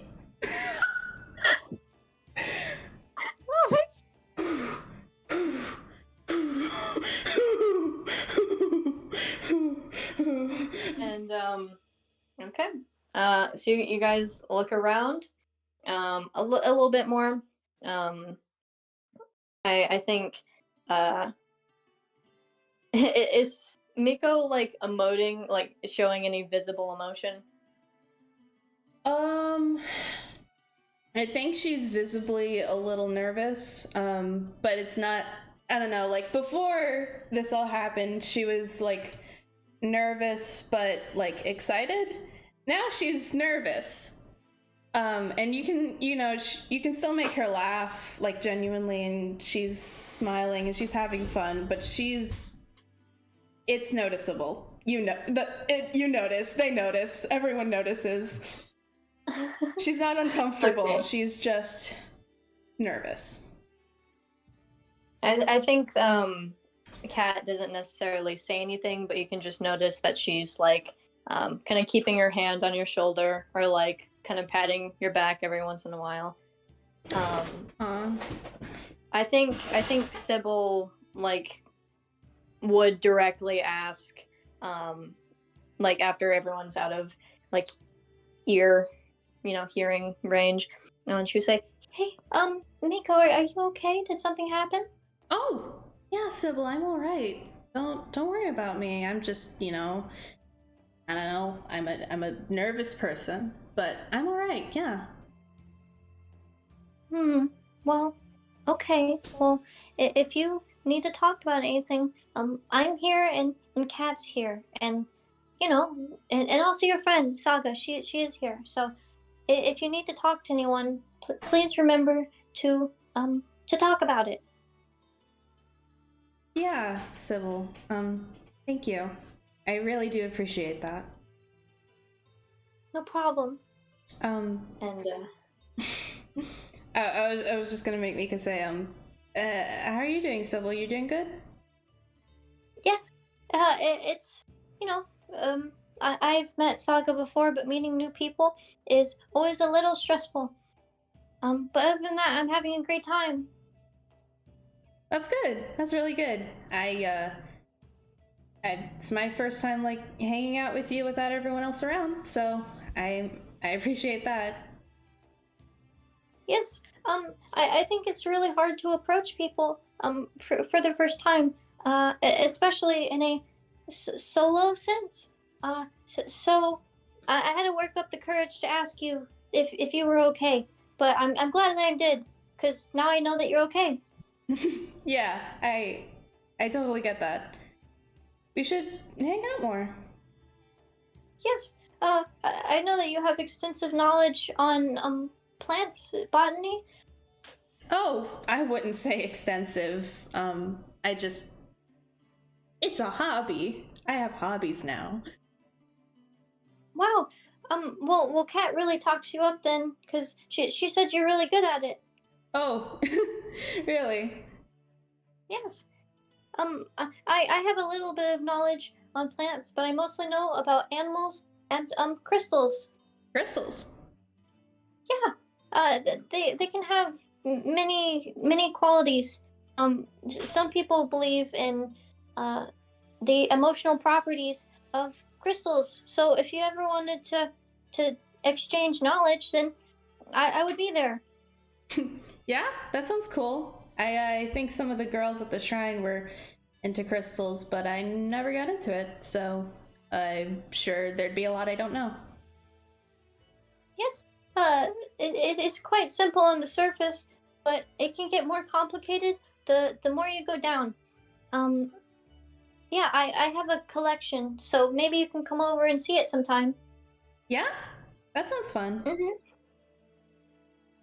And I don't know if you can bring plants, but you can absolutely explain it to me.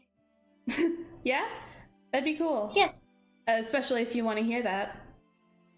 I do. I would love to add plants and botany to my pool of knowledge. Cool. All right. And I think after that, Miko just kind of like starts walking towards the group, kind of expecting Sybil to follow with. Okay, she does. Cool. All right. I'm gonna say that this is gonna kind of be the end of the date. So you're gonna make it to the gate, and you get to say goodbye to everyone. Cool. Don't call it a date out loud. Cool. Good. Awesome. Okay. So Kat says goodbye and kind of makes like a phone symbol and mouths, "I'll call you." Miko does it back. I think Sybil kind of bows to you both, waves, and Castor picks them both up, and I think immediately out of Castor's door, you do see Rain in the doorway that immediately starts like rubbing Kat's head very like brotherly, puts him in a chokehold, and it's just like, "Hey, you have a good time, guy?" And Kat's like, "Let me go." Miko laughs at that. And I think he kind of ruffles Sybil's hair too, and I think the only thing you can hear before the door closes is just Sybil going like, "This is embarrassing." And it's a quiet carriage ride home. Oh. And that's Miko's date. That's Miko's outing. Great. Awesome. Kills you. I don't think anyone needs to make fun of me. I think we all just know. Oh, I think I would love to make fun of you. Mister, I don't like making For fun 10 of my minutes. I don't like making fun of my friends. I don't like being mean to my friends. And now you're gonna fucking eviscerate me live on call? That's what you're gonna do? Dr. Fumble, I was being sarcastic. Yeah, I fucking... Yeah, let's take a break. Let's have a break. I want to heat up some onion rings. All right. Oh, you want to heat up some fucking roasted Miko is what you want to do. Jesus Yeah, no, I fucking... want to heat up some roasted Miko, and we need a break exclusively to make fun of Miko. Yep. All right. Everyone, put your making fun of Miko comments in the comments below. Okay. Now break. Bye. Welcome back, Coggers. I've missed you. We just came back from eating Miko alive. Mm-hmm. She's dead now. It was funny. She got demolished. She got destroyed for her loserish behavior. She's not a loser. She's a little loser. Okay, so it's May's turn. May's You've had turn. babysitting. You have hung out with Yukio. What does May want to do? May is going to call Rain. Wonderful. I just burped. Congrats! Good job. Really getting into character. God. You're really getting in character. Okay. You call Rain, and he says, "Hey, what's up, May? How you doing?" Hey, I'm good. How are you? Doing great. Trying to do my math homework. Oh yeah? How's that going? And he leans in very close and he says, "It's so hard, May." Yeah, that's understandable. I was actually calling to see if you wanted to hang out. Of course I want to hang out. I always want to hang out with you, May. Are you gonna be able to tear yourself away from math? Yeah, give me 1 second. Give me 1 second. I'm gonna go to the bathroom, guys. You guys have fun. Okay, I got him. I'm at the house now. I'm on my way, May. Nice. You really got him.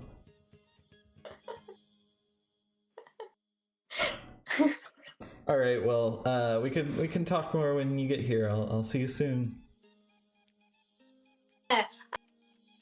Yeah, Malik's starting to chase me, so I'll be there in just a sec. Oh, okay. Stay safe. And yeah, and he hangs up. Oh God.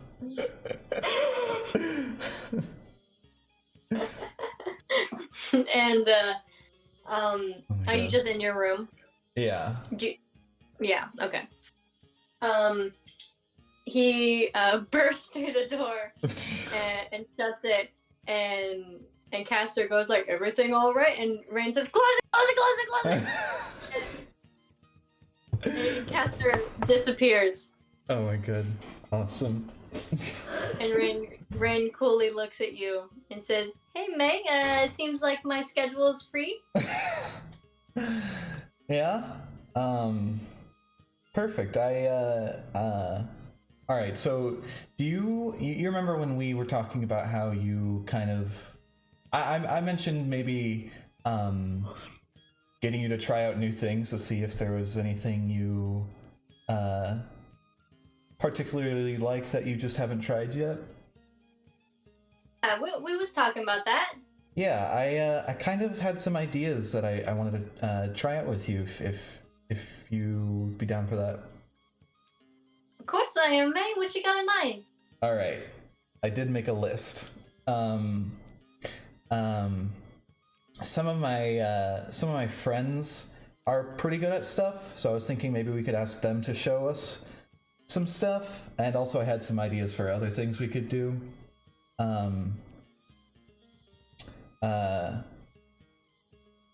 Don't look at my list. Lisa's secret for now. Oh my God. Okay. So, just follow me and let's get started. Okay. And he follows you. All right. I knock on Miko's door.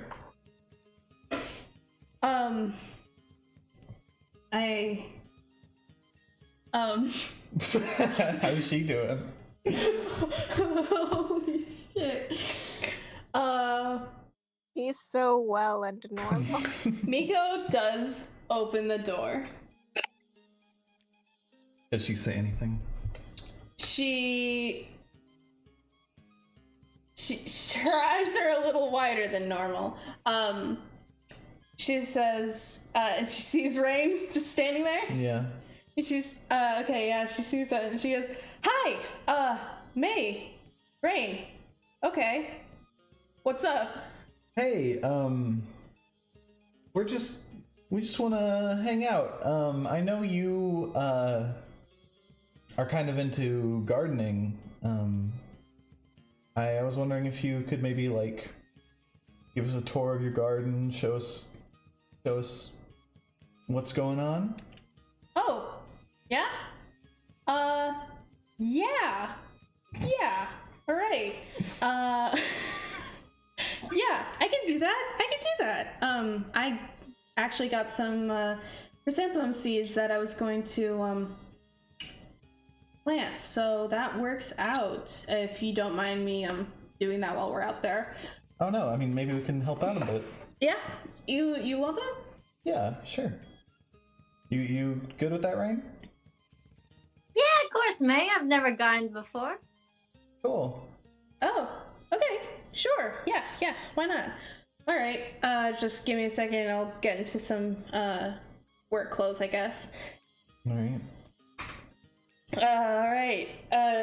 Iko closes the door. She gets changed into her pair of work jeans that probably have some grass stains on them by now.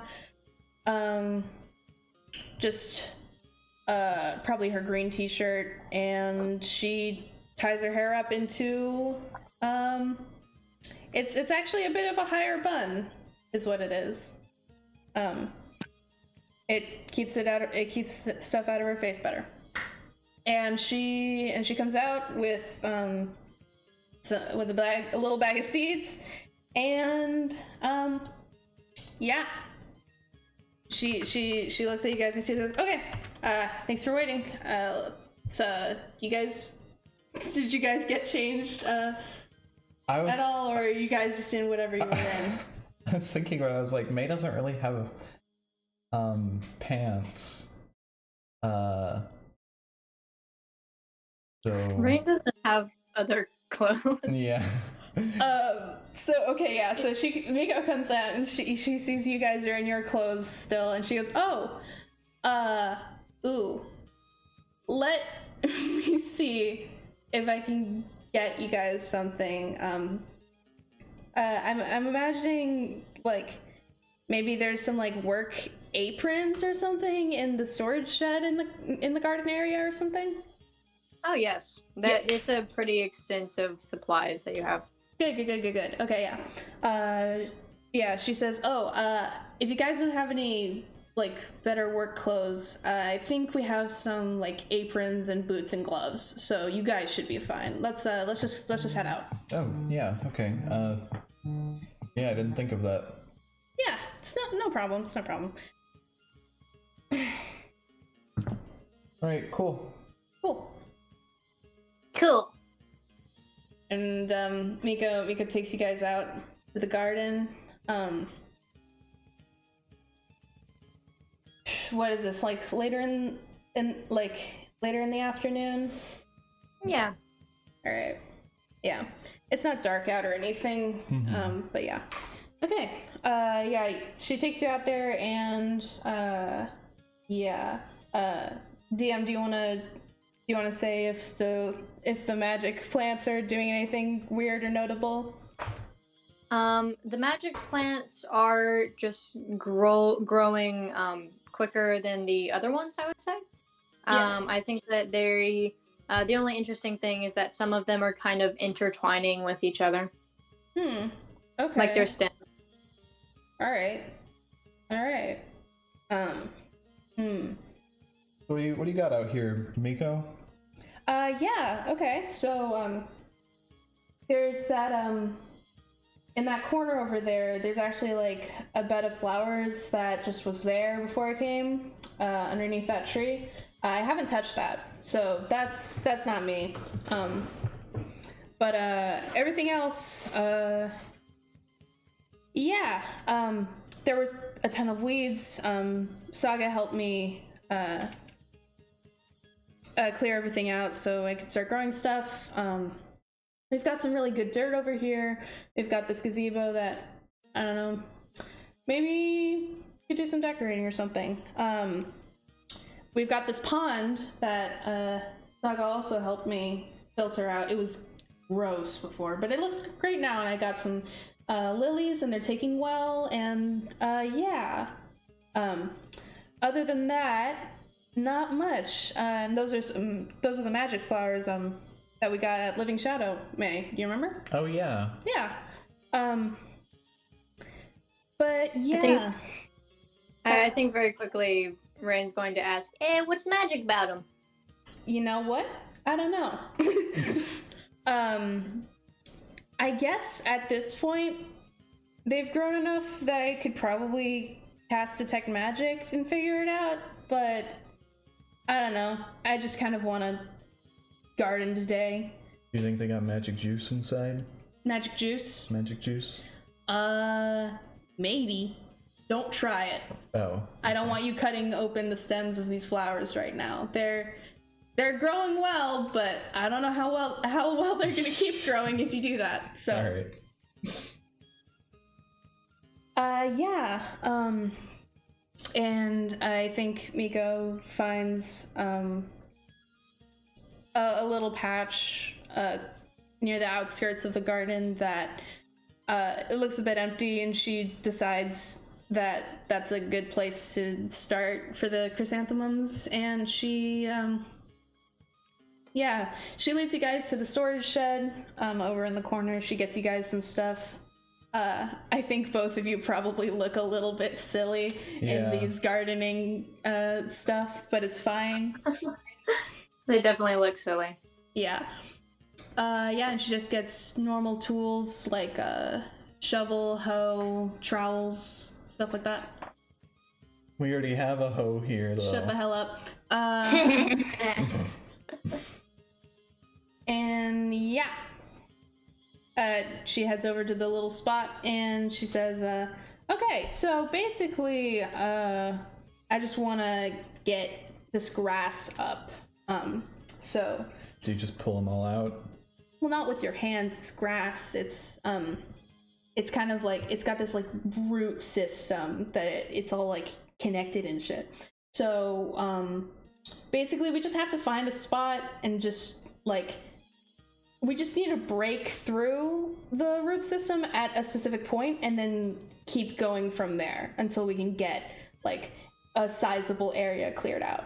And then we can start, like making lines and, trying to get these seeds propagated.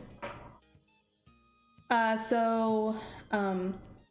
Miko leans down and she leans down with a trowel and she just starts like trying to dig through the dirt. And I think it happens like surprisingly easily because she's been getting buff. And she makes a little hole and she goes, okay. And then you take a bigger tool and she picks up a shovel and she goes from that hole and she just keeps going down in a line. And you can see that like there's like a line in the grass now where you can see the dirt showing through. And she's like, okay, yeah. And you basically just do that, and you guys can do that along the other edge of the thing, and then we'll meet back on the other corner. And this is going to be where we propagate those chrysanthemums. Okay. May do a roll. All right. Just roll straight. 15. That's a 16 from Rain. Nice. We're pros. Yeah, so you guys do it very well. Miko is an auto success. She's nailing this shit. But yeah, no, Rain, I think he's listening pretty intently. You can kind of see his little like ears twitch. And he looks like he's like focusing. So he is absorbing the information, and he does it just as you tell him to. I think, maybe halfway through us going down the line or whatever, I talk to him and just like, so how are you enjoying this at all? Yeah, it's nice. I don't think I'd like how long it takes for them to grow though. Oh yeah. Maybe there are some magic seeds that specifically grow really fast or something. Yeah. I think that would be a lot of fun. Yeah. Cuts out the middleman. Yeah, you don't need all that. Yeah, no, I don't.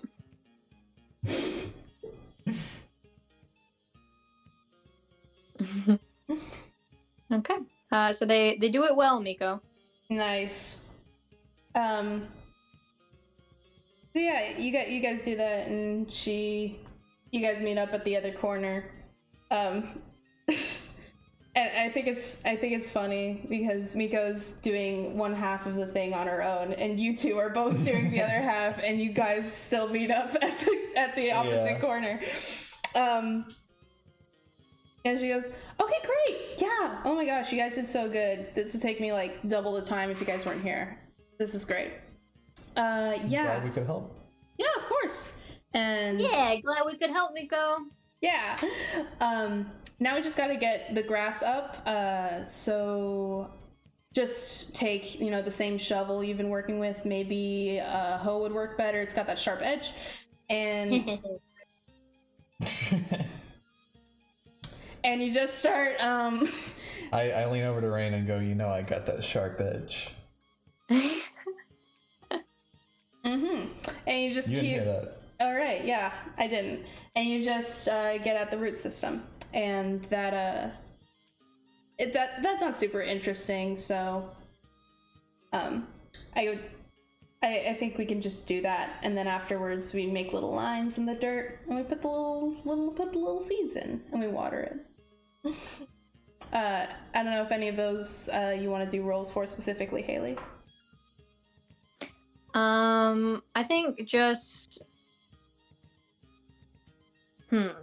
I think I want to have that roll count for the entire sort of like interaction, because I kind of like for each sort of hobby you guys do, I kind of just want to have like one roll to represent how it gets done.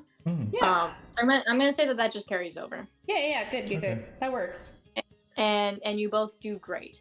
Obviously not as good as Miko, but yeah, you do great. Yeah, I think it makes sense for both of us combined to be either same speed or same efficiency as one Miko. Yeah, agreed. She's just a little fucking garden gremlin. I don't know. Yeah. She's She's going at a it. little machine. And we've- She's a machine. I don't know about Rain, or I think he already said this, but we've like never done gardening, so True. Yeah. Alright. I think after like having to lean, because you kind of have to like lean over when you're gardening. Yes. I think Rain kind of just goes like, my back hurts. oh. Yeah, May's back is definitely hurting too. You're both way taller than We're Miko really is. tall. May after he says that, May's just like, yeah, I'm really starting to feel it too. Miko looks up from where she is putting little tiny seeds in the mud, and she goes, oh,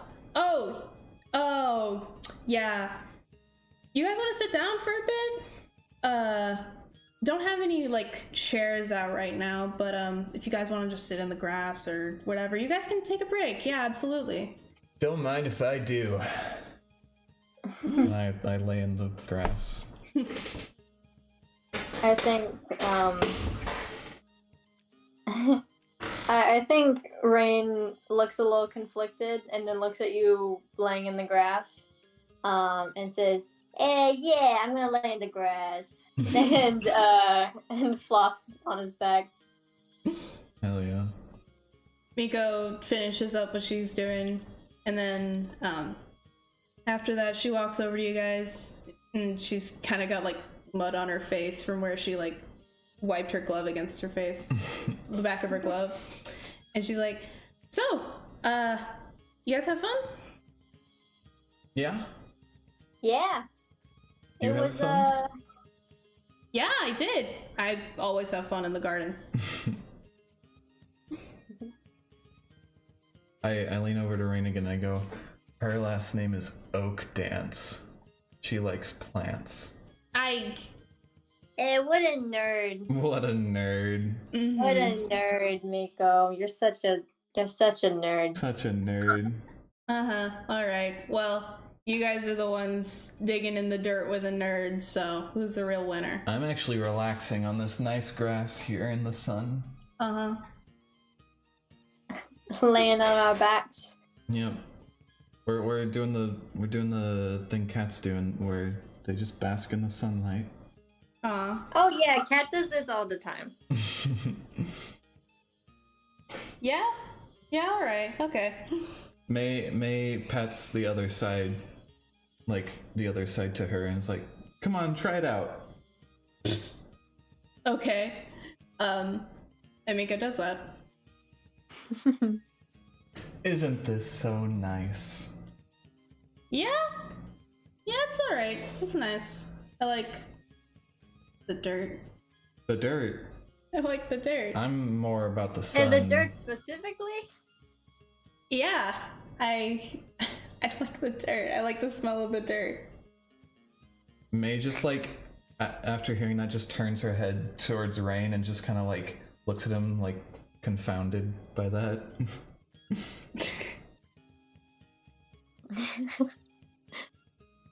I think he just kind of gosh, I think you rolling kind of towards him. He just very quickly gives you a little kiss, and he just kind of whispers to you like, "Fucking nerd." For real. I can hear you nerd. guys. Hey, I'm not Likes dirt. not whispering to you. She likes dirt. What's up with that? I don't know. My friends are so mean to me all the time. Alright, well, it's getting a little late. I'm pretty much done here. I'll keep checking in on it. If you guys ever want to join me, you can. But, yeah. Is there anything else you want to do? Anything you want to check out specifically? Rain, did you want to do anything else with Miko, or? Nah, I think I got everything I need. Yeah. Yeah? Yeah, I think we're good. Okay. Well, we could just put our stuff, in this bucket. I'll clean it later. Yeah. Cool. Thank you guys for helping out. No problem. Thanks for hanging out with us. No problem. I think, yeah. Rain's also going to say thank you, and we can. What's the next thing May wants to do? May, okay.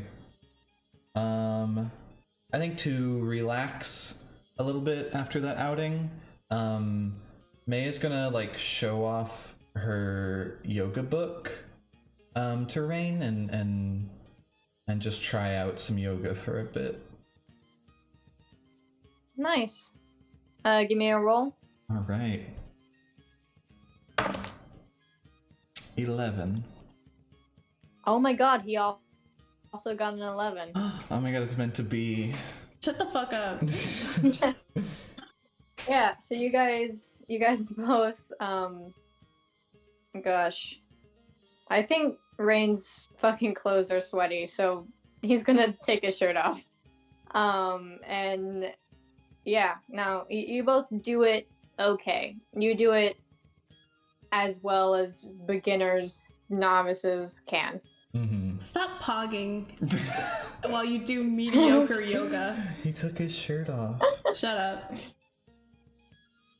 And I think Rain kind of says to you, "Hey, I kind of like this one. It's pretty relaxing." Yeah.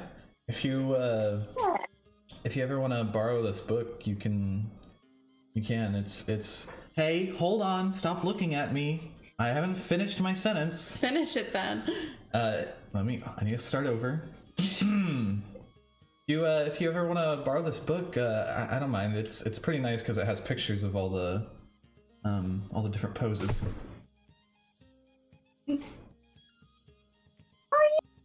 Okay, yeah, that'd be pretty helpful. Thanks, May. No problem. I can read pictures. Do what? Sorry, I mumbled. I can read pictures. Yeah. I thought it out, George. You didn't mean to stare at me when anytime I bring up a book. Yeah. All right. All right. And then next activity, I'm gonna go knock on Guy's door. Oh shoot! I didn't expect to roleplay. Hold on. If you need me to come back around to you, I can. I have other No, shit. no, no. I was hard at work for All y'all. right. Okay. Guy opens the door. Hey, Guy. How you doing? Hi. Doing fine. Doing great. Yeah. Hey, guy. Hello, Rain. How's... Wait. Hold on. Wait. Why are you both here? What's happening? I've been wanting to try out some different things with Rain, and I remembered you were pretty good at painting at the theater Oh, yeah. thing, and I was wondering if you could maybe we could have a joint paint sesh or something. You can give us some tips, or just drawing in general or something. Yeah. Sure. Do you guys have like painting supplies, or Oh, are no. you expecting me to provide that? I mean, it doesn't have to be paint. We could just like sketch or something. I don't know. Sure. Let's all just draw together. Yeah. Okay. Guy opens the door to his room a little wider so y'all can come in. Nice. Yukio's there too. Yukio's there. Yeah. Yeah, Yukio I can draw think- with us. Yeah. I think Yukio's already like scribbling on his own little sketchbook. Cool. All right, guys, just gonna grab a bunch of papers and pens and pencils and ink and just like put it all on the floor. Circle up. Whenever we walk in, May sees Yukio and just like, "Hey, Yukio, how you doing?" Yeah, Yukio looks up very excited and waves hi, and then looks at Rain and makes like disgusted face, and then says hi. Oh my He god! knows what you are. Oh, Oh, right. I forgot the guy Knows what told you him. are.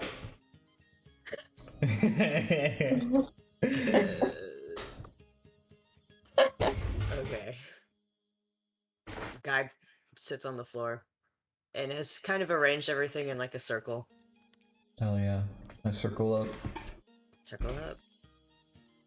Okay. Do you like hand them each a piece of paper, basically?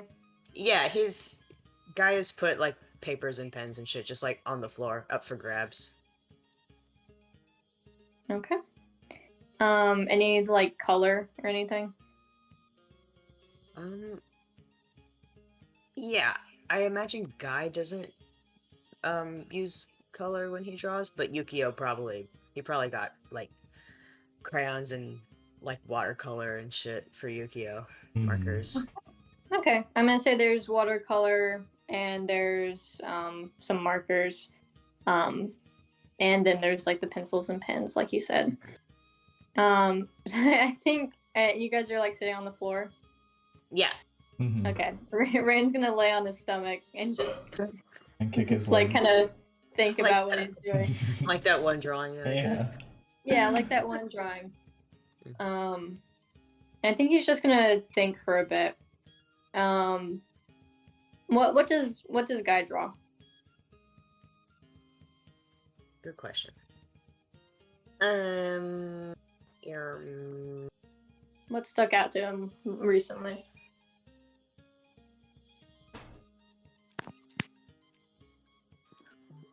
He's probably gonna draw just like a samurai holding a sword. Oh hell yeah! Yeah. Cool. I'm gonna say that Yukio is I think Yukio has his like little samurai toys in front of him, like in an action pose, and he's drawing them both. And he's getting a lot better at like life drawing, I think. That's awesome. It's good to use reference. And he's using his fucking Crayola. And And Rain looks at you, May, and he says, what should I do, May? What should I draw? I guess something like that means a lot to you, like maybe a place or person or something. Okay. I'm gonna draw you, May. Aw. And I want you both to give me a roll. May is going to, she's gonna draw one thing on one side of the paper and another thing on the other side. The first thing she's gonna draw is something super basic with the sun in the corner, and it's just like a field with a tree in it or something. But on the other side, that was her warm-up, and on the other side she's gonna try to draw like portraits of all three of y'all. Not coloring them, just like trying to sketch them out. Oh. Did you need a roll from me? I think Guy knows what he's doing. I did roll an 18, so. Well. there you Yeah. go. Yeah, Miko auto rolled. I think Guy's got this. Yeah. I rolled a 14. Okay. Okay. I'm gonna say that Rain doesn't even pick up any of the pens or pencils. He just kind of immediately picks up the like watercolor and starts working with that. And I think he has kind of an interesting like art style. I think it's very like shapy impressionist. Like I think he kind of just makes like the indication of shapes rather than an actual like realism. I don't think he gets realism. So he starts painting this like very loose drawing of May, and then doesn't paint like a lot of facial features, but does have like these two like kind of bright green eyes that he makes very like beautiful, and this like long purple dress that he draws, and he's doing really good because he rolled a 20. Holy shit. Oh! That's awesome. Whoa! Oh my gosh, Rain, an artist? Rain's a little artiste. So he's not using any pen or pencil yet, but once he kind of like gets the shape down, I think he just takes up one of the like brush pens in black and kind of like draws on top of these splotches, and the splotches like make sense now that he's like kind of adding the lines like after he's already done everything. And then I just think he he finishes, and then very shakily in the corner he just writes R. Oh, nice. The letter R. Little signature. His little John Hancock. He knows his initial. That's awesome. He's so smart. He's so smart. He's so smart. So yeah, it's a very rudimentary R, but it is capitalized, and yeah, and he finishes. I don't think he says anything. I think he just looks at it for a bit. May notices it after a while and is just like, whoa, wow, I really like the style of this. This is crazy. I got the shapes in my Yeah. head. I can really, I don't know, I feel the shapes just looking at it. It's really cool. Aw, you flatter me, May. I think he's gonna show Guy and say, "Hey, this good? Did I do good? Teach?" Jesus.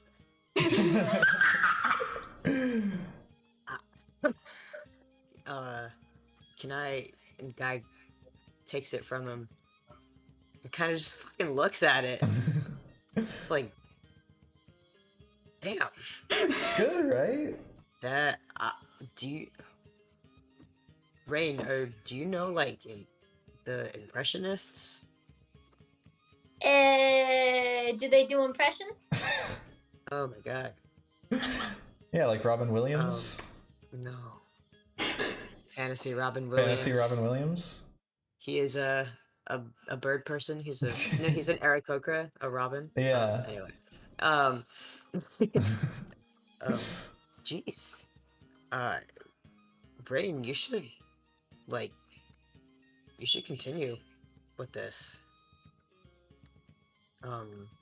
You should. Okay, hold on, May, or I can. Someone take Rain to an art museum. Show him like Van Gogh and Fantasy Van Gogh and stuff.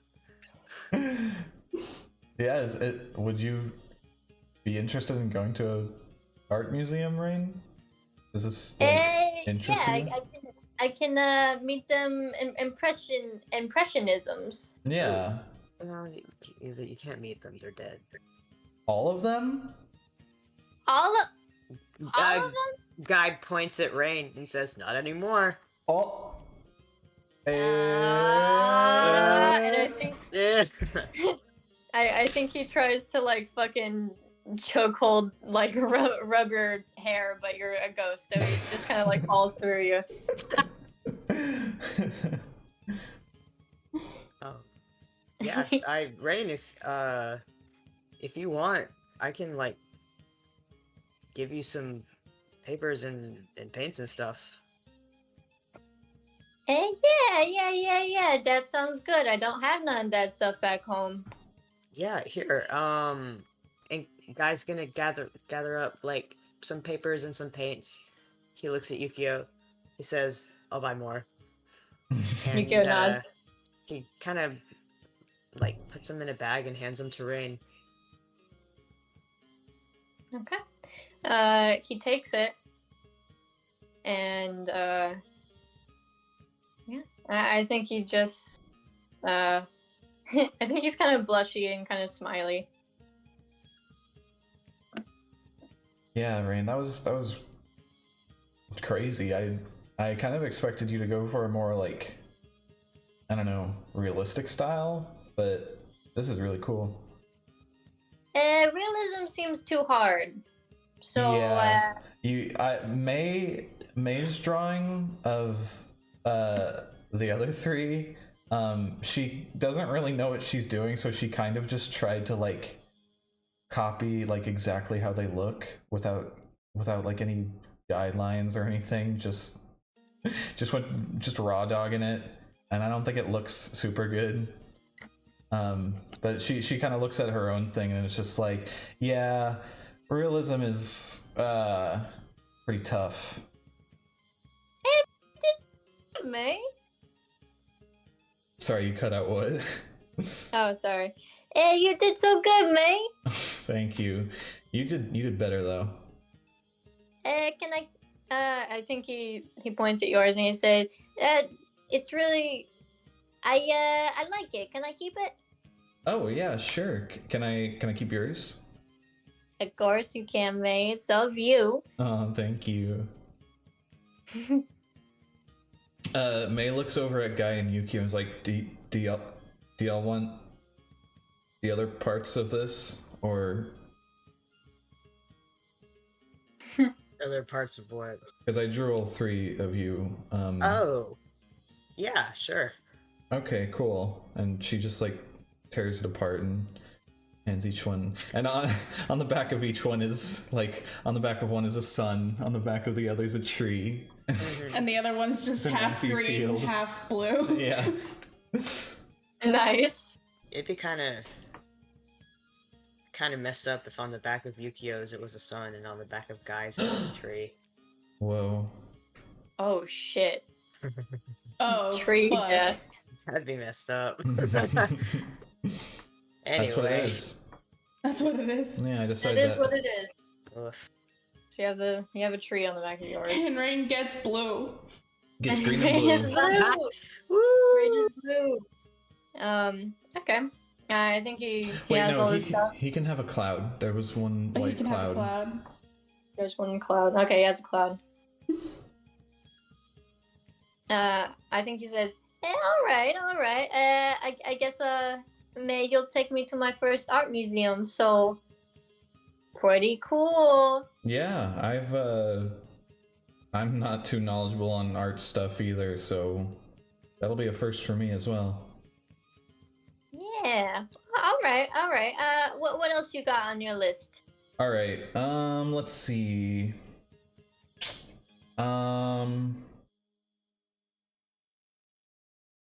Is this is a completely unrelated question, so don't make any inferences based off of it. Does Doc still go out to like the clinic to work? Yeah, probably if they have it like off time Okay. from the public appearance committee. Yeah. Okay. Let's see. I was thinking like trying to do this like rationally and like do all the things that are in one location at the same time, but you know what? Fuck it. I'm just gonna do it in the order that I wrote this down. So May says to Rain just like another thing that could be interesting is just volunteering at local places. I don't know if you saw in the paper. I can't remember if we ever talked about it, but we recently helped out at a what is that? You said May, because he stuttered. Okay. One thing we did recently was we helped out at a local school theater. So and the theater director there, said we were always welcome to come back. So maybe we could go and see what they're doing and see if we can help out with anything. Yeah, all right, yeah. Vash volunteers when he can, and yeah. So maybe that can be my thing too. Yeah, maybe you can volunteer with him sometime. Yeah. I'm sure he'd like that. Okay. All right. So volunteering at the theater. Give me another roll. All right. Oh, that almost landed on a 1. But it's still a 7. He rolled an 8. You both suck at volunteering.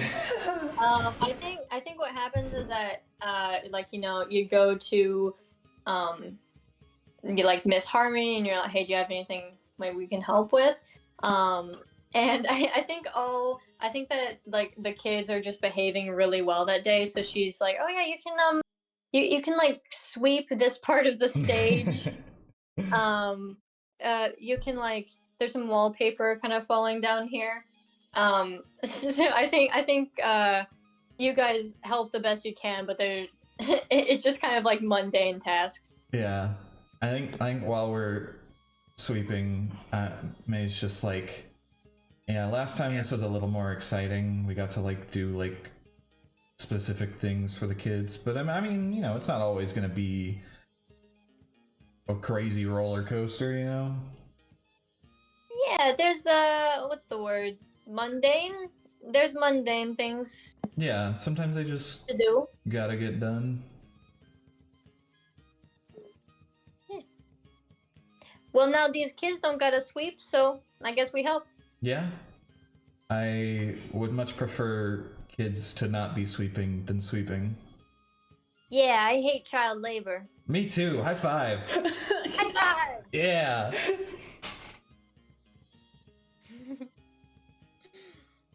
And yeah, okay. What's the next thing she wants to do? The next thing is kind of piggybacking off of that, just general volunteering. She suggests going to the clinic and helping Doc out if they're there. Okay. Would Doc be at the clinic at any time? Yeah, sure. Okay. Yeah, free times kind of exist in a time bubble. Yeah. All right, Doc's at the clinic. Cool. We walk in and I'm just like, "Hey, Doc. Oh, is hi, May. Look, if this is about the dismembered no. Rain. Hi, Rain. Hey, Doc. Yeah, no. This is unrelated. This is we just wanted to know if maybe there was anything we could help out with here. Yeah, we're just looking to help if you need any extra set of hands or eyes or something. They hold up a finger and say, "Wait," and they go inside and they double check that the drawer that the human head is in is locked. And then they come back and they nod. Okay, what would they probably help out with? I think the thing Doc would need help with, especially since they know they're bad with this, is just like socializing and talking with people. Because they have a pretty terrible bedside manner. Yeah. They're kind of just like, Doc, tell me, am I dying? Yes. Good. So I think they explain that they probably need help just like comforting patients and like explaining stuff to them in like a clear, concise manner without making them cry. Okay. Can I get a May from? Sorry. Can I get a roll from May? Yeah. Can I get a May from roll? All right, 14. Can I add my charisma? No. I'm going to say that a sentence you hear come from Rain today is, it's only a small cancer. You rolled a 2. Oh god. It wasn't a 1. This is the worst thing he could have rolled bad at. Yeah.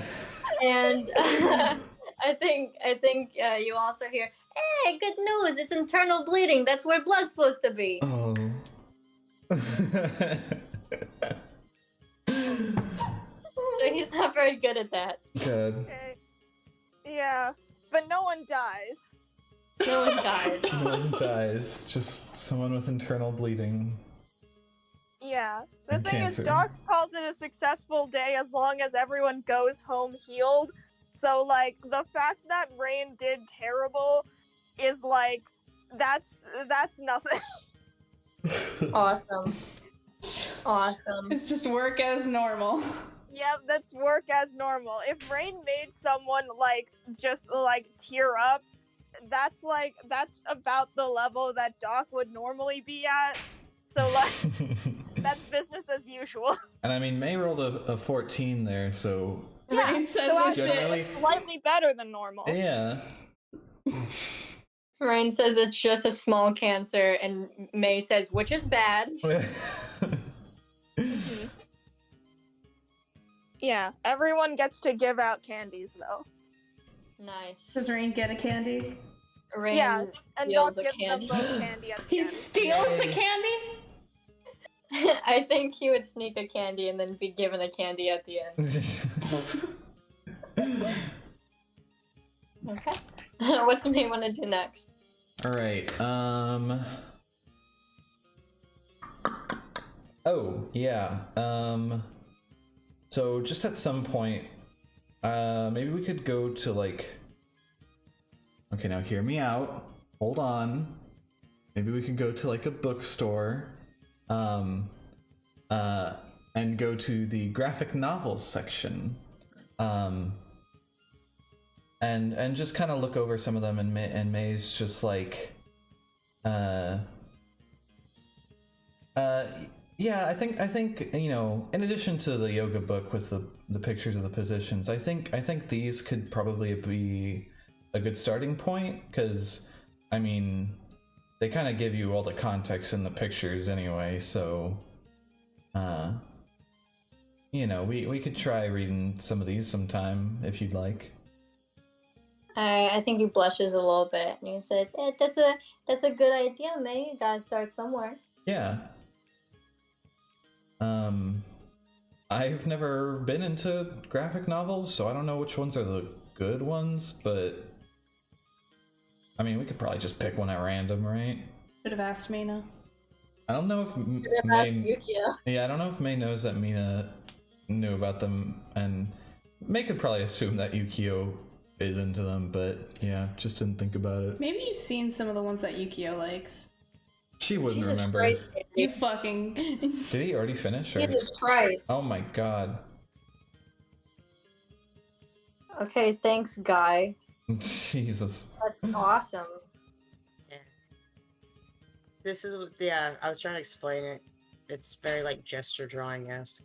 Motherfucker loves his charcoals. Oh yeah. Oh, he Yeah. loves the sparkles. Yeah. God damn. Wow. God, I know that it's because Andy's good at art, but I'm like, wow, Guy's good at art. Wow, he's pretty good. Nice. Okay. I got distracted. Yeah, I think the only reference for graphic novels are just the ones that you see Yukio kind of carrying around, which are all like badass, like motorcycle and flame sort of deals. Yeah,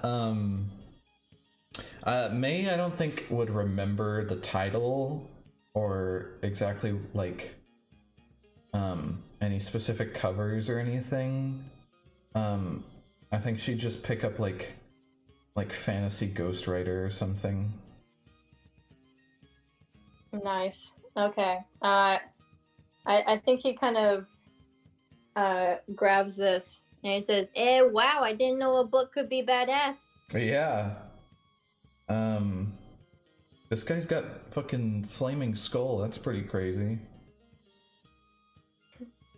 Yeah, that's man. I think he's just gonna flip through it. Yeah. I think he's gonna say.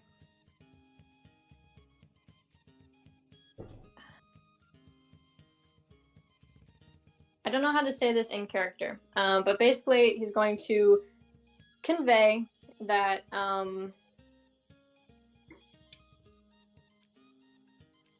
that like this is a good start, and he wants you to help him essentially. Oh. Yeah, I definitely wanna help you out. We can read this together or something sometime. Yeah, we can sit next to each other. Yeah, snuggle up in bed, read it. It's getting cold, so. I give him a kiss. he you can feel him smiling, and it's a bit of a like, you know, childish fucking laughing against your mouth sort of deal, but you can tell he's having a really good time. I think today has been a good day for him. You can kind of see like his tail like swatting behind him every once in a while. But yeah, and I think he says that, what's next? All right. This might be a kind of strange one to end on. Maybe I could have like reordered this to be a little better, but I know that Saga is like into instruments, so maybe we could try out playing. I mean, asking her if she'd be all right with us trying out her instruments. I don't know. Ooh, okay. Yeah, I got some. I guess I do need to be practicing guitar more. I'm not that good. Yeah, you can get some practice in guitar or try it. Maybe. Have you ever tried any other instruments? Not really. All right. Well, maybe you'll find something that you just really love and just can't put down. Maybe. Okay. I assume that you knock on Saga's door. Yep. From the outside, you can hear some pretty. I think the songs that she plays are like the equivalent of like show soundtracks. So she's playing like a Ghibli movie, like background song on the piano. But you hear it stop when you knock, and she comes to the door, and she says, "Oh, May and Rain, what's up?" Hey, Saga. Hey, Saga. Hey, Rain. We were just curious if maybe we could like try out some of your instruments, or maybe you could give us some lessons or something. Oh, okay. Gosh, I kind of decided on piano, so I was planning on getting rid of the rest of them. And she opens up her door, and there's just like a pile of a bunch of different instruments. And she says, "So you guys can." I never got good at any of them, so you guys can try as many as you want. Awesome. Sorry in advance, we are gonna sound bad on them. Yeah, it'll be fine. It'll be fine. Give me a roll, May. Okay. Okay, this one's Yeah, not you for sound me. bad on them. Yeah. I got a 6. Rain got a 9. Nice. Oh yeah. 69. Oh, baby. Nice. I think he like tries out a few, and none of them are really clicking. So he kind of just picks up a guitar that's like the one that he owns, acoustic, and just kind of strums it a little bit. Plays a few a few chords, and then I think he looks at you and he says, I think I'll just stick with this." Yeah, that's fair. What do you do? I am so sad because I want May to be good at instruments, actually. But You can work on it. Maybe, yeah. I think Cameron, can you give my favorite character and best friend and wife May advantage because she's so cool and lovely? Don't give her advantage. I think, gosh, Don't do I it. think I'll just if May wants to pursue instruments, then she can practice on her own time. yeah, Is Okay. my determination. that's fine. I let the rest of you guys auto roll at stuff that you're good at. You gotta earn it. Yeah, true. I think May does the thing that I did whenever I tried out for band in junior high, and I was not able to make a single noise with the saxophone reed. So she tries to blow in it and it just doesn't make any noise. Oh god. And Sorry, like- I just broke my charger. Oh, you're good. I fixed it. Nice. I think that was Chelsea's karma for not automatically giving May advantage. Attacked. I did it to you with my mind Attack. powers. Yeah, sent that after me. May, get Um, behind me. Yeah. I also think she has trouble like articulating her fingers on like any like other like flutes or even like the guitar, trying to press the frets down and shit. Yeah. Okay. Gotcha. I think that Rain is like just okay at guitar. It's like he practices sometimes, but not enough to be like dedicated to it. But yeah. Okay. So we've gone down the list. Is there anything May specifically wants to say to Rain, or should I have Rain talk? Yeah, I think they'd go back to May's room and May just would be like, so, tell me what you thought. Like, any of these particular stand out to you? I think he looks very he still has a very happy, joyous face, a little blissful, but he does look serious. As he said, Yeah, I liked it a lot. I think if I got anything, it's that I like trying new things with you. Aw. And you know, I don't know if I like painting as much as I like being complimented for painting. So maybe I can try it some more. Yeah. And if you ever come up with anything you want to try, or if you want to go back to something we did, I'm totally down to do that again with you. Of course. I this means a lot to me, May. I'm glad. I wanna it'd be cool to bring you let you do something new too. So I'll be thinking about stuff you probably haven't done before. All right. I can't wait. I hug him. Oh. He hugs you. And I think he also holds up his little book that he has. And I'll read this as soon as I can.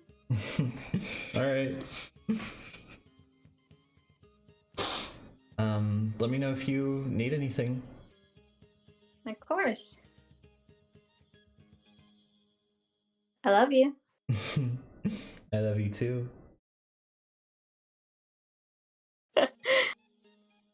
Yeah. I love you more. I love you more. And then this And then they goes do that on for a for while. 5 minutes. Yeah.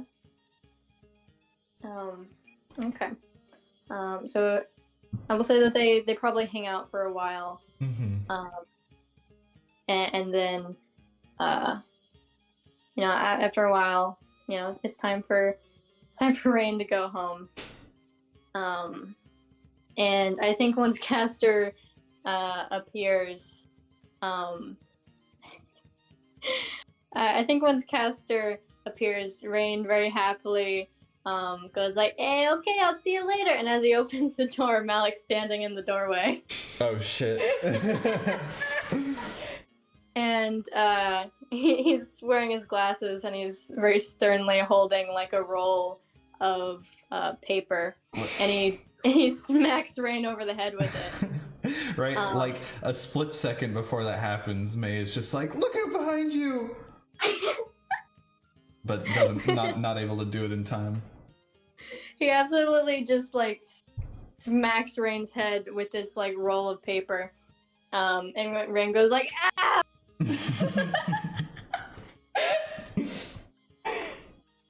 And then I think then he points the roll of paper at Yume, and he says, "Make sure he does this," and hands it to you, and it's like a first grader's math. May looks at it and just goes, all right, will do." And he mumbles because he won't listen to me.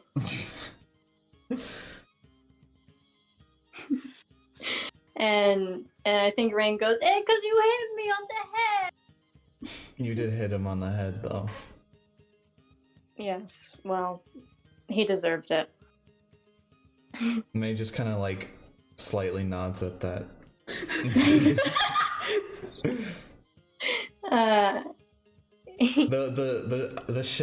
The gif of Steven like shaking his head no, and then like slowly turning into a nod and just like, yeah.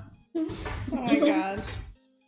Yeah, and then I think Rain is still like smiling at you really hard, and he says, "Hey, well, I had a great time, May. I guess I'll be in detention, so call me." All right, have fun in detention.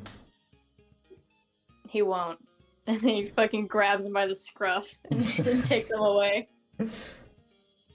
I twiddle my fingers at him as he leaves. And Castor closes his door and disappears. Wow, what a spectacular outing. My fucking god. That was excellent. That was so cute and fun. God, May is the perfect woman. Okay.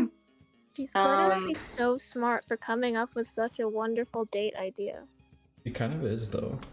She Are you guys is. fucking ready for Science Con? Science I con. am. Oh my Science god. Okay, wait. con. I need to take a break to use the bathroom, and then it is Science Con all the way, baby. Casper yeah. closes the door and disappears, and reappears a second later with a Science Con. Just He's wearing a like Science sign Con in his hand. t-shirt. He has a little Yeah. science con pennant. Yeah. Okay, let's take a quick break, and then I'll be ready. All right. Okay. Stay tuned for Bye. the final date. The final date, the Final one to rule date. them all. Bye. You Bye. mute and talk on here. All right. So we are going to go to Science Con. I do have. Yay! I do We're have going back in time to the first Science Con to get turkeys off the menu. We are! Yay! Yay! First, I do have a letter for Guy that I just don't know where else to stuff in. So 0 in, Guy. All right. It is from your mom. Yep.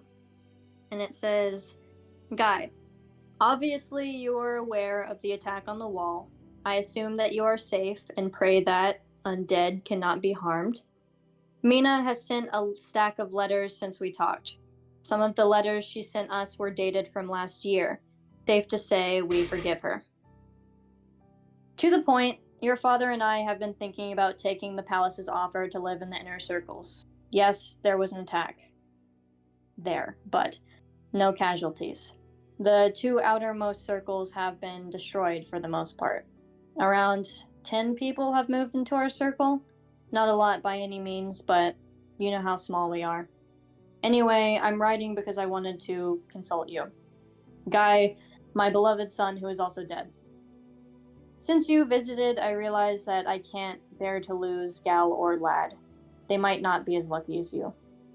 I wanted to know if we should leave everything behind, move to a house in the inner circles. The samurai said they would provide us with good jobs. I don't want to have to uproot, and it feels unearned, but Guy, prioritizing safety, should we? You'd be able to visit more. Right back soon, lady, aka your mom.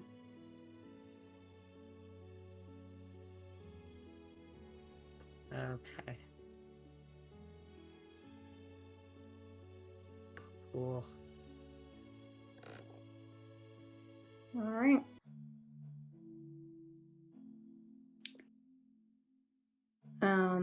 So letting that simmer.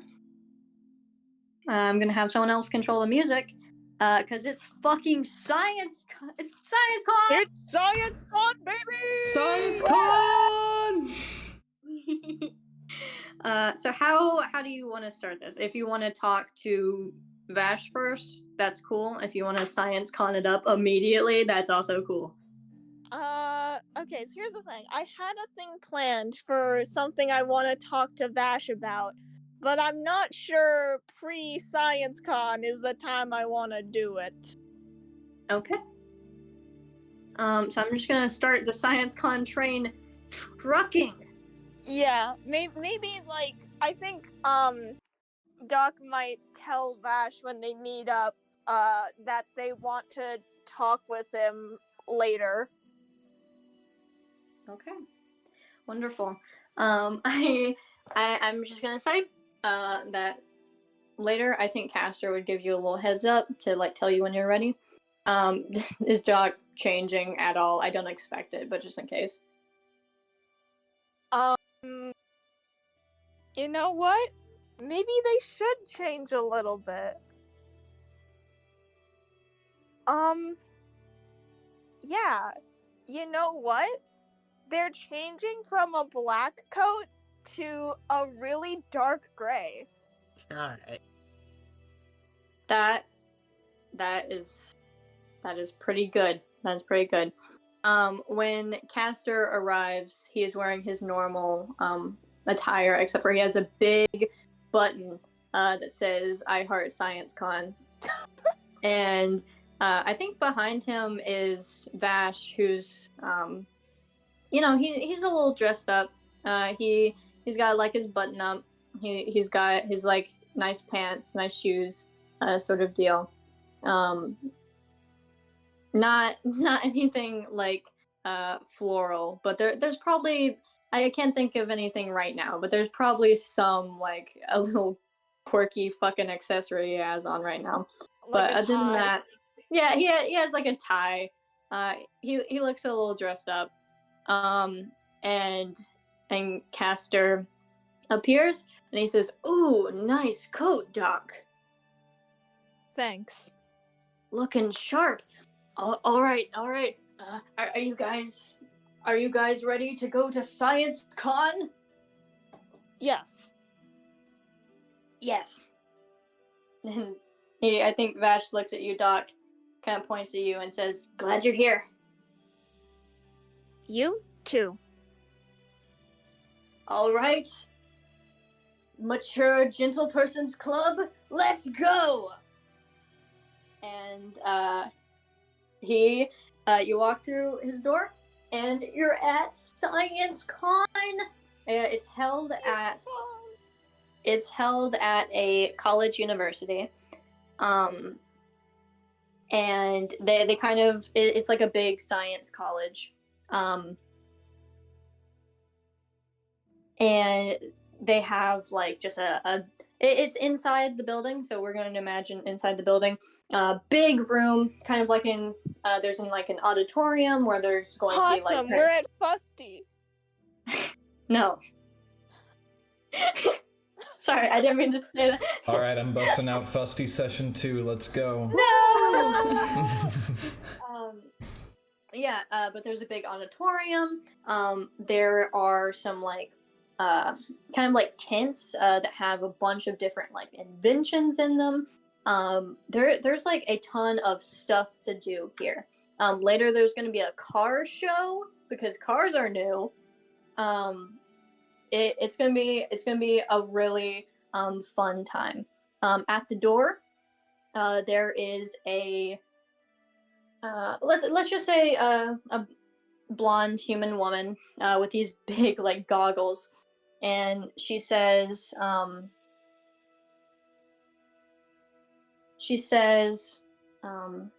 "Welcome to Science Con," and she hands you each a big red coin, and she says, "Okay, so for this Science Con, we're doing something really exciting. So each of these inventions that you're going to see, they're going to have a box, and you can put this coin in your favorite invention, and at the end, we'll have a presentation, and that will get patented, and it'll get a bunch of funding. It's basically guaranteed to be created and polished, stuff like that. So go out there, pick your favorite, talk to everyone, and have a great time."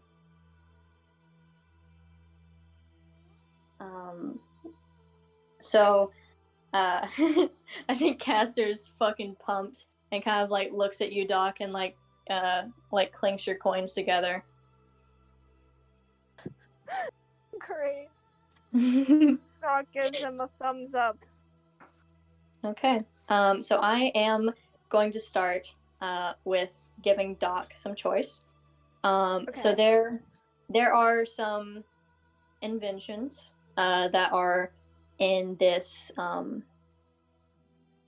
little like tent area. I would say there's a lot of them, but I only have like a few written down, obviously. So we're just going to go over a few. So the first one, it says that it is an updated weather machine. The second one is a glass gun. The third one is in quotations as if it's not entirely sure, and it says computer. And then you see a little gnome girl, and she has a little stand with an automatic ice cream machine. That's awesome. This is so good. This is so cool. Okay. You said there's also cars here? There's yeah, let me just give you everything that you can do. There's going to be a car show where they're going to show off the new like car technology that's based off of the magic. There's going to be different presentations, basically like TED Talks. And then there's and then I think there's just some like greasy ass like fair food almost like corn dogs, stuff like that.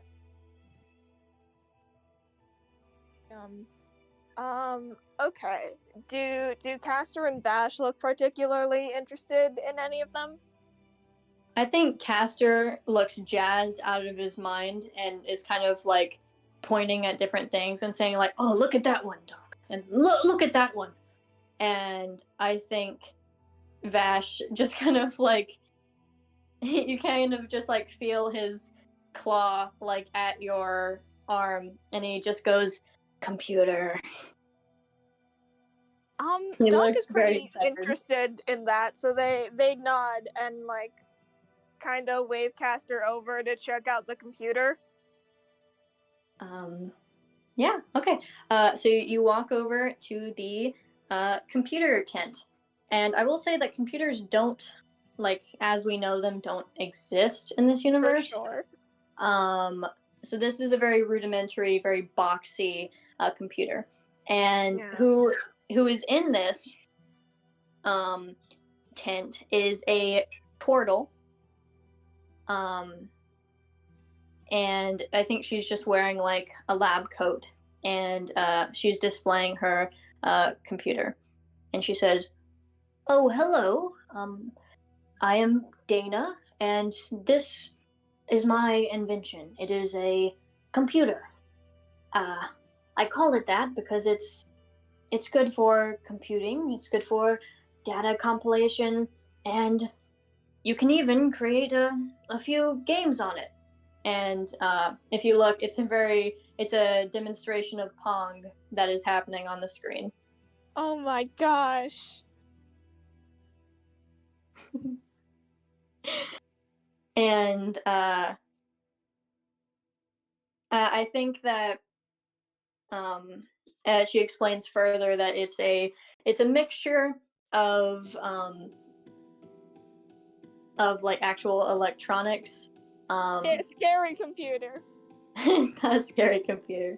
It's not. It's not. Oh my god! Stop. The same soundtrack. It's a really scary computer. Yeah. Okay. So she explains, and Vash looks fucking enraptured in this. She explains that it is a mixture of like actual mechanical, like sort of engineering, and magic. There is like a crystal that is like spun inside of it, and the sort of sparks that come off of this crystal power this computer and also allow for images to be displayed. And she says, "I believe that perhaps this could go further than my personal perception of what my invention could be. So if I could get it patented, that would be amazing." And there at each one there's a little box where you can put your red coin.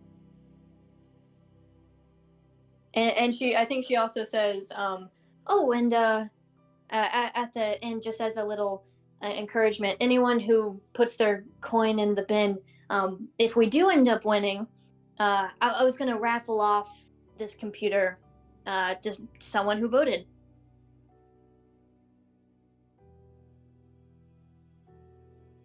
Oh. What was that? No, I just made a little huh noise and then nodded my head because I forgot you can't see me in real life. Awesome. Vash looks fucking jazzed, and I think I think he's asking about like its storage capabilities and like what can it do? Like what's the biggest number it can hold, basically? Stuff like that. And I think Castor is kind of looking at it, and I think there's a diagram of the crystal that spins inside of it, and he's looking at that, more interested in the magical aspect of it. Hmm. Cool.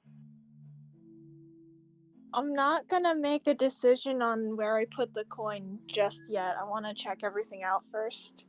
Okay. What you have is the updated weather machine, the glass gun, and the automatic ice cream machine with the little girl. Updated weather machine. Okay, this is going to require me to explain something about the current world that Doc would already know. Okay. And all of your characters would already know. So, because you guys live in a dome, Mm-hmm. like rain and snow cannot happen naturally within. Right. So around like 2 a.m. Around like 2 a.m. they have these weather machines that like kind of turn on, and it kind of like rains over the entire city for just like, I would say, about 10 minutes.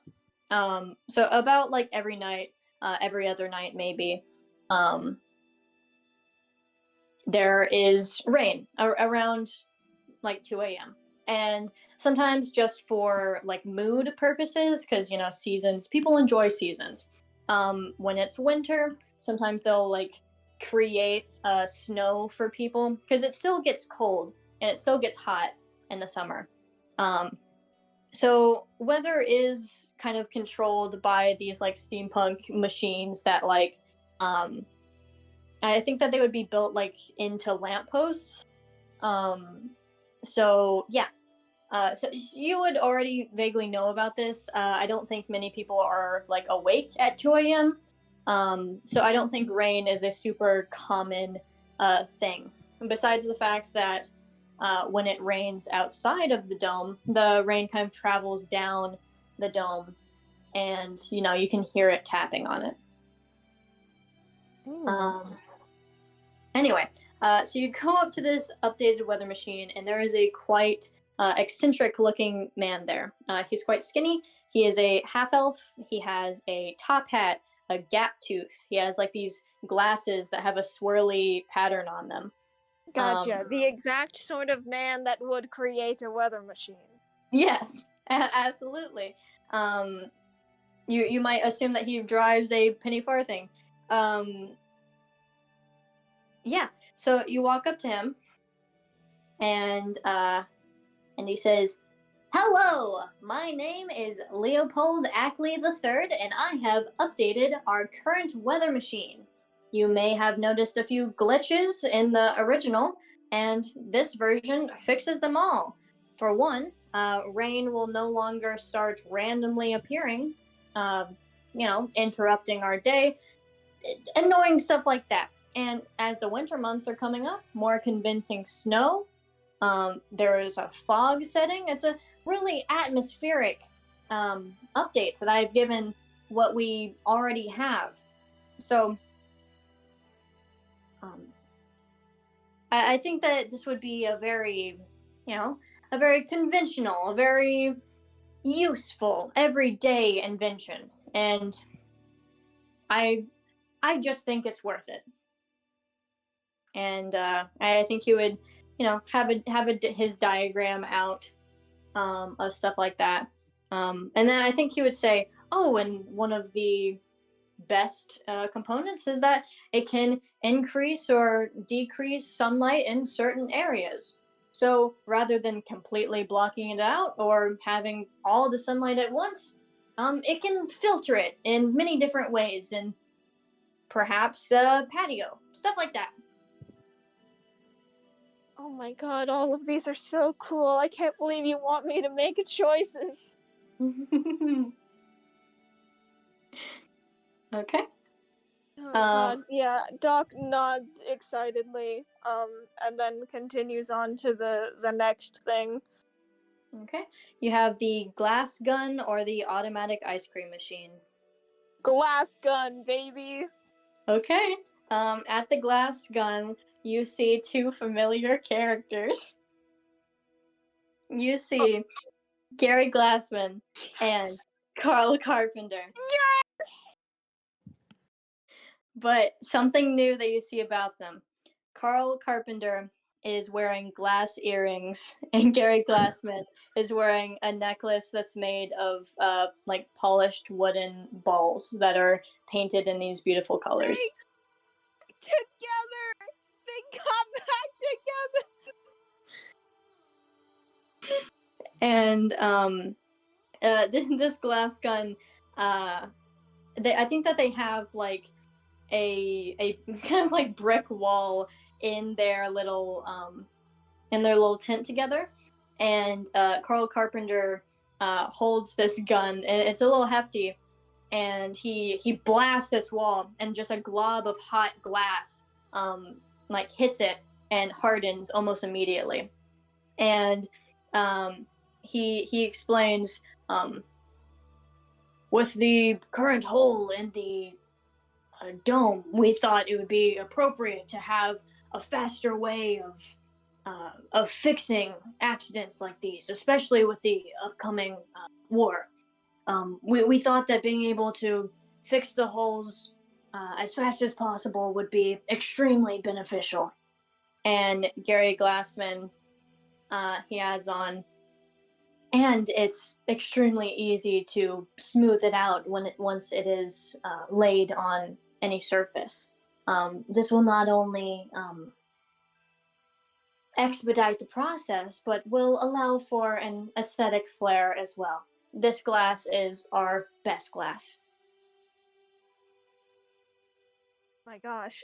Yeah, no, Doc absolutely appreciates the just utility of this. I think a caster asks to like hold the gun and then like poses with it. Awesome. And okay, the last one you got is the little girl with the Does automatic ice Vash cream have machine. does Vash have his camera with him? Yes, he absolutely does. He Great. took Yeah, a picture Doc of it. nudges Vash over like from the computer stuff to ask him to take a picture of Caster. he definitely goes, oh yeah, and he takes out his camera, and I think Caster starts breaking out in multiple poses with this gun, like acting like he's like blowing out the steam after he's like shot someone, and like kind of like aiming it in different directions, and Vash Doc Vash is is just completely deadpan expression, but playing along, pretending to be shot. oh, that's really cute. Vash is gonna, zoom out, get you both in shot, and he's gonna be a little purposefully cheesy about it. Be like, "You're beautiful, you're glowing." Um, like another pose, do it like this, and stuff like that. And yeah, the last tint is the little girl with an automatic ice cream machine. Awesome. Yeah, let's go up. Okay.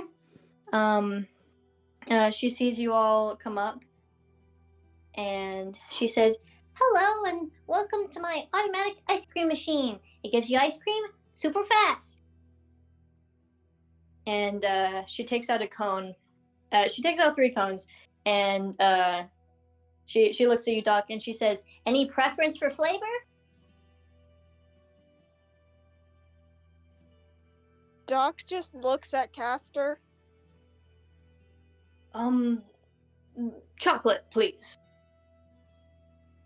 Okay, yeah, they get that too. As she makes the cones for each of you, as she hands it to Castor, she says, "Hey, well, wait a minute. You were that really popular science guy from forever ago, weren't you?" I, gosh, what was his name? Caster. Castor. Yeah. Oh gosh, I have a few books. I can't seem to remember your first name though. And It's fine, Caster. yeah, I think Vash steps in front of Castor and says, can I get mine? And she says, yeah. Oh man, I wish I could remember because my dad's a big fan and he'd love like an autograph or something. He goes by Caster. So, sort of like a first name. Okay, all right. Well, if maybe my dad will come by before the convention's over, and you can give him an autograph, Castor. And I think Castor just looks a little clammy and says, "All right, kid. Of course." And she gives you guys ice cream. Doc gives a thumbs up and then grabs Caster by the arm and leads the two of them away back to the middle section. I think Vash follows, and I think he kind of whispers in your ear like, "I'm shitting bricks." Doc nods nervously.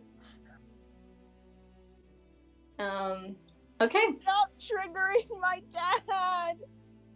Haley!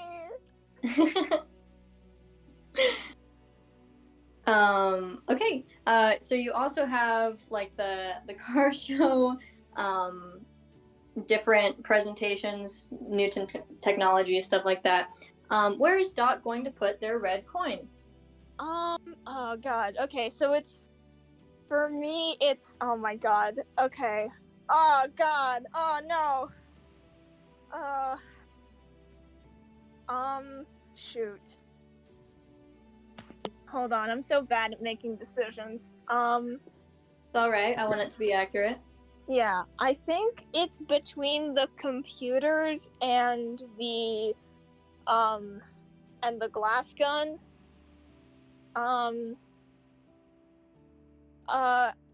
Because Doc definitely likes the other two, especially the weather machine, but I think they in terms of what they would want to support, they're mainly thinking about it in terms of immediate utility. Yeah. Yeah, and then like the glass gun and the computer seem like they would be the most useful.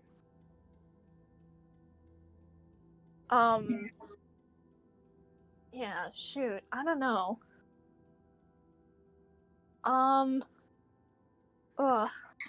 Does anyone else want to weigh in? I'm feeling indecisive. Glass! Weather. Glass!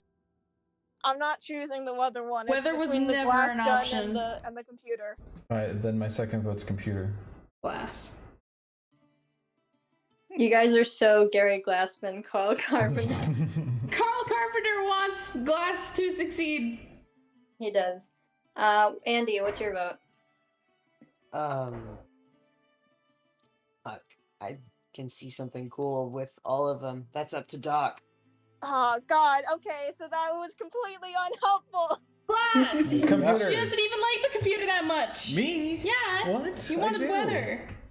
I What do you still mean you really do? like the computer. I think. Okay. You know what? I'm gonna What are all the options, real quick? computer it's- or glass gun. Yeah, that's what Doc would choose. So computer or glass gun. I'm kind of I leaning think- towards computer, actually. Oh my I god. think in the real world, computer. But I think for a silly D&D campaign, glass gun. Computer changes the fucking genre of our D&D campaign setting. We get to play Pong. No, it just adds to the steampunk. Yeah, Yeah. fine. They didn't So have... I think computer. Oh yeah. Okay. I think. Okay. You put your red coin in the computer, and Vash follows you and puts his in the computer, and he says like, "Nice choice. It's the best one."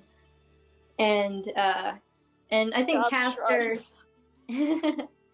I think Castor also follows you guys and puts it in the computer as well. Nice. And Dana, she smiles very warmly, and she says, "All right, you all will be entered in the raffle, and if we win, one of you is gonna win a nice new computer. The very first one." Okay, it's time to get fucking cars. It's cars. So yeah, at this car show, I think that it's in Doc a visibly perks up the minute the cars are in sight. yeah, no, I think that they literally take like it's outside and it's like this giant like dirt like kind of area, and there's like bleachers that you can sit on. And these cars, ooh, they're beauts. Doc, I think Doc would enjoy them. You got some really like steampunk like gothic cars. You got some real like people are kind of going beyond the people are going beyond what the magic cars can do, and they're trying to add like rockets to these cars. Mhm. They're And then trying. there's just a normal Ford 150. Yeah, there's a Ford 150 in the corner, and everyone's like, "Boo, boring." Um, but yeah, people are trying to add rockets to these cars. There's like motorcycles with like rockets on them. I think that there's like sketches for like a very rudimentary like flying machine. And I think that there is a little as these cars kind of like drive around in circles and are like kicking up dirt everywhere, and it's pretty awesome. There's like after that there's like this little demonstration of a toy rocket. And you've never seen one of these before, so when they're like, "Okay, be prepared," and they light it, and it just like shoots up into the sky, and you hear this kind of whizzing sound as it goes up and then falls to the floor. And it's a really it's cool. It's like all these in Yeah, it's very like a firework, but as a sort of model vehicle. yeah, it's like a firework, but it's a vehicle, and I think that they pick it up and like see it's fine, and yeah, people are gonna start trying to add these rockets to the like new car invention. So yeah, and then there's greasy ass like fair food. I think Castor gets a funnel cake. Okay. Doc also gets a funnel cake and doesn't like it that much, but they eat all of it. Oh, poor boy. Yeah. Vash gets a fucking. I think he just gets like chili fries or something. What he orders isn't too set in stone. He probably just gets something. And yeah, and then after that, it's the like TED Talks. There's a few, I would say, like there are a few like medical discoveries which Doc might specifically zero in. It's nothing as exciting as like a cure-all, but it is It's progress like and it's cool. yeah, it's progress. It's like, hey, here's the new like vaccines, new round of vaccines for everyone to get. Here is the like we have better bandages. Maybe these bandages are like infused with magic to like kind of heal, at least to sustain, stabilize someone even when you don't have magic. Just really helpful stuff like that. And it's really cool. And the other TED Talks basically are like a bit more steampunk, like for people who have lost their limbs. They have like new updated kind of like robotic limbs that you can add, and just like really cool stuff, really amazing stuff. And then of course like a few lectures, stuff like that. Caster is zeroed in. Vash seems like he's doing fine. I think he likes when there is like a like visible machine on the stage, but other than that, when it's just like a lecture, maybe he's kind of like zoning off a little bit. But yeah, how's Doc feeling? Good, really good actually. This is really fun. They're just enjoying walking around and seeing everything. In their little notebook, they had a notebook out to like, I think, take notes on things that they find interesting. But after like the first couple sentences of genuine notes on like the different medical discoveries they've made, it starts just becoming like little sketches of cars. Aw, that's cool. Yeah, I think Caster is kind of like mumbling too whenever he thinks something is cool. During the medical ones, he says stuff like, "That's going to help a lot of people," and Yeah. just stuff like that. I think after. If I- Doc notices Vash getting bored, he subtly passes over the notebook a little bit, and there's like a little tic-tac-toe thing. Oh, Vash. Vash looks a little bored. Gets handed that tic-tac-toe. Looks at you, and I think he just laughs a little under his breath and puts down his X. Awesome, I put down my circle. Can I roll to see if I beat him? Yeah, I'm gonna roll as him as well. 16. Oh, you beat him. That was a 6. Yes. Okay, I want them to play 2 rounds. Roll again. Oh, that fell off of the table. That's a 3. Okay, he beat you. That was a 7. I think after he wins that one, he just goes like, yes, and kind of pumps his fist. Yeah.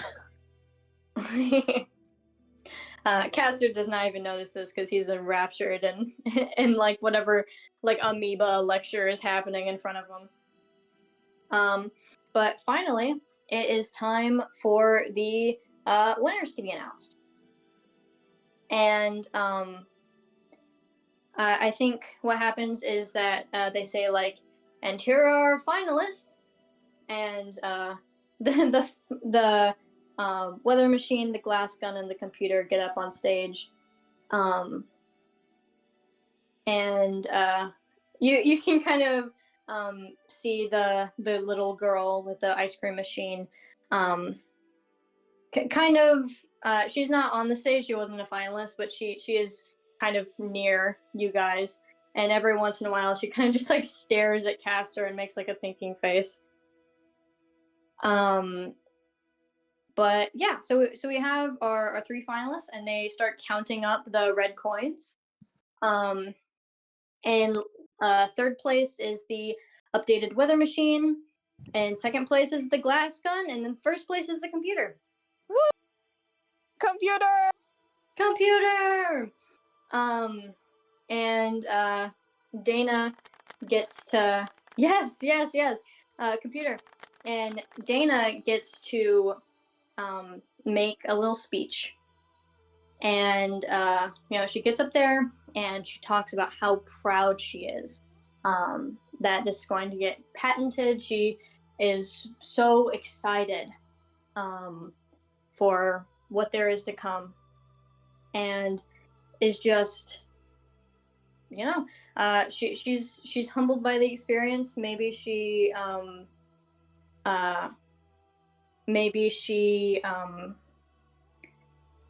like sheds a few tears. It's an emotional moment. She's very, very proud. And she says, "All right, now to start the raffle." And she starts. I assume that you guys kind of like put your name like on the coin. It's probably like an entry sort of thing. And uh she's just like going through all of these, and suddenly you hear, "Oh, I remember. His name was Philip Castor." You can't do this to me. We were having a good time.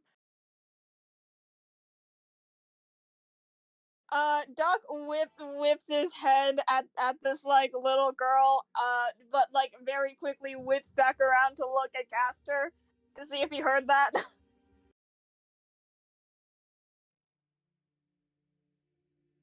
Um,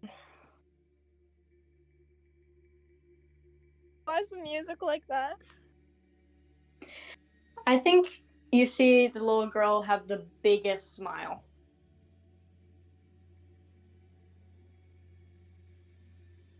And then blood comes out of her nose. Why? And she falls to the floor.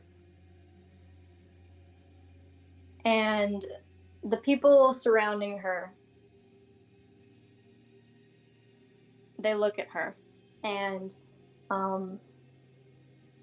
as someone leans down to help the little girl, you see their body also go limp, and they hit the floor. How fast are Vash and I allowed to react? I think Vash frantically fucking looks at you, Doc, and then he hits the floor. And almost like a wave, this crowd does. And Dana, the people on stage, they do as well. And suddenly it's just you. And it is just Philip Castor. And you look at him, and he's standing, leaning on his cane, staring straight ahead. And you notice that quicker than you could imagine, a black streak of hair kind of appears in this gray that he has. And I think he drops his cane and he stands up straight. And he almost gets this like fearful look on his face as like life returns back to his body. And he kind of looks around frantically, almost scared. And barely glancing at you, he says,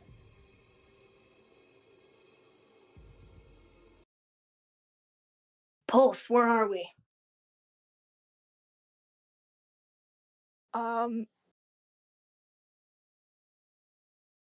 I they're not even like thinking about whether this is a good idea or not, or like how this magic might work. They just like grab Castor by both shoulders and like look right in. They rip off their mask, they throw it to the floor, and they just look right into his eyes, and they just say, they look around at the whole crowd that is just hopefully unconscious, and they look back into his eyes and they say, "Are you okay? Do you need help?" "No, wow, you're so big. Um, let's, okay, get behind me. We'll get out of here. I don't know what's happening, but it's not good. So we have to go. We'll go home and we'll discuss whatever. And he kind of gestures at you, whatever's happening here. They shake their head no, and they just grip him by the shoulders harder. And they ask, what do you remember? Last thing. And he holds his hand. He holds his head in his hands. Just one hand. And he kind of rubs at his forehead. And he says,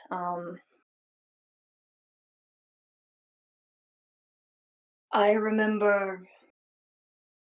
And he winces really hard. And you kind of feel him like start to shake. And he says, I was under the castle with Amelia.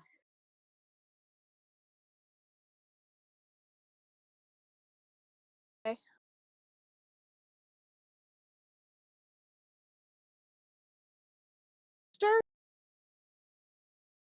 It's been a while.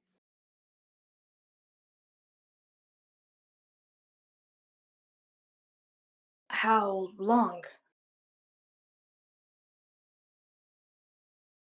Um, uh, they're not sure how to answer. They just hesitantly, they motion at themselves and then, uh, like hold a hand out, um, like like at the height that a kid would be, and then raise their hand up to how tall they are now, and just look at him to see if he understands. You see him understand in his eyes. And I think he just looks devastated. And he says, "So, I guess I failed then. I guess Amelia won." At what? What did Amelia do? She it's hard for me to remember. I was in the prison. Your parents, they were there. They chime song. They Amelia was taking something from me and then giving it back and then taking it again. And it was excruciating. I can't remember what she was doing. Uh, it was in my brain.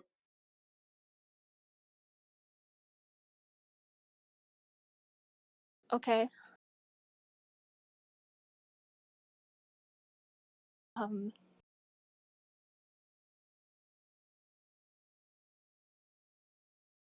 uh,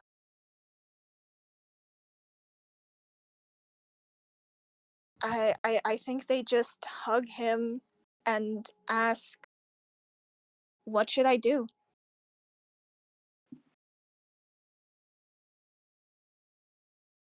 I don't. And he looks around and he says, I don't know what's happening. I. And I think he hugs you very, very safe, very, very snugly. I mean, very close to him. And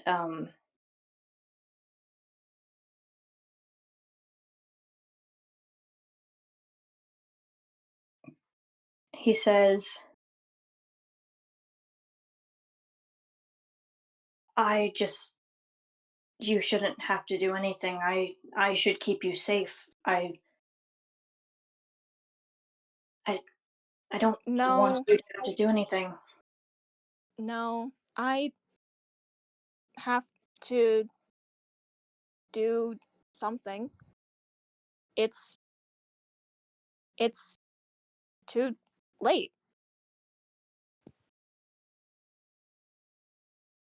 I think he just fucking cries.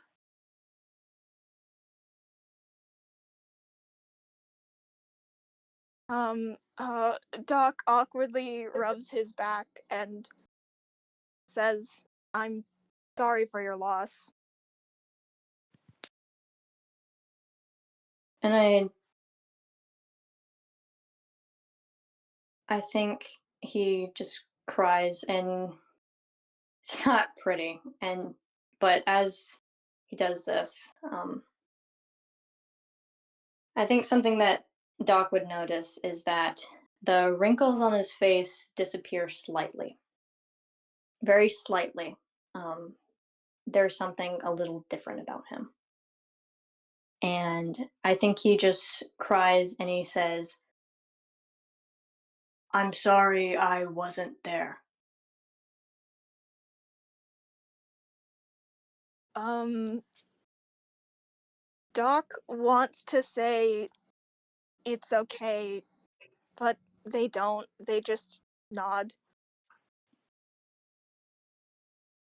Were were you okay all these years?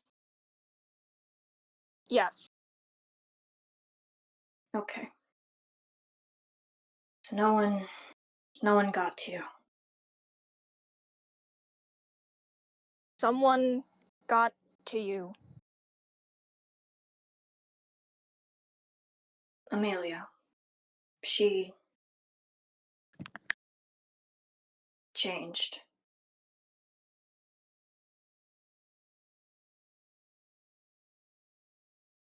And I think very slowly the black streak in his hair is starting to turn white. Uh, there's there's a lot of things Doc wants to say in this moment. Um, does does Castor know sign language? Yes. Okay. They don't think they can figure out the words to say this fast enough. So they let go of him. And very quickly sign, "What do you think she's doing now?" Give me 1 second because that is an important question. Yeah. Like, I think the instinctual thing Doc wants to ask is, why did she change? But knowing they have a limited amount of time, they like push all of that aside. They push all their questions of why aside, and just ask for the factual answers. What do you think she's doing right now? I think he looks very seriously at you, and he kind of racks his brain, and he says, "From what I remember, there are runes on the outside of the city, engraved into the glass. They're very small, almost impossible to catch. Dimitri, from what I learned in my time, and what Amelia told me, taunted me with, was Dimitri uses these runes to collect the power of all of the deaths in the city. And he uses this to,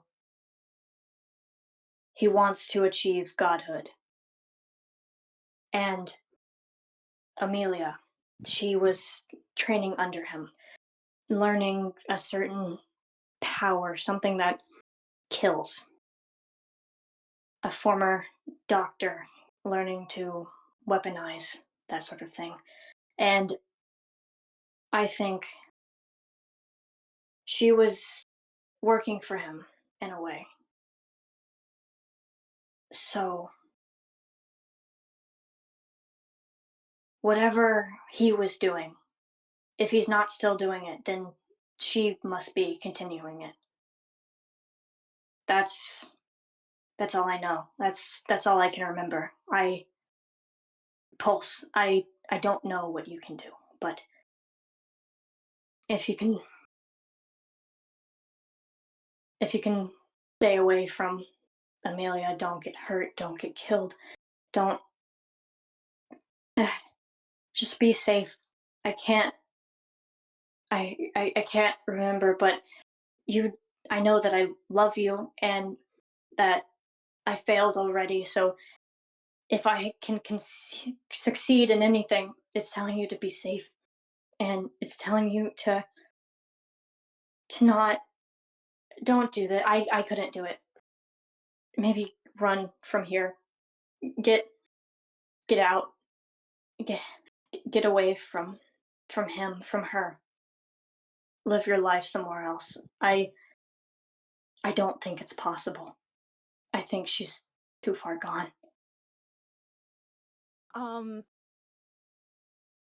Duck shakes their head no and hugs him again and says, and they say, not your fault. It's my duty to follow through. I think as the last bit of black disappears, he hugs you very tightly and he says, I'm proud of who you've become.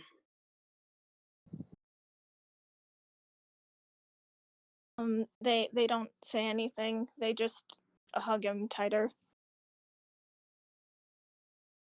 And then you feel him kind of slump. And you hear Vash take a very sharp breath in as he, from the floor, kind of gets up, holds himself up on his hands, and starts coughing, and a little bit of blood hits the floor. Likewise with the rest of the crowd. The people slowly start to get up, and they slowly start to panic. They before there's panic, they are checking on each other. They're grabbing their loved ones. They're saying, "Are you Yeah, okay?" I think the second Doc notices Vash get up, Doc like rushes to put Castor back into his seat, and I think like takes a seat down next to him so it doesn't look like they were standing up the entire time. Um, and I think as Castor like kind of stares ahead for a few seconds, I think uh, after he kind of slumps and like awareness returns to his eyes, he says, "Oh my God, what happened here?" And he gets up with his cane and he says, "Doc, help me help them." And he Yes, of starts, course. of course, and he starts like touching and healing each person he comes across. And I Yeah. think Sorry, Duck picks up their mask and they do the same thing. And they decide to push away that entire emotional revelation for after they are out of this building. um all right. I think Vash is kind of like skeptically looking at you, Doc. But then kind of uh starts to lift people up too. And of course the rest of the convention uh does not go as planned. I I think Dana is just kind of has left her station and just put a paper on top of the computer that says free computer. Um and everyone's just kind of in a panic, wiping the blood off of each other's faces. And um Science Con is over. Science Con is over. Does Vash want to take the computer? I think Vash does end up fucking after he's deemed everyone being helped. He picks up the computer and he. I don't think he mentions that he's holding it, but he is gonna take it home. Yeah. We see him lugging this giant boxy computer, and none of us say anything. Absolutely not. I think Castor, kind of mumbles on his way out, like, I truly did not expect for that to happen, whatever that was, but for the most part, I am glad that you two could accompany me. I I appreciate both of your company. Thank you. Doc nods, but they don't say anything. And Vash also nods. And he opens the door for Vash to come home if you want Doc to follow him. Yeah, I think I did say that Doc would mention at like the beginning that they want to speak to Vash privately. And now they kind of absolutely need to. Okay. So he opens the door kind of solemnly. Mood a little, tempered. Yeah, And Doc helps him carry the computer. yeah. So yeah. So you both go back to the room. I think I think Rain, Malik, and Emma are kind of dishing it out with the schooling. Uh, you walk in and you can see Malik already hitting Rain on the head. And yeah, you go to Castor's room, your usual hangout spot. Great, awesome, our usual hangout spot. God. Wow, I know I made a joke in the chat where I was like, should I lie to this little girl and say that Castor's trans and just changed his name? But like, wow, I should have done that. I should have just told her that Castor changed his name to Castor, and if she tried to call him anything else, she'd be transphobic. Oh God. Okay, yeah, just give me like a couple seconds to recover from that. Ooh, Gotcha. yeah. Hey fellas, how we all feeling? Hey fellas. Jesus Christ.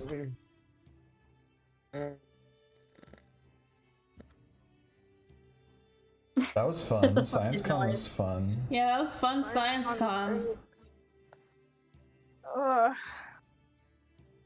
Fun fact, the last two lines Doc said to Castor there were in order from B4 and May.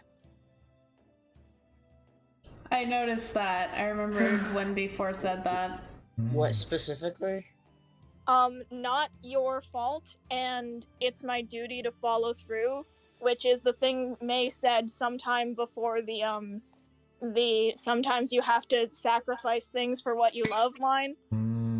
Damn. Ouch. Wow.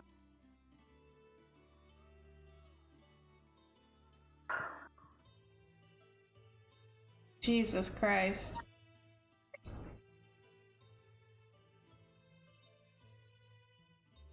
Alright, yeah, anyway, does Vash say anything? I think Vash just like sits down immediately, head in hands, and just kind of says like, "Fuck." Yep.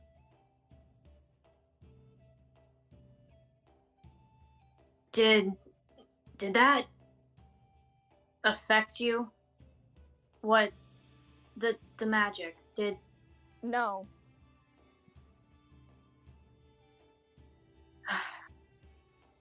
I am not surprised that it didn't. Why? I don't think Castor's able to hurt you. Okay.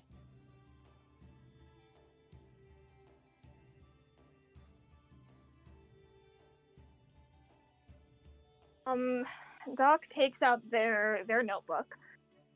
And they write in it, I mentioned before that I want to talk to you about something. And it's related to what happened just now. He says, "Okay, lay it on me. Let's talk about this." Okay.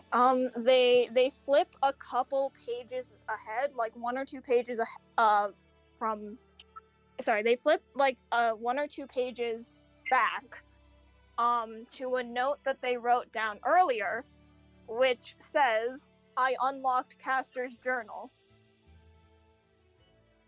I think his eyes widen, and he says, "What was in it? Was there anything we can And use?" then they flip the page over, and it says ... about a month ago. I think he kind of I think he kind of grimaces a little bit, and he says, "Your group is good at hiding information, I guess. I'll let it slide." Yeah, they write underneath that, "I wasn't trying to hide it from you specifically. There was just a lot of very private information in there that I had to sort through." Yeah. I get it. Was there anything we could use? Yes. They're like not sure how to put this. They write down, it was Castor's diary. The password was my name. The entries were from Castor meeting my parents to him presumably getting his memory erased.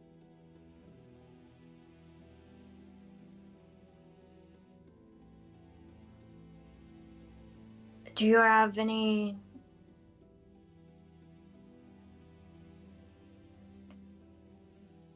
I guess that on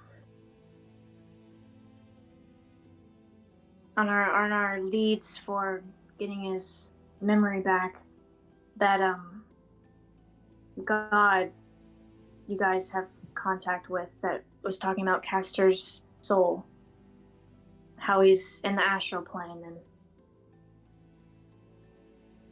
I guess that would be our major lead. Yes. Okay. Hold on. Sorry, I need a second, because I need to pull up Castor's journal to see how much Doc is willing to directly relay from this. Okay. Because, like, I mean, the easiest option here, since Doc is limited in communication, would just be to show Vash the journal, but, like, they're not gonna, for obvious reasons, they're not gonna let Vash read this incredibly personal note about how Doc was born. Yeah.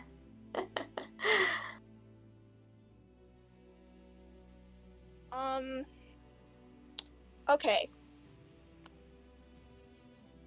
You know what? I think what Doc does is they write down a very like bare bones summary of like the first half of the entries. To like they just write down the first couple of entries are about Castor meeting chime and song.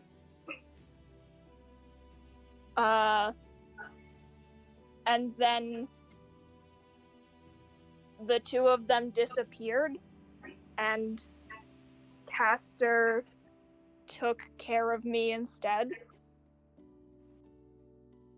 And then... Okay, wait. And then he writes, like, in more detail about Castor meeting with Amelia, who she is. And I think from there, I think they write, like, straight up, like, word for word in Castor's handwriting, a copy of, like, the last couple of entries, the ones that specifically pertain to Amelia and what she's doing. The last entry is basically word for word in Castor's handwriting, except the part that's specifically a message to Pulse is not there, and then shows him that. Okay.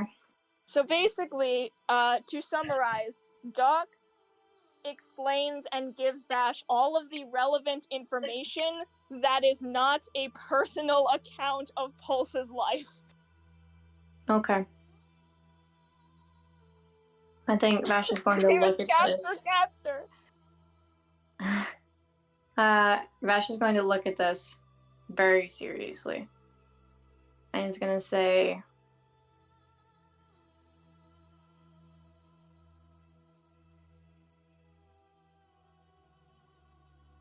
I think he's going to say, Amelia, huh?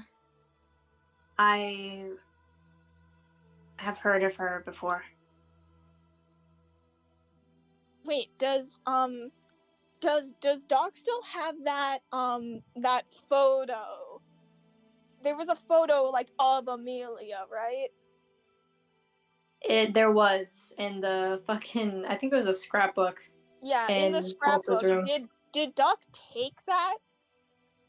I think Doc only took like a good photo of like Castor, Chime, Song, and Baby Pulse. Right. Can't you just yeah. draw that as a Kenku? No, I think it was like a full picture. Well, yeah, but like, Oh, yeah, you mean that I can draw that? yes. Yeah. Can I do a check to Yes. see how accurately I can redraw this picture? Yes. Awesome. I'm a Kenku, so that means I get advantage on forgeries? That's a thing? I'll allow it. Okay, yeah.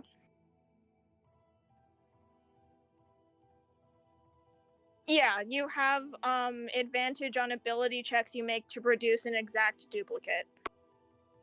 Okay, that's good. The first roll is a 9. Okay. Awesome. The second roll is a 19. Okay. You get the shit near perfect. The only point off is because you didn't shade. Yep. And Okay. I think and, yeah, Vash. and Doc circles Amelia.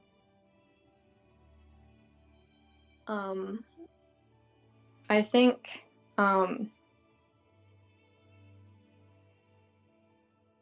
I think he takes this and he says she essentially had my job about 20 years ago. I think she was one of the people who made this place, this underground sort of shelter. I've only heard anything from her from people who have been here for a long time. The people who stay here are kind of just waiting for society to forget about them before they return. But the people who have stayed. I've heard about her a few times. She was kind and a doctor. And I didn't know that Castor knew her. Castor knew her. Today, earlier, at the Science Con, Castor, and they go back to their notebook, and they say, he had a black streak in his hair, and he couldn't remember anything that happened in the past 20 years, but he did remember everything else that he's missing now. That's the best way they can put it, and they show that to Vash. I think his eyes kind of widen and he says, "Oh shit." Yeah, they nod, and I think they just fully repeat the information about Amelia, the stuff that he said about like that Amelia was like learning something from Dimitri, and the thing about there are runes around the dome, and if and like the thing about like if Dimitri isn't using them, then Amelia's probably continuing whatever work that is. I think learning that that Amelia was learning something from Dimitri. I think his eyes blow wide open, and I think he stands up and starts kind of like pacing around, and Yeah, and I think says, like after Doc says that specifically, they pause to let Vash let that information sink in, since you know she knows what that means for Vash. yeah, and yeah, I think he just says like, so she has what I have, and continues reading. Well, Doc is saying this out loud.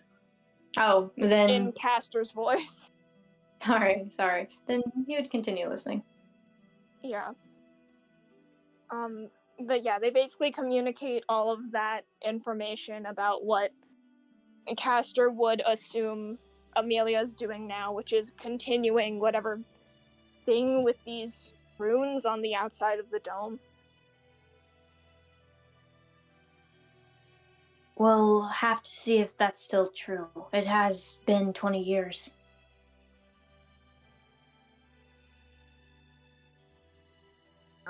And we haven't seen Amelia or Dimitri at the palace.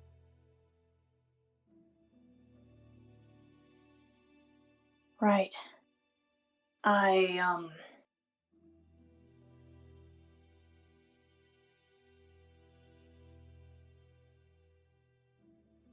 At the very least, we can check out the dome.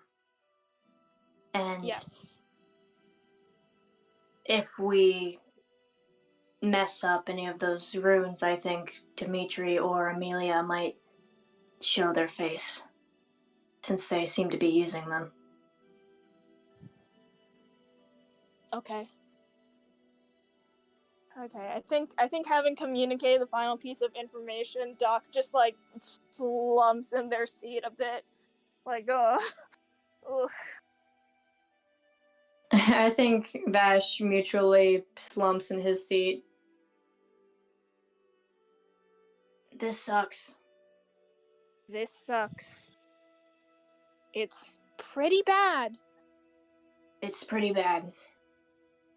Pretty bad. But we're gonna fix it somehow. We have no other choice. Right.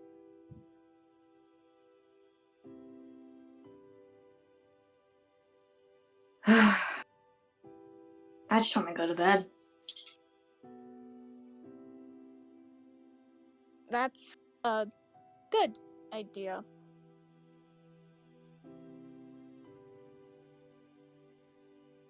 What are you going to do with that computer? I think he laughs a little bit and he says, "Oh, well, it came with an instruction manual of what it can do so far, so I like math. I'll probably do math on it. Something like that." That's nice. Thanks. It'll keep me occupied, I think. Malik might want to use it too. Might want to figure it out. Show him a.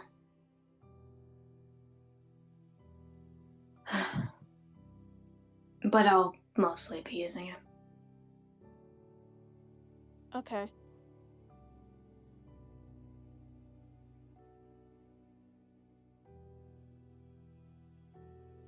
I don't think Doc even knows what else to say. They're just staring into the middle distance. Like, at this point, they should probably leave, but I don't think it even crosses their mind. They're just too mentally exhausted.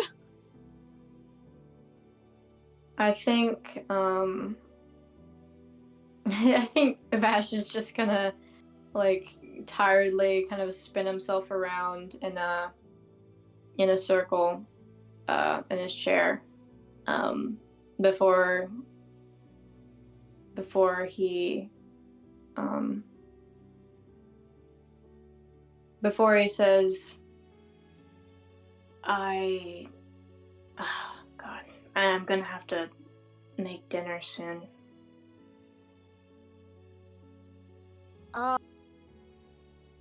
Doc writes down in their notebook,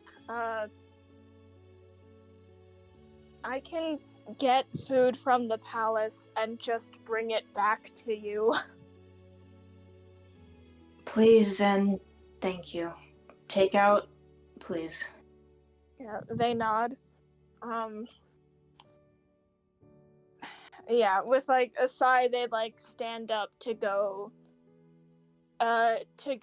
do that. I think they just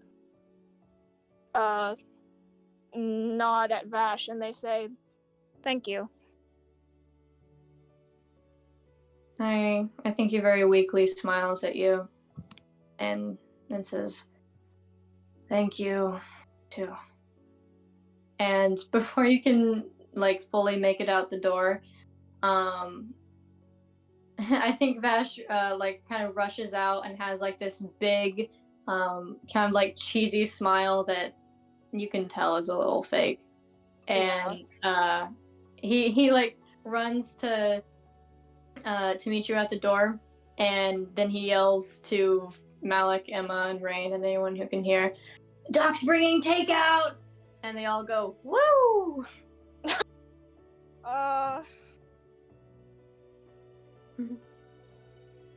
Yeah, okay. In that case, yeah, they go to the sort of black room. They call up Castor. They show him just that little note that says, "I can bring you food from the palace," and obviously nothing else in the notebook. And basically just to communicate that they're gonna go and come back. Nice. So I think you have to order a shit ton of food from B4. Yeah. All right. Oh, Once again, and not expecting.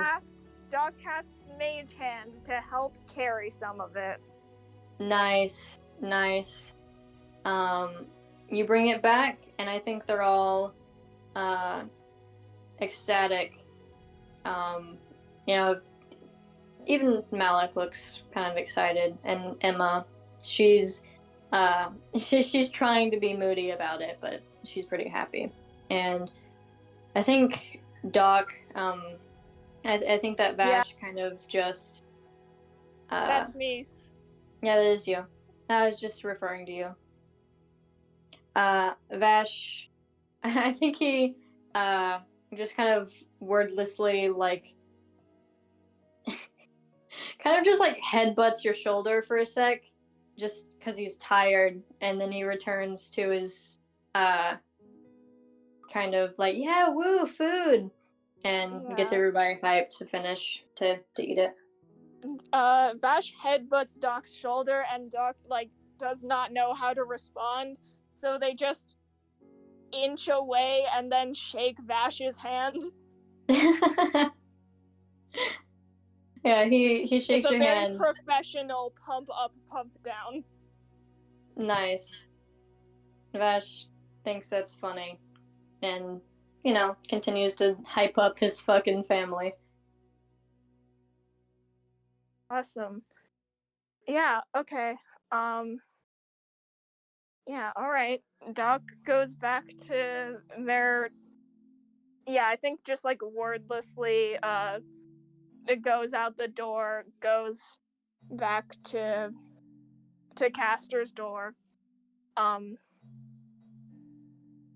I when they're saying bye to Castor for the night, I think they like linger for just they linger for just like a little bit and just kind of stare at his face. It's very awkward. But they just stare at his face for a little bit and just like sort of take in the like cuz his face went back to having all the wrinkles, right? Yes, it did. Yeah, so they just like stare at his face for a bit until Castor presumably like asks what's up. And then Doc hugs him for like half a second, and before he can respond, they leave. I think Castor looks a little tired, so I think it takes a solid, like, at least a minute of just Castor and Doc staring at each other before he says, like, everything okay? And then Doc can just scurry away after hugging him. Yep. Unfortunately, Doc, you do have a letter on your door. God, why? Can this day never end? And it's a... Doc sees B4 at the door and just like very, very quickly shuffles to the side into a corner and vibrates quickly to attempt to clip through the wall, but it doesn't work. So they just sigh extremely heavily, and they just snatch whatever letter is there and slam the door shut. They don't even look at B4. Yeah.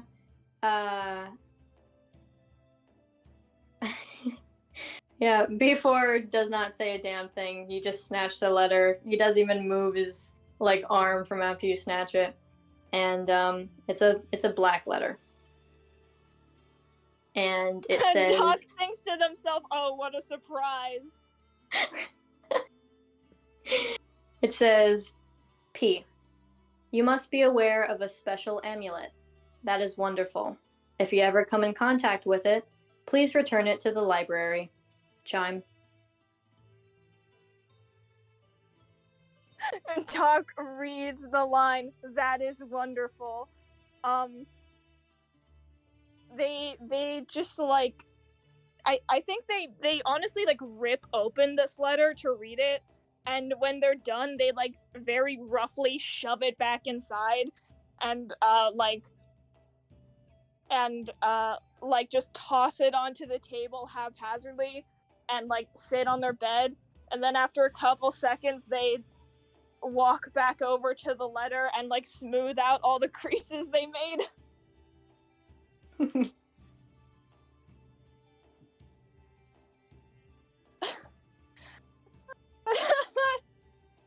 Okay, I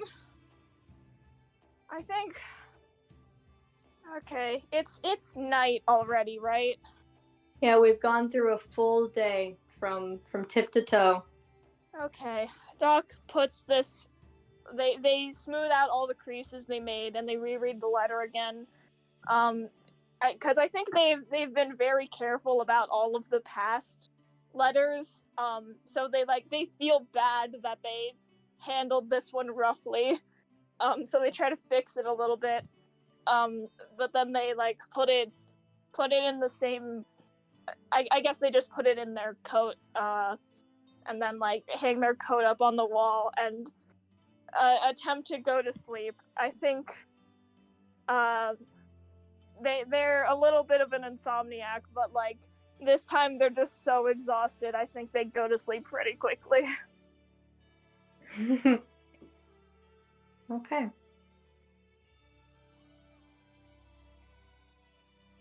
Coggers, Yeah. Yes. Hello. that is all I have for today. Oh, Jesus Christ. God damn. oh, I'm frothing at the mouth.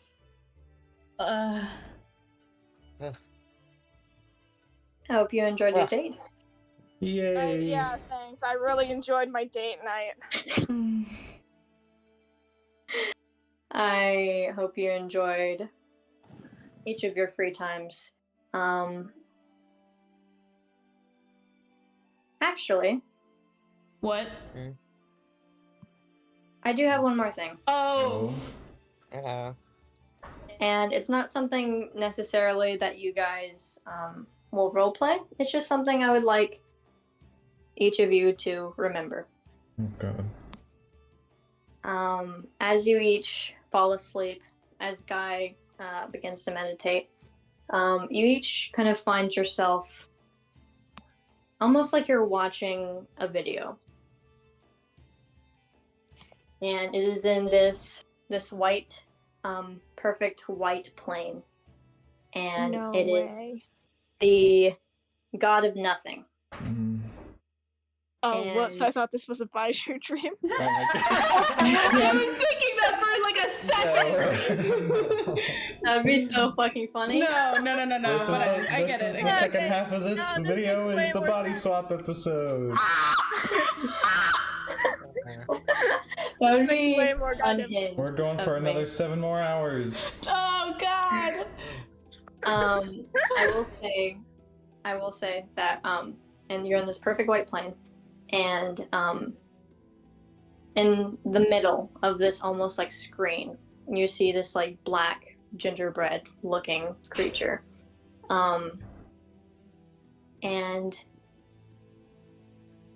and it says, "Hello, I have gained enough power to send you each into the astral plane. This purpose is for fixing the Philip Castor problem.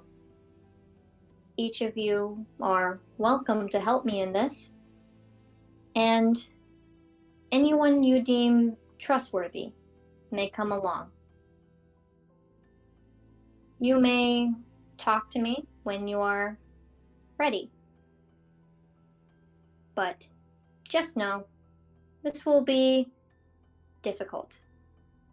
The way that the storm is set up is much like a dungeon.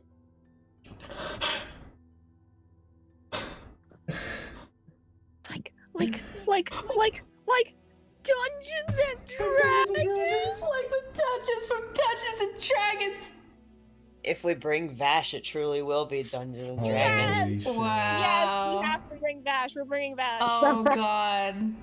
Oh my god. We'll Dog talk will about bring it. Vash, whether you all like it or not. Okay, that. And they say, "It is quite confusing in there. A mixture of memories, a mixture of concepts." Oh God. Oh. Wait, no. Wait, no. No. Wait, no.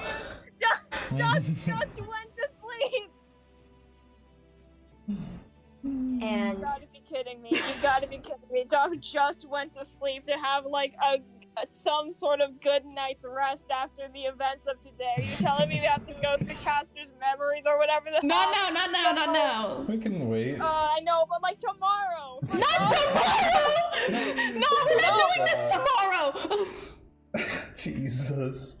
No, sorry, no, not like tomorrow. I mean, But like, soon. as in Doc goes to bed and then everyone has this dream. So Yeah. this is like the minute Yeah. Doc wakes up, this is gonna be the first thing on their mind. Mm-hmm. Oh. And we're gonna all talk about it in the morning. Yeah. And it continues. It says, "Well, I cannot make much sense of it. I know that this will be difficult. And Uh-huh. I have complete faith in each of you. Thank you." And this dream ends. And that is all I have for today. Oh God, Jesus Christ. Would now be a good time to share more art that I've made? Oh my god. Yes, please. Sure. Okay. Oh god. Thank you, Coggers, for coming with us on this journey. Uh-huh. Thank you, Coggers, for dating. Thanks for dating dating. us. Yes. Thanks for dating us. Thanks for coming along with us on these wonderful dates. Mm-hmm. Where good things happen. Only good things happen. And no one goes home sad. Nope. Yeah. Okay. Oh. Goodbye, Hey. Coggers. Oh my yes. gosh! Oh my gosh! Oh my goodness! Ken and Guy art. Ken and Guy Hot art. man and cute women. Yes. Oh man. Alright, yeah, you guys are gonna see We'll it. see you next time. You guys will see it in the slideshow. Oh god. Bye, bitches. Bye, motherfuckers. Bye. Bye.